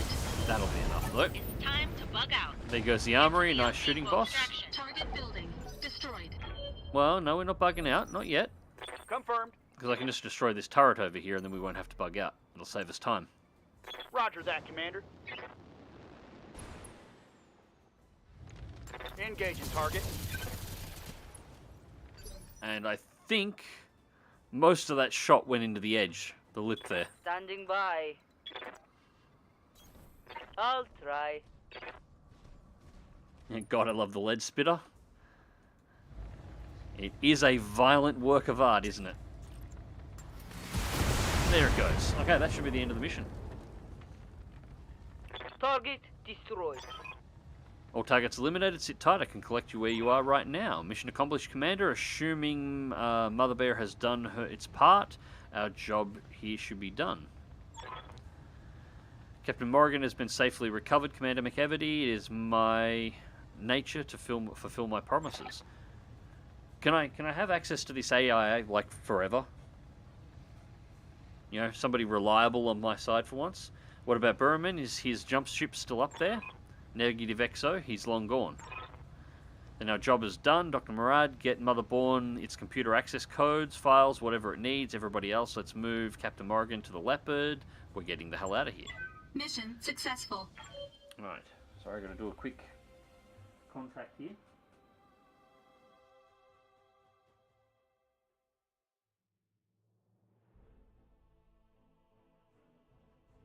I'm ripping my my eye out here and changing it over.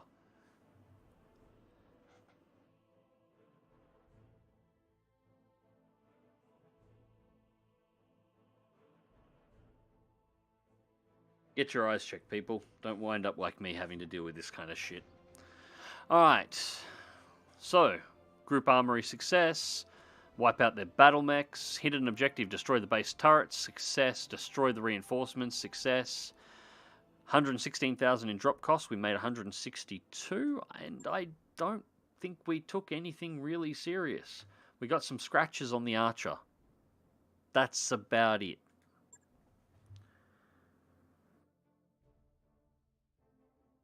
Okay, we have one part of the dragon.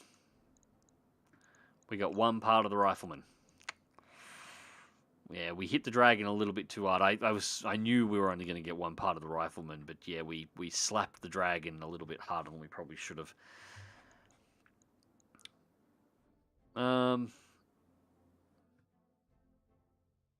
We're probably going to recover most of this anyway.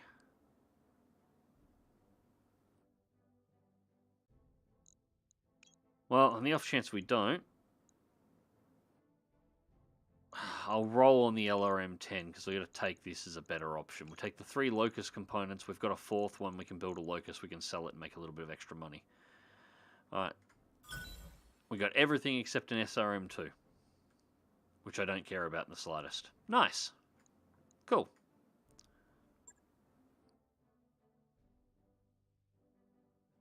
And Bierman seems a bit stingy with his assassins. His assassins just got assassinated.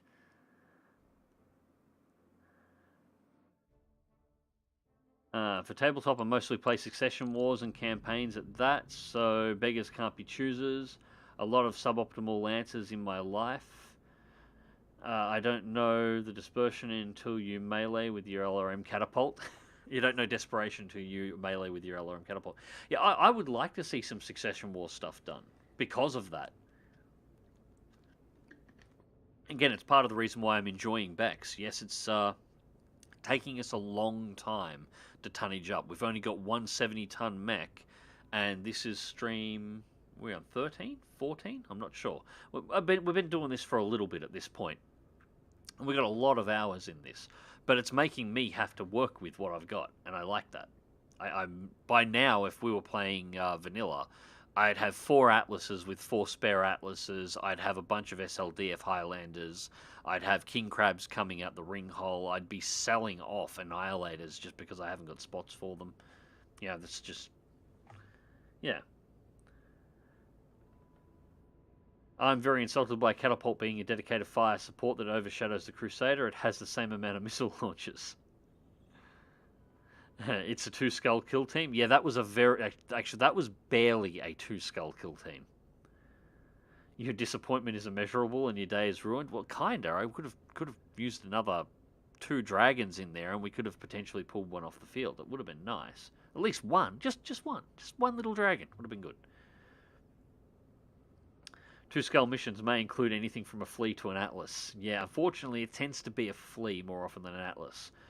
Stalker is a good fire support, but a cool variant I've seen is an SRM build, good for in an urban environment. The Brawler Stalker is no joke. No, the Brawler Stalker isn't a joke. The biggest issue with the Brawler Stalker is it is only good for an urban environment, simply because it comes down to mobility. The Stalker is slow.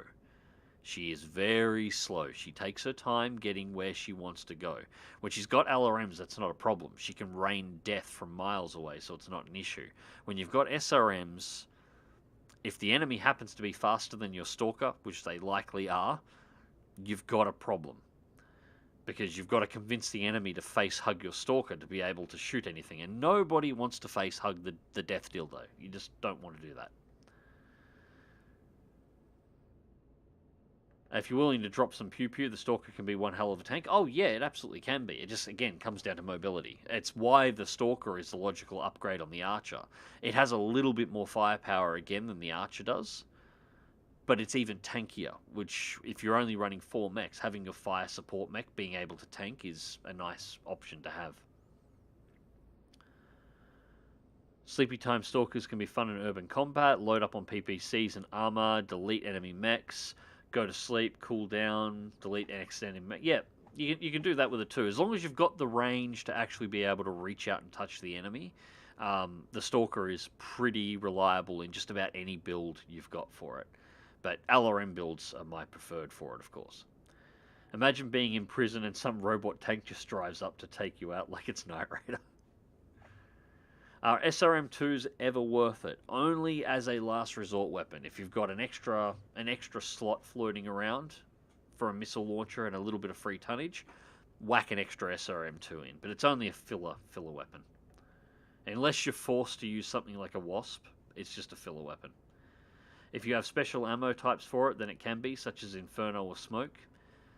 It's true, but if I had Inferno ammo, I'd rather feed it through an SRM6 than a 2, so... It's the Hero's Journey stream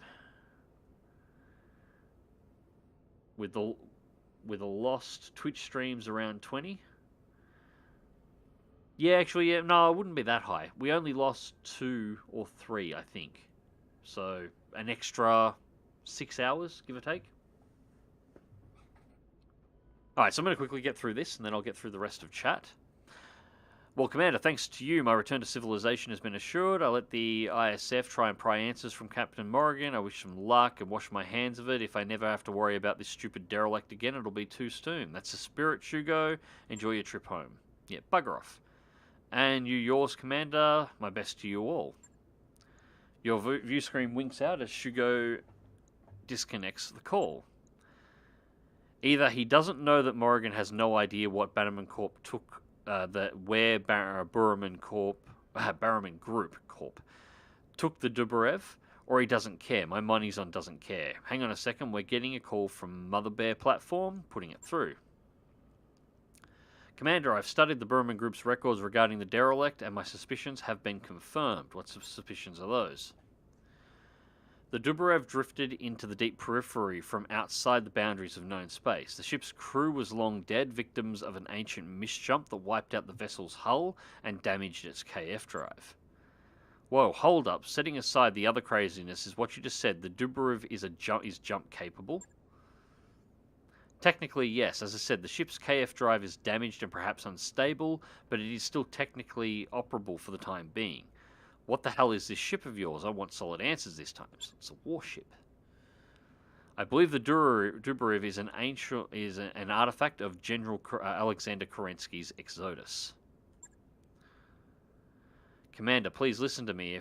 If it's what it's saying is true, the Dubariv may be the single most valuable discovery in living memory.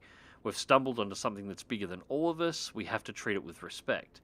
Okay, let's say that the Dubariv really is a leftover from Kerensky's Exodus. What does that mean for us? It means that I need your help. My primary objective, the protection of New Volchi's civilian population, has failed. Now I'm compelled to report my failure to SLDF Central Command.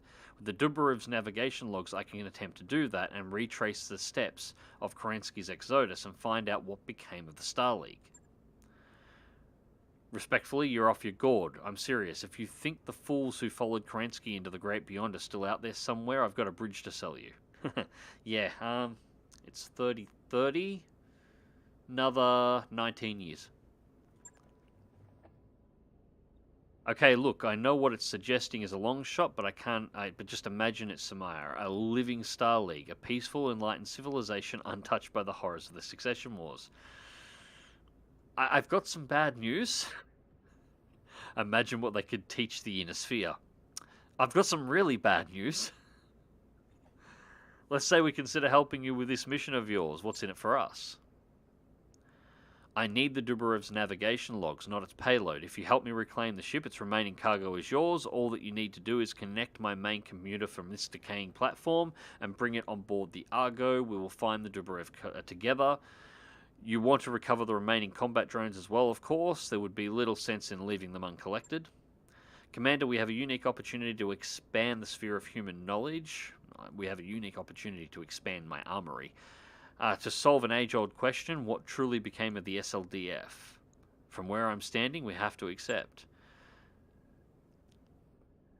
I'm with Doc on this one. The Dubarev's really full of exotic weapons and mechs. I want a taste of that. Hell, it's not just a taste. I want the whole damn thing. That's worth a little risk on our part.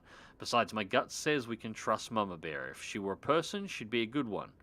We've reached an agreement then. I'll send a team to bring you aboard. Thank you, Commander. Please ensure that Dr. Murad is here to lead them. My memory core is not designed as a portable system, and it would be unfortunate if it got damaged in transit. Your view screen goes dead as Mother Bear powers down. We've got a plan then. Start pulling out the feelers. It may take a few months, but my friends in the grey market community should be able to come up with something. Until then, let's get back to our typical routine. There's money to be made and work to be done. You all know the drill. When we get a new lead on, we'll... yeah, da-da-da-da-da. Okay, cool. So, we're going to build a Locust and sell it. Now, what is our rare item going to be? A triple plus AC10. That's actually kind of nice. Double plus SRM2, double plus AC2, single plus medium laser, mech salvage. We got a Griffin component, two Griffin. Oh, we have a Griffin. End of discussion. We've got two parts in the hangar, and we just got two N1 Griffin components. So we've got another Griffin. And we've got one part of a Vulcan, and 750,000 credits to top it off. Alright, problem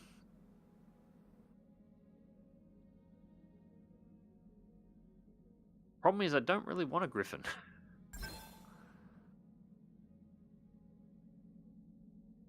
Look, just put it in storage for the moment. We'll decide later on that one. And we'll just quickly go over my mechs. The Griffin isn't really an upgrade. I mean, we've already got a 1N Griffin, and we only use it sporadically. It's more of a side grade. We're after higher tonnage than 55, and I don't need dedicated support mechs at this point. I'm looking for a brawler. So...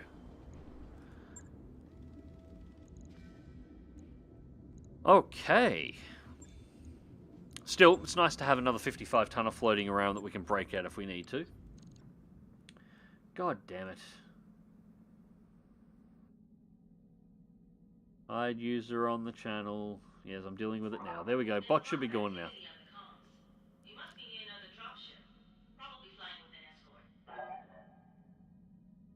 Alright, so...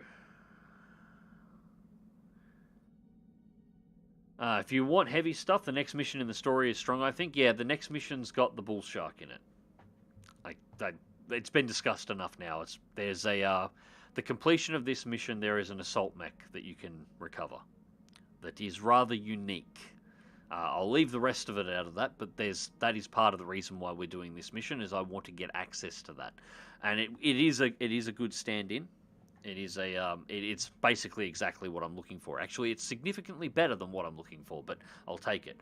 The issue that I've got at the moment with that particular mech is that this is the completion of this sort of flashpoint.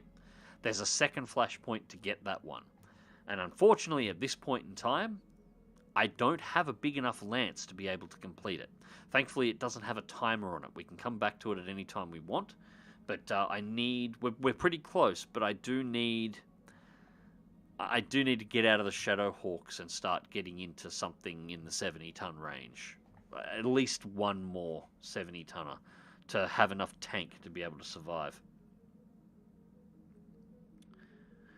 Evening peeps, anything interesting happening in this stream? Is the Archer still alive? The Archer is still alive, and the stream is actually coming to a close. It is 3:47 in the morning, so this has run a little bit longer than expected, as they always do whenever I stream. 4 hours going through, and we've just completed the flashpoint, so that's working well. 4.8 million, and that last mission was just easy. Well, the bots took their time today, but they made it. Yep, that's a little bit more of a delay in it, and we would have skipped them. At this point, Dead Meat will be in bed, Space Viking. He's got work in the morning, and as I said, it's nearly 4 in the morning, so he'll be out of bed and getting ready to go to work in like 2.5 hours. So he would have been sleeping probably not long after I made him a mod. But yeah, that's cool. It's all right. I'm able to do it. Sure that's Mama Bear and not Murder Bear? Well, she hasn't dropped any drones into battle to help us out just yet, but we'll see. So I'm guessing we, as in the crew, isn't aware of Comstar's no sharing technology policy. Oh no, they're very much aware of Comstar's no sharing technology policy. It's why they won't be mentioning anything on the open channels. It's where the little line at the start of this flashpoint comes from, about being very vague about the descriptions of everything. That's because all interstellar communications have to go through Comstar's HPG network, and you don't want to have any wording that can trigger off their algorithm to have a look at your message to see what you're talking about. Comstar can't monitor every message that's sent, but they do have algorithms that look for keywords in the messages that are sent to work out a priority. So you want to make sure you don't mention any of those whenever you're talking about anything that they might have an interest in. It comes down to why is, the same reason that why is Comstar not interested in the Argo? Well, they don't know it exists. They don't know what it is. They have no idea what it was designed for. As far as they're aware, it was just a failed prototype by Boeing Interstellar that somebody found crashed on a planet and put back together. They have no idea what it was. Although, when you consider the context of this mission and what's implied with the Argo, it is really interesting that we're looking for an Exodus warship that's come back from beyond the periphery, and we're doing it in a pathfinding vessel, a deep space exploration and pathfinding vessel that was ordered very quietly by the SLDF from an unknown person, of which there can only actually be a handful of people that could request a ship like this from somebody, aside from a group like Boeing Interstellar, at a time when it would have been very useful for the Exodus fleet to have a Pathfinder, and that there were 2 ships built and one of them disappeared at around about the time the Star League fell, and this one was scuttled. It's sort of, this mission has some nice symmetry to it when you think about it. The way to run a Griffin is to mix the LRM-10 and the SRM-6 with a large laser. Yeah, too much short range, long range mix for my taste. But I'm not super fond of the Griffin at 55 tons just because the weapons loadout is kind of restrictive. It's not a bad mech. If I didn't have other 55 tonners to fill into the slots, I would throw it in. But as I said, I've got one at the moment that I don't. I use it every now and again just for a bit of fire support, but it's just, yeah. And yeah, Comstar has little to no presence in the periphery, and that's where we are. Yeah, but Comstar can get into the periphery. I mean, that's where when they found the Tippets, and Comstar sent the kill team that annihilated everybody that was involved in discovering it, and then blew the ship to pieces. That ship was in the periphery. Comstar has no problem with allocating dedicated jump ships to run kill teams out somewhere if they know there's something there.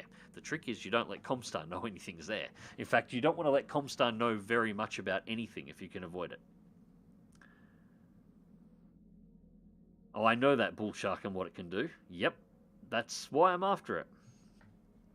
Yeah, Comstar has no presence in the periphery, but Dr. Murad seems interested in making the derelict known beyond the periphery. This is true. This is true. It depends on how it's done. Think Helm Memory Core too. It's really hard for Comstar to react when they got to react against everybody, and that's what the Helm Memory Core proved. When the Grey Death Legion found it, if they tried to keep it to themselves, Comstar would absolutely have wiped out the Grey Death Legion and murdered every single person from the commanders all the way to the lowest techs and their family members in order to keep it covered, which is precisely why they made copies of it and gave it to every great house. And all of a sudden, if Comstar wants to deal with the new problem with the technology, Comstar has to start an all-out war with just about every single faction in the Inner Sphere and the periphery simultaneously. And it's more than they can handle. There are ways to get around Comstar if you did want to share something, but it's a bit of a...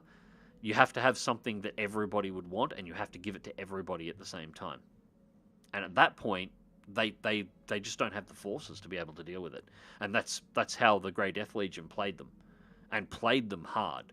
And in response, and in return for sharing the technology, they did get certain assurances that included making sure that if Comstar tried to take revenge on them, that Comstar would find themselves in a shit fight with all the great houses simultaneously as well. So there's a bit of a quid pro quo thing happening there.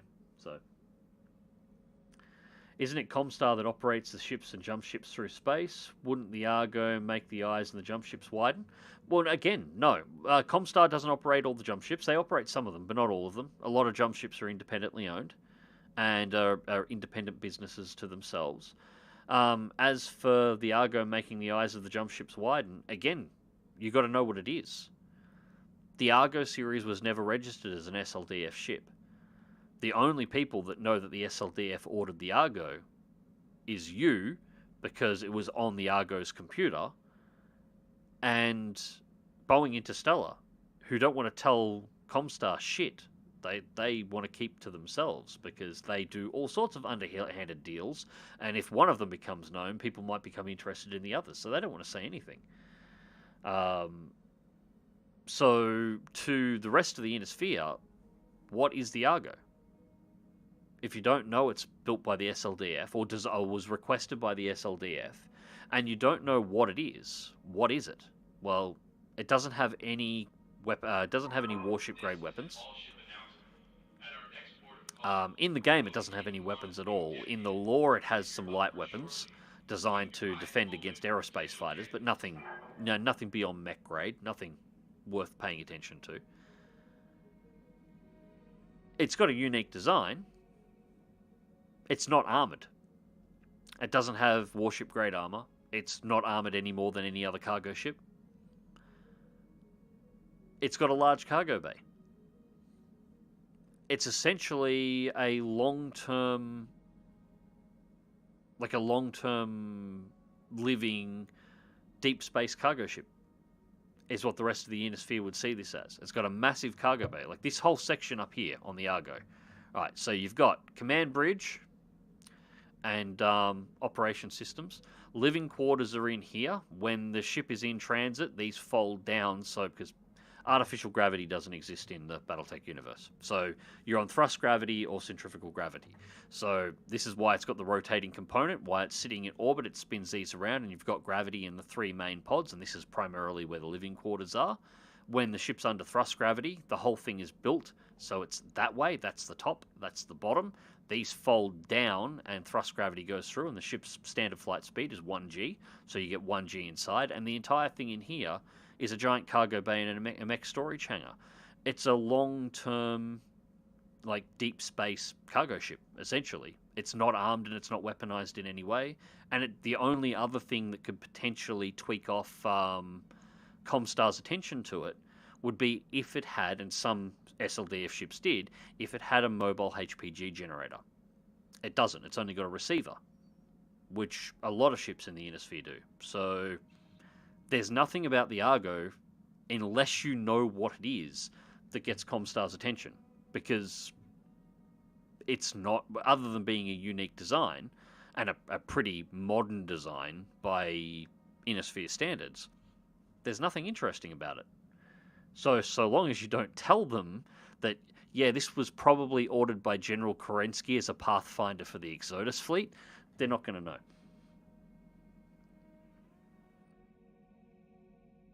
Although it doesn't exactly say, there are hints suggesting the Bull Shark is Clan Wolverine prototype. Yes, the entire ship is supposed to be. That's why I wasn't going to mention this until we get further into it. But this is why it McEvity's Fusiliers. This is why this particular mission has a nice ring to it as well. The ship that we're looking for is from the survivors of Clan Wolverine. It's one of their ships that were trying to make it back to the Innisphere. That didn't make it back. And yes, it's the Bull Shark was created for this game. It didn't exist in lore previously. It was created just for this game as a prototype 95-ton assault mech for Clan Wolverine that they took with them when they left. So it's a mech design that even the clans don't have.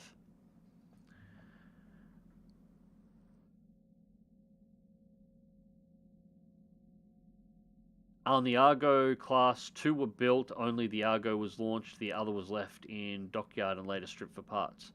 I'm pretty sure it was the other way around. The Argo was launched, or the Argo was the second of 2 that was launched. The first one disappeared after it was collected, and the Argo, it's implied, again, not listed, but implied that the Argo was scuttled during its shakedown cruise. And that's why you find it on a Blackwater planet in a place where, you know, you couldn't understand why the hell it was out there. It was deliberately scuttled. The implication of that being that the other Argo, the other version of the ship, or whatever it was called, actually did go and pathfind for the Exodus fleet. The other Argo class was called the Myrmidon. So this would be the Myrmidon class, if it is the right way around.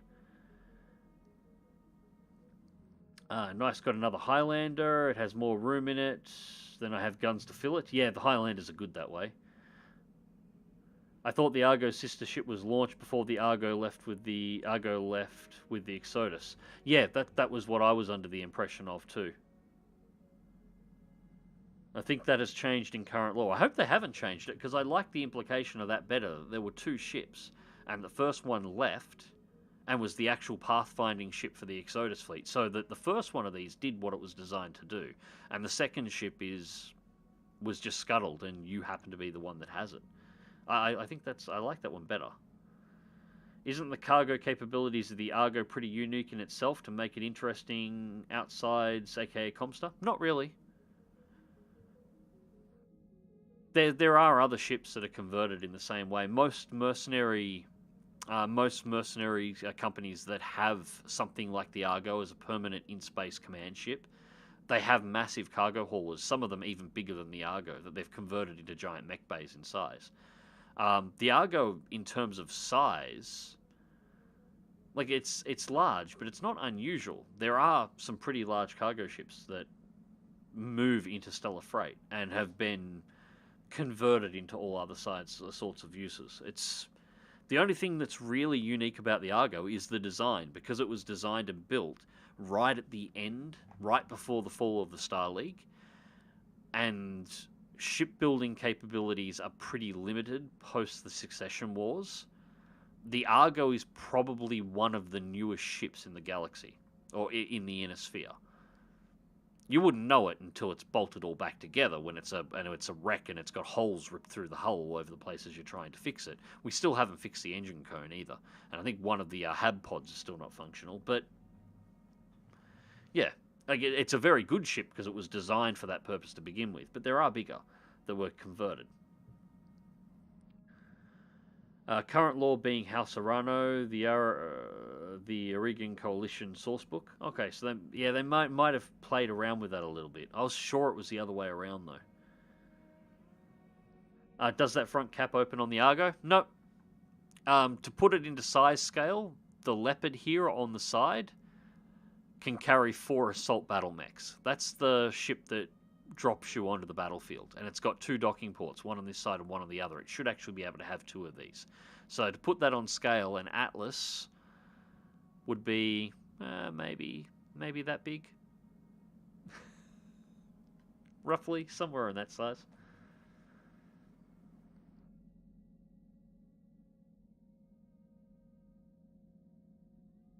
The only frustrating thing for me is that they dropped all of these clan hints on the Rimwood periphery. I feel like the game would have worked better in Unaligned Worlds Corewood of Dracspace. Yeah, that is, I do admit, that's the odd one. Although Boeing Interstellar is based in Merrick Space, I think. So it would make sense for the Argo to be found down the south if it was using the periphery as a bit of a as a bit of a test run area for it. Also, it depends on how they were planning on what they were planning on using the Argo for. My understanding was that the Argo was the second ship. The other ship had already launched, and it went north. And my assumption was what they were going to do with the lore, although this isn't written anywhere, this is my assumption, was that the reason why you find the Argo in the south is because Kerensky wanted the ships to basically go to the compass points, because he didn't know where he was going to take the Exodus fleet. He was just going to take the Exodus fleet. So another ship had to go and start trying to find the paths and the safe jump points for them to be able to go through, and he didn't know which way to take it. The reason why he went north was because that was the only direction that had any pathfinding done. None of the other compass points had actually been explored. I was kind of thinking what they were going to go with the lore is that the intention of the Argo was supposed to be a pathfinder going south to see if there was anything there that could then report back, and potentially when the Exodus fleet left, it could have gone south instead of north. But that's me making, reading between the lines and trying to come up with reasons for it. It could just be they wanted to map it down there because they wanted to map it down there. But I thought that's what they were going to be doing with it anyway. Leopard can be modified to carry 6 mechs, 2 bays are reserved for aerospace fighters. Yeah, but they don't let you do that in game, unfortunately. God, I wish they did. Boeing is based in Marek, but the Bull Shark, especially, it's just dumb like that mech. But the lore is dumb. Well, no, that actually makes more sense than you might think. Because in lore, there were far beyond now in the 2900s or 2800s, after the Exodus had actually left, but when Clan Wolverine was coming back. Remember, in lore, Clan Wolverine has actually the survivors did make it back to the Inner Sphere, and there were other ships that came through. It's just the survivors were scattered. There were in lore, and I can pull it up here because we actually have a Star League map that I can use before I pull it off and go to bed. There was, the Lyrans detected or encountered an unknown group of people with ancient or unusual battle mechs around the Lyran and Marek borders here. So somewhere around here on the periphery side, actually we'll probably call it this sort of an area, there was an encounter with what is implied to be Clan Wolverine survivors coming back, and House Merrick recorded down here at one point, down on the borders of Buddy the Majesty, Buddy, that's Canopus, that's Canopus. So it would be somewhere around Actually, it could be anywhere along here. Somewhere on the border here at one point, encountering an unusual selection of battle mechs and what looked like unique designed or ancient designed or old designed jump ships moving through the area. And as I recall, Clan Wolverine's survivors actually got into Davian space. The survivors in lore came down this way to get back, because everybody that wanted to kill them from the clans was here. They looped around the inner sphere and they came in through the bottom. So finding this stuff down here actually isn't as odd as you might think, because it's related to Clan Wolverine. If it was related to anybody else, it wouldn't make sense. But there are lore encounters where this is the path that they should have taken, or the path that they did take, and they did it to evade the clans who are actively hunting for them, hunting for the survivors. Because, yeah, they pissed off all the clans when they left.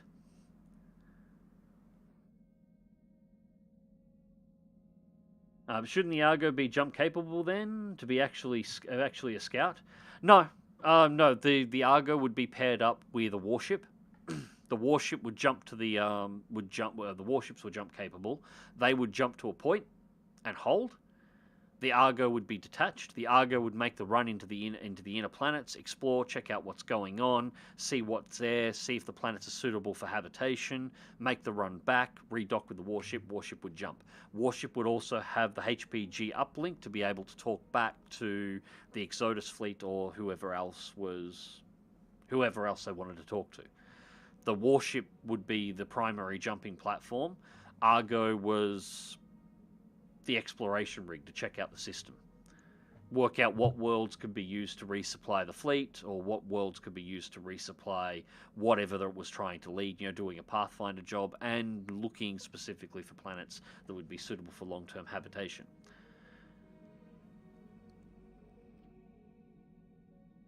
The K drives to actually allow for a ship to jump are nearly the size of what the Argo would be. So to give the Argo jump capability, it would need to be twice the size it currently is, and it comes with a whole bunch of other issues. This is why most of the ships in the BattleTech universe do not have jump capability. And if you look at the lore, the jump ships themselves, they never leave the jump points. They have about a 40 light year jump range, and they jump from jump point to jump point to jump point to jump point, and they basically run on a bus schedule. And when a jump ship is going to be coming, because they have scheduled arrival and departure times. And so you wait at a jump point until the jump ship that's going where you want it to go arrives. You dock with it, it jumps. When it gets to where you want to be, you undock. If you want to go to a position that's outside of the 40-year range, when you get 40 light year range, when you get to the furthest jump point in your travel path, you detach from the jump ship that you're on, and you dock with the jump ship that's going on the next bit of the route. You essentially, interstellar transportation through the inner sphere is essentially running like public transportation. And the jump ships they have a set number of jump points, and they just run in circles. The actual ships themselves, most of the ships that move through the systems themselves, are not capable of jumping.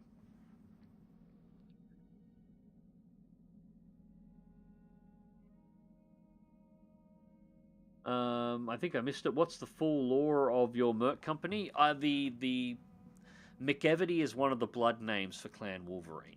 So when I was trying to come up with something interesting for the start of this playthrough, I decided that I was going to base this mercenary company on potentially being descendants of Clan Wolverine that have started a mercenary company. So McEvity is one of Clan Wolverine's blood names. We started in Davian space, which is where the lore says at least some of the survivors of Clan Wolverine finally made their way to. And I knew that this mission set would actually be in the game, so eventually we were going to pick up the prototype for Clan Wolverine, as once we got enough tonnage to actually complete the mission. So, yeah, McEvity's Fusiliers are supposed to be the descendants of survivors of Clan Wolverine, whereas that's where the name come from. I think I may have missed it. Any relatives of Kerensky still alive at this point, or could you meet them in game? Yes, Kerensky's sister Sister or cousin stayed in the inner sphere. One of another major family member carried the name Kerensky, and they stayed in. I think they were killed in the First Succession War, but their family still exists. I think. I think they're tied into Comstar, as I recall. The Minnesota tribe made it back, but there wasn't a prototype clan Omnimech being traded around Canopus Space. I thought it was Karita that first encountered what was left of Clan Wolverine. They may have had some encounters too. But I was pretty sure it was the Illyrians that had the first encounter, and then Marek had them. The problem is that the Clan Omnimex came into beam 30 years after Clan Wolverine is wiped out, survivors fleeing, and so the clan linked to the Bullshark is just odd that it came from Mercury. That is probably more of a lore glitch in the fact that the Bullshark was made for this game, to have a unique mech design specifically for this mission. So that's more of a glitch, probably a glitch in the designers for this game than anything else. There's a reason why the Bullshark's lore entry on Sana is very sparse. It's because it didn't exist prior to 2018 when this game launched. 2018? Yeah, 2018 this came out. Actually, no, 2019, because it didn't come out until the Flashpoint, and the Bullshark wasn't added until the Heavy Metal expansion, which was 2019.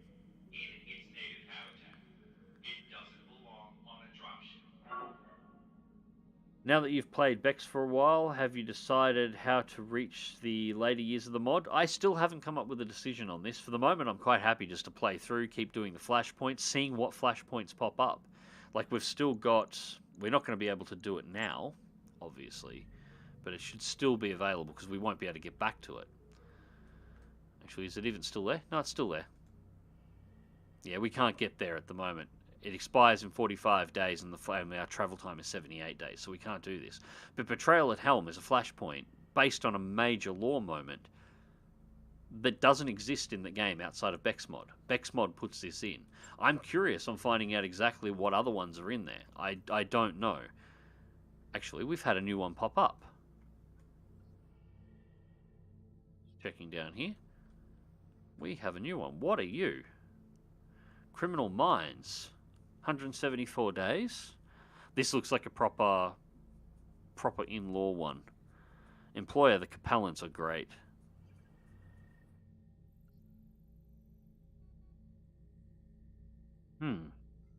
Okay. The Op 4 is Pirates, which is... it's workable. But yes, the mod adds new flashpoints and new events. So for the moment, I'm just quite happy to continue playing through and exploring, even if it means playing through 19 years. It's only taken us like nearly 20 streams to get through 2 years of content. What could it matter? The plan is to stream a lot more often than I am now, though. At the moment, I am restricted on the reliability of my internet connection, but as I mentioned earlier on in the stream, Starlink is... Starlink. Yeah, it's getting late. Starlink is due to land here before the end of the month now. My kit's in Sydney, so once that arrives, I need to stream enough to warrant how much I paid to actually get that shit down here, so I'm going to be streaming more often, so yeah. Don't get me wrong, I like the Bullshark. I just feel that the devs wanted a pseudo-Omni in the game and looked for a lore justification after the fact. Oh, that's exactly what they did. And I think it's a great-looking mech too, but that's exactly what they did. And they went with the Wolverine angle because that's the path that Wolverine took around. So it makes sense to have it in an area that's... like, it makes sense for it... sort of makes sense for it to pop up at this end of the world. And it's also, the lower periphery is also an area that's relatively unexplored as well, which is apparently why Wolverine was supposed to be making that path to come around, because they didn't want to encounter the Great Houses. At least not until they found somewhere to go. So, Kerensky also became a blood thing in the clans. Yeah, I'm pretty sure Kerensky, or almost all the clans, have Kerensky as a blood name. for the house the clan gene pools, or their Kerensky's bloodline is in all of the gene pools. So again, for those who are unfamiliar with BattleTech universe, once the clan has got out, the Kerensky got out into space, and the clans were formed, they stopped having kids the regular way.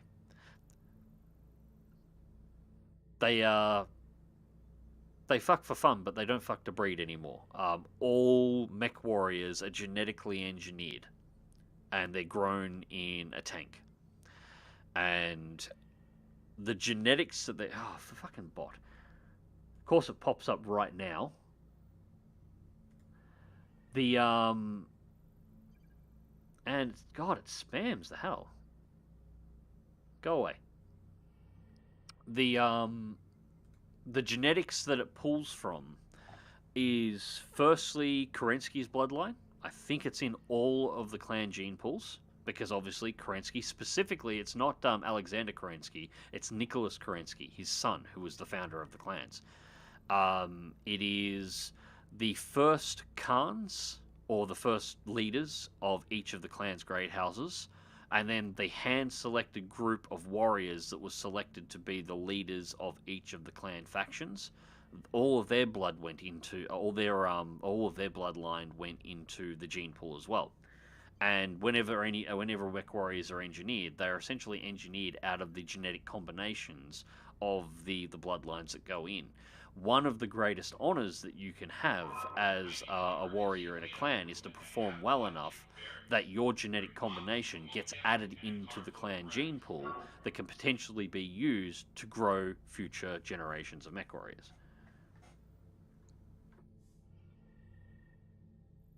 So, yeah, that's why the clans are a little bit odd. And they do take this to the extremes too, because they do it with... The only place that free birthing happens within the clans is within things like the logistics and the farming castes. They don't waste their time there. And so they have free birth there, which is where then free birth is considered an insult. Just for the record, for anybody who doesn't know. When clanners call you a free birth, natural born, it's an insult. It's like calling you inbred, as far as they're concerned. If you're not genetically engineered and grown in a tank, you're inferior, essentially. But they also took it to the extremes in certain areas. So mech warriors' bodies are optimized to deal with heat because of the heat of a mech cockpit. Clan Aerotech fighter pilots, their bodies are designed with a higher tensile strength in their muscles, a stronger cardiovascular system, and they are lighter in the bones, so their mass is lowered. The idea being is they can experience more G-forces, and then they put them inside of a fighter jet, and you have a person who's genetically engineered to be able to, without a G-suit, handle in excess of 10 G type thing. The fun one for Warhammer 40k fans is actually the elemental pilots. Elemental pilots are genetically engineered to be huge, sometimes up to 8 feet tall, excessively muscled with a higher strength within the muscles, heavier bone structure capable of handling larger amounts of shock, and some of the clans even engineered elemental pilots to have secondary organs to operate as backups for primary organs on the off chance that the elementals are damaged to allow them to survive. Does this sound familiar to anybody at all? Oh, and the reason why they do this is so that they can wear giant sets of powered armor that are capable of running around and give them very close to light mech capable combat levels in something that's only 10 foot tall when it's assembled. Does this sound fucking familiar? Elemental pilots are essentially space marines. Like that's what they are. That's exactly what they are, and they are huge. Wishing and on. Good stream though, Mags. I linked the page for ICAM for you to check out later. Hopefully it'll display all the mechs now. I checked on mine and it seems right for the moment. Yeah, I'll have a second look. I might have just got it during a glitch or something. When you mentioned Starlink, I had a moment to realise you were talking in real life and not BattleTech. Yes, no. I'm flicking over to Space Internet because it seems suitable on my end and because it's less shit than everything that's available in Australia. Some mech warriors are free birth. It's not common though. Yeah, there are some, and they have a hell of a time getting up to the position of mech warrior. They do have some people that progress, but as a general, clan society is not built in a way that allows it. Most freeborn warriors that actually did make a position within the clans, they're either people that were trained as reservists that were used because actual mech warriors weren't available and they managed to prove themselves during a trial, usually in defense of farmland. Or a lot of them come through Clan Ghost Bear, because Clan Ghost Bear was a little bit looser on this kind of stuff. They're a bit more family orientated. Was Ghost Bear's thing. There were certain rules that they didn't follow quite as tightly as other clans involving family and breeding. But yeah, it was incredibly rare. Making kids the old-fashioned way is seen as a negative. Free births are seen as inferior. Yep. As close to Space Marines as you can get. Yeah, pretty close to it. Although I admit, the Space Marines do have better looking armor, but it's pretty bloody close. Yes, most will only ever be in Salami units, or even the best if they test well enough. There have only been a few though. Clan Diamond Sharks, Freebirth Warriors, Save the Clan, Command at Tukied. When did you say that BattleTech forced Warhammer 40k?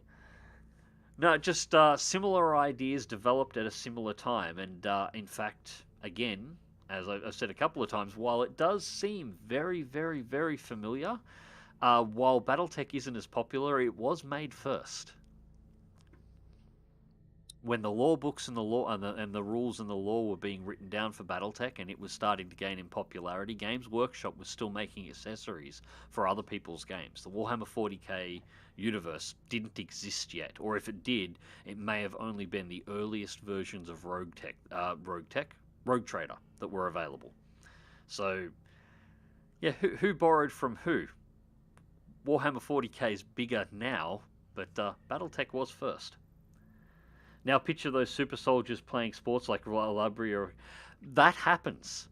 That happens. There's parts in lore where these super soldiers like they do stuff like everything else, and they play sport outside of the armor. And there was one of the books. One of the books has a female elemental operator, like genetically engineered elemental pilot. And she's, 8 foot tall, just like all of them. Genetically, they're modified to the point where elemental pilots, the differences between male and female basically don't exist. And she's basically trying to pick up a route off a non-engineered, like a free birth inner sphere pilot during like its near Ilkhan era type thing. It's funny as fuck to read. The perspective of this like normal inner sphere, normal free birth, this sort of normal, just being come onto by like this 8 foot tall monster.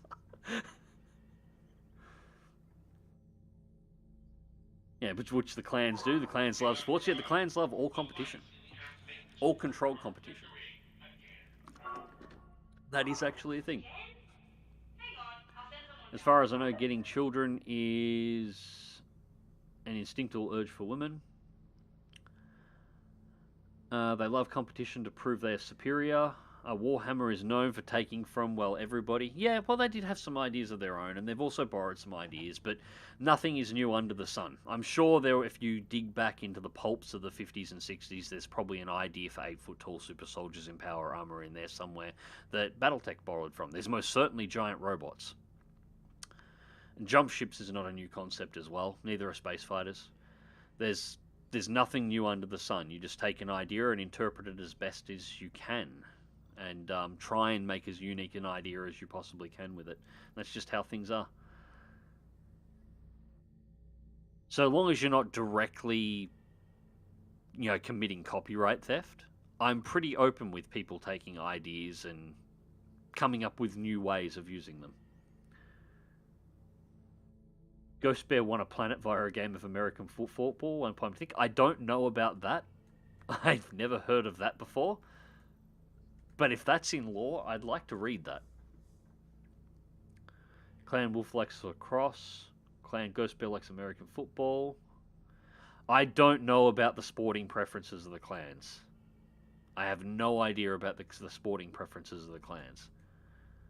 I just know that sport, like non-mech related competitiveness between clans and even within groups of the clans is absolutely a thing.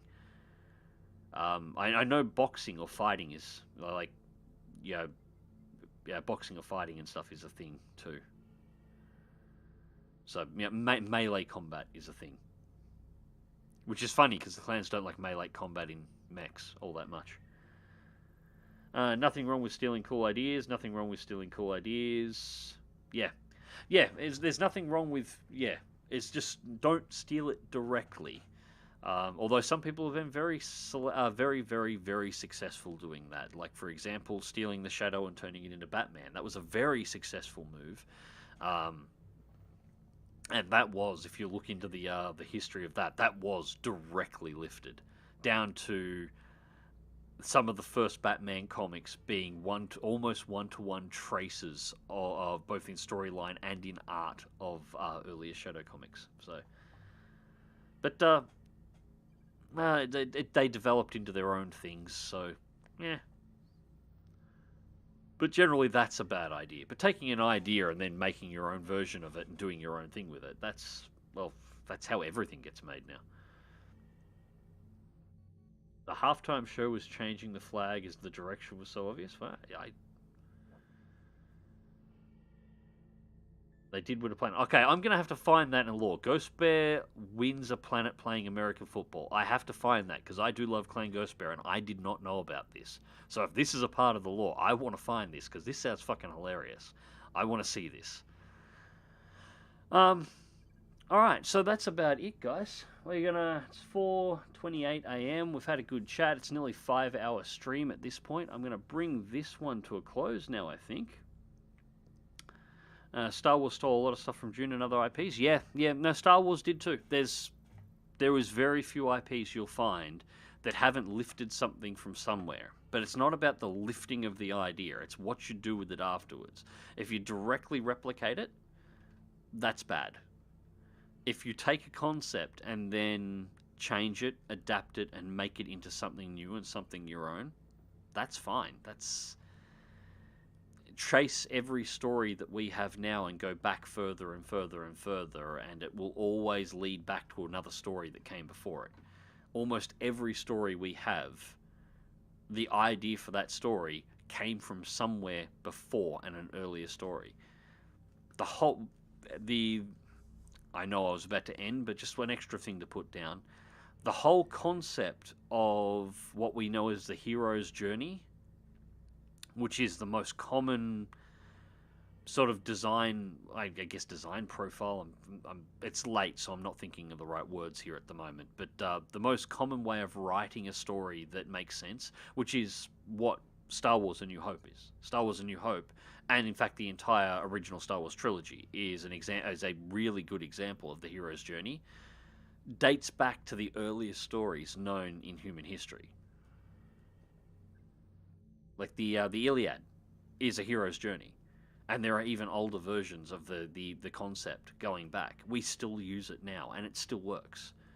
Every single thing that you have seen has taken something from something before and made it its own, going all the way back into history until the very first time we started telling stories to one another.